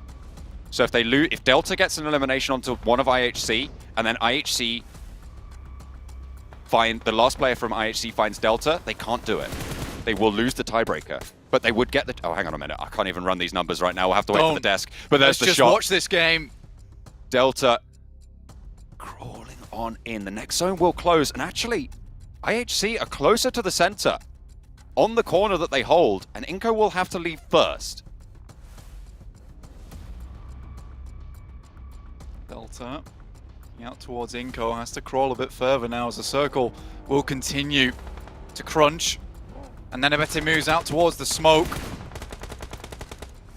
Vitali covering. Those vehicles, so important. That cover that they now have.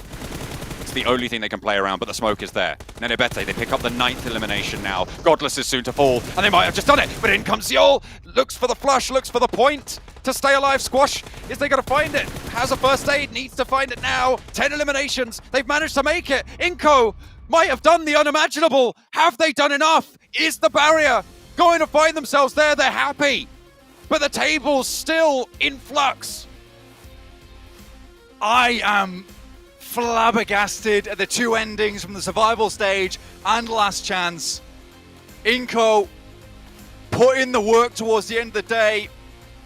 Again, they are magnetic when it comes to these circles. Just waited this one out. And Alpha 7, as strong as they are, deny the chances of HVVP with some incredibly good shots, but allow Nenebete, who has been absolutely unbelievably good this entire last chance with the DBS, sends out so many shots there, takes down 2 players and then can send backwards. Alpha 7 could have shut them down there and then, but Nenebete stands up tall to the big brother Brazilian squad. And with that, not only if they're able to make it in, that would be both Brazilian teams going through to the final from this last chance stage. Blank, both Alpha 7 and iNCO making it would be absolutely crazy. I have no words, John. I have no words. The amount of times that these players, these teams, have pulled something special out the back pocket at the very last minute has been incredible. This is one hell of a PMGC. These things just do not happen. I can't even begin to imagine how HVVP is feeling right now. Is it that right close? On the edge.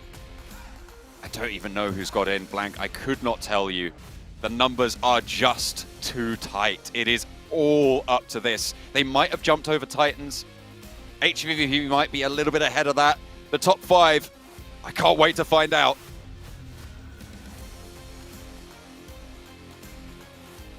It looks like, hang on a minute, they've just found out. I feel like iNCO know. What a way to find out. The celebrations are there. I think that can only mean one thing, Blank. They are going to join their Brazilian teammates into the PMGC in Jakarta.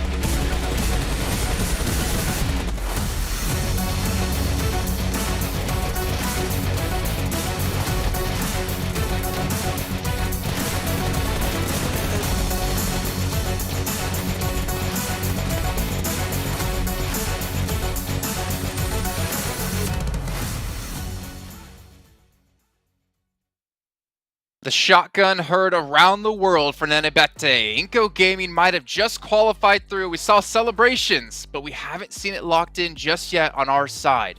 26 points coming in for them as they fend off Alpha 7 at the very end. And that might have been enough to qualify them through. But looking at the rest of them, 17 for Alpha 7, IHC with 15. Let's just take a look at overalls now so we can see who has made it in. And iNCO Gaming by 1 point over HVVP and Titan have done it.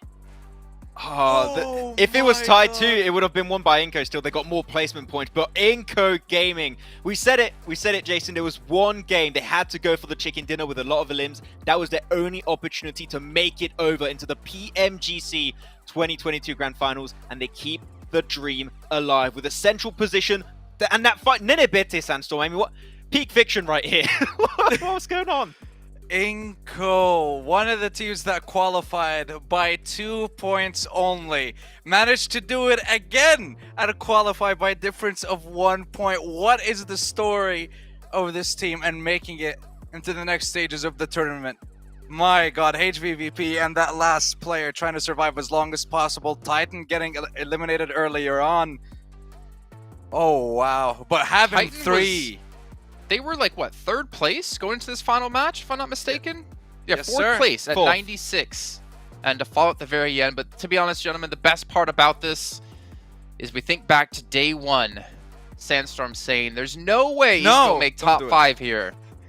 And they did. They made it by 1 point. But unfortunately, that means Bigatron won't be there to play in front of the home crowd for PMGC 2022 over in January here. But we can see all the teams participating now here in the Grand Finals.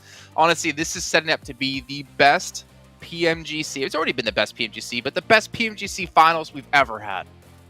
It's going to be amazing, Jason. I mean, every single team that's qualified in the group stage, of course, came out like absolutely swinging. The last chance was down to the wire for a lot of these teams. I think that I would No, mate, I was going to say I would not have it any other way, but there's just so many teams that could have qualified. It was just who was going to make it, no idea, but I definitely am happy with this lineup. And SMG and also Alter Ego are two amazing teams from, of course, Indonesia and, of course, from the PL scene for Team SMG. So I cannot wait. 1 month cannot pass any sooner, Jason. Okay, Christmas, screw that. Get in the grand finals right now. Okay, I don't want my presents. But this is my question. Why are we waiting a month? Can we not get it started tomorrow? Please. These games are too spicy to wait a month for.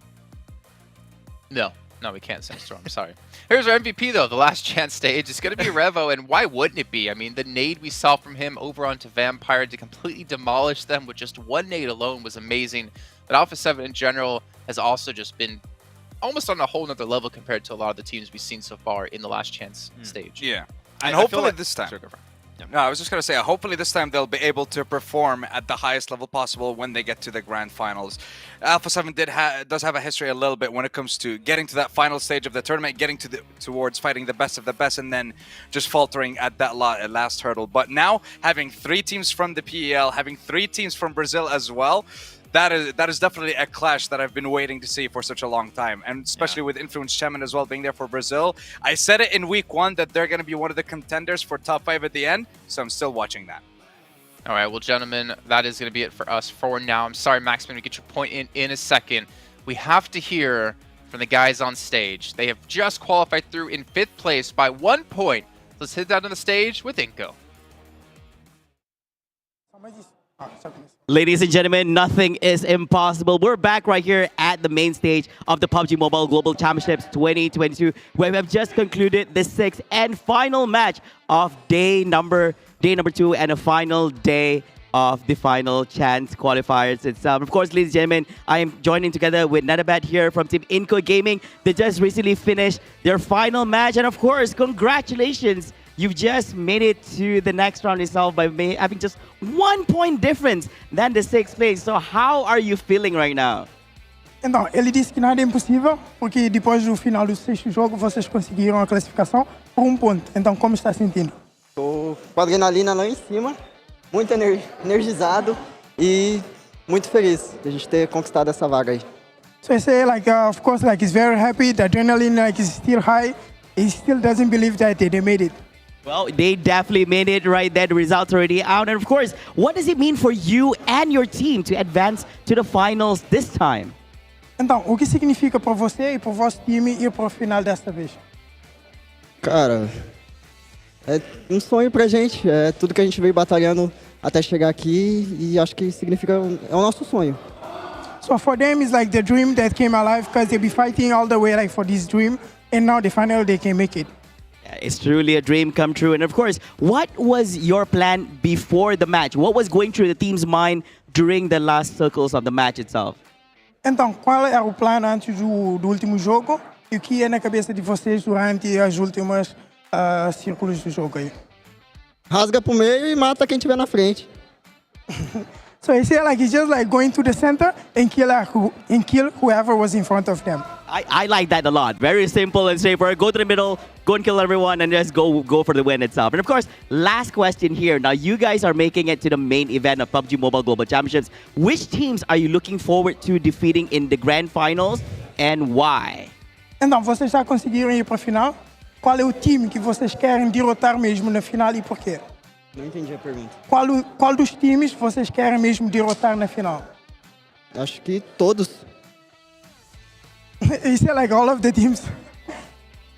All right, there you have it. All right, ladies and gentlemen, once again, congratulations to iNCO Gaming for that amazing gameplay right there. And of course, that concludes all the matches we have right here at the last chance qualifiers, the PUBG Mobile Global Championships. Ladies and gentlemen, we are going to be passing it over to our host and analyst to get a little bit more details about what had transpired throughout the whole competition right here. And of course, we will see you guys in a bit. Take care, everyone.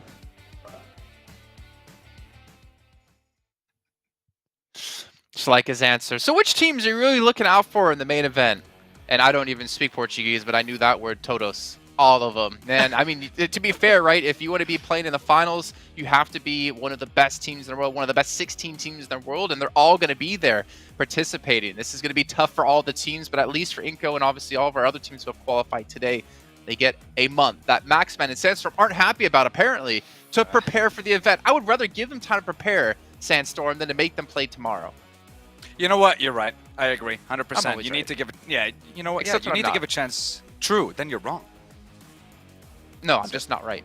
Yeah, give the teams a chance to prepare. Obviously, for these teams, right, they've been playing out the last few weeks as well, trying to prepare for this one. If you were a team in Group Red, well, you basically went into Group Red of having to play. Then you had a couple days off, and you went into the survival stage. Then you had no days off. Then you went into the last chance. So there's really no time for those teams to really prepare. It's been a marathon for all of them. But before we do end off the show here, gentlemen, I want to at least give you a chance each to give your final thoughts about how everything went.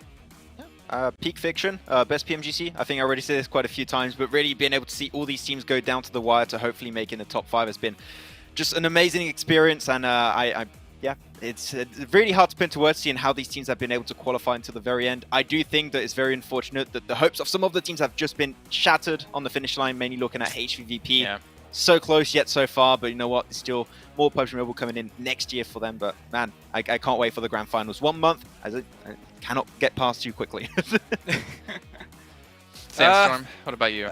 For myself, definitely not what I expected when it came to seeing these being the top 5 teams to qualify to the grand finals, but honestly, roller coaster of emotions. Since week 1 in Group Red, seeing the Group of Death, seeing Group Yellow, and then all of them coming against each other throughout the survival stage and the last chance. Definitely best PUBG Mobile Global Championship today, and I cannot wait to see what's going to happen in the grand finals. And if there's going to be a back-to-back-to-back world champion in Nova, or are we going to see a new name? Yeah, it would be nice to see a new name, but then again, it would be nice to see the triple 3 in a row, which is what triple means. I know. Grand final victory for Nova Esports, but obviously have to wait about a month until then. January 6th is when things are going to be kicking off in Jakarta, in Indonesia, to find out who will be the #1. We'll see you guys then. Hope you guys have a great time off, but make sure you're back here for the grand finals.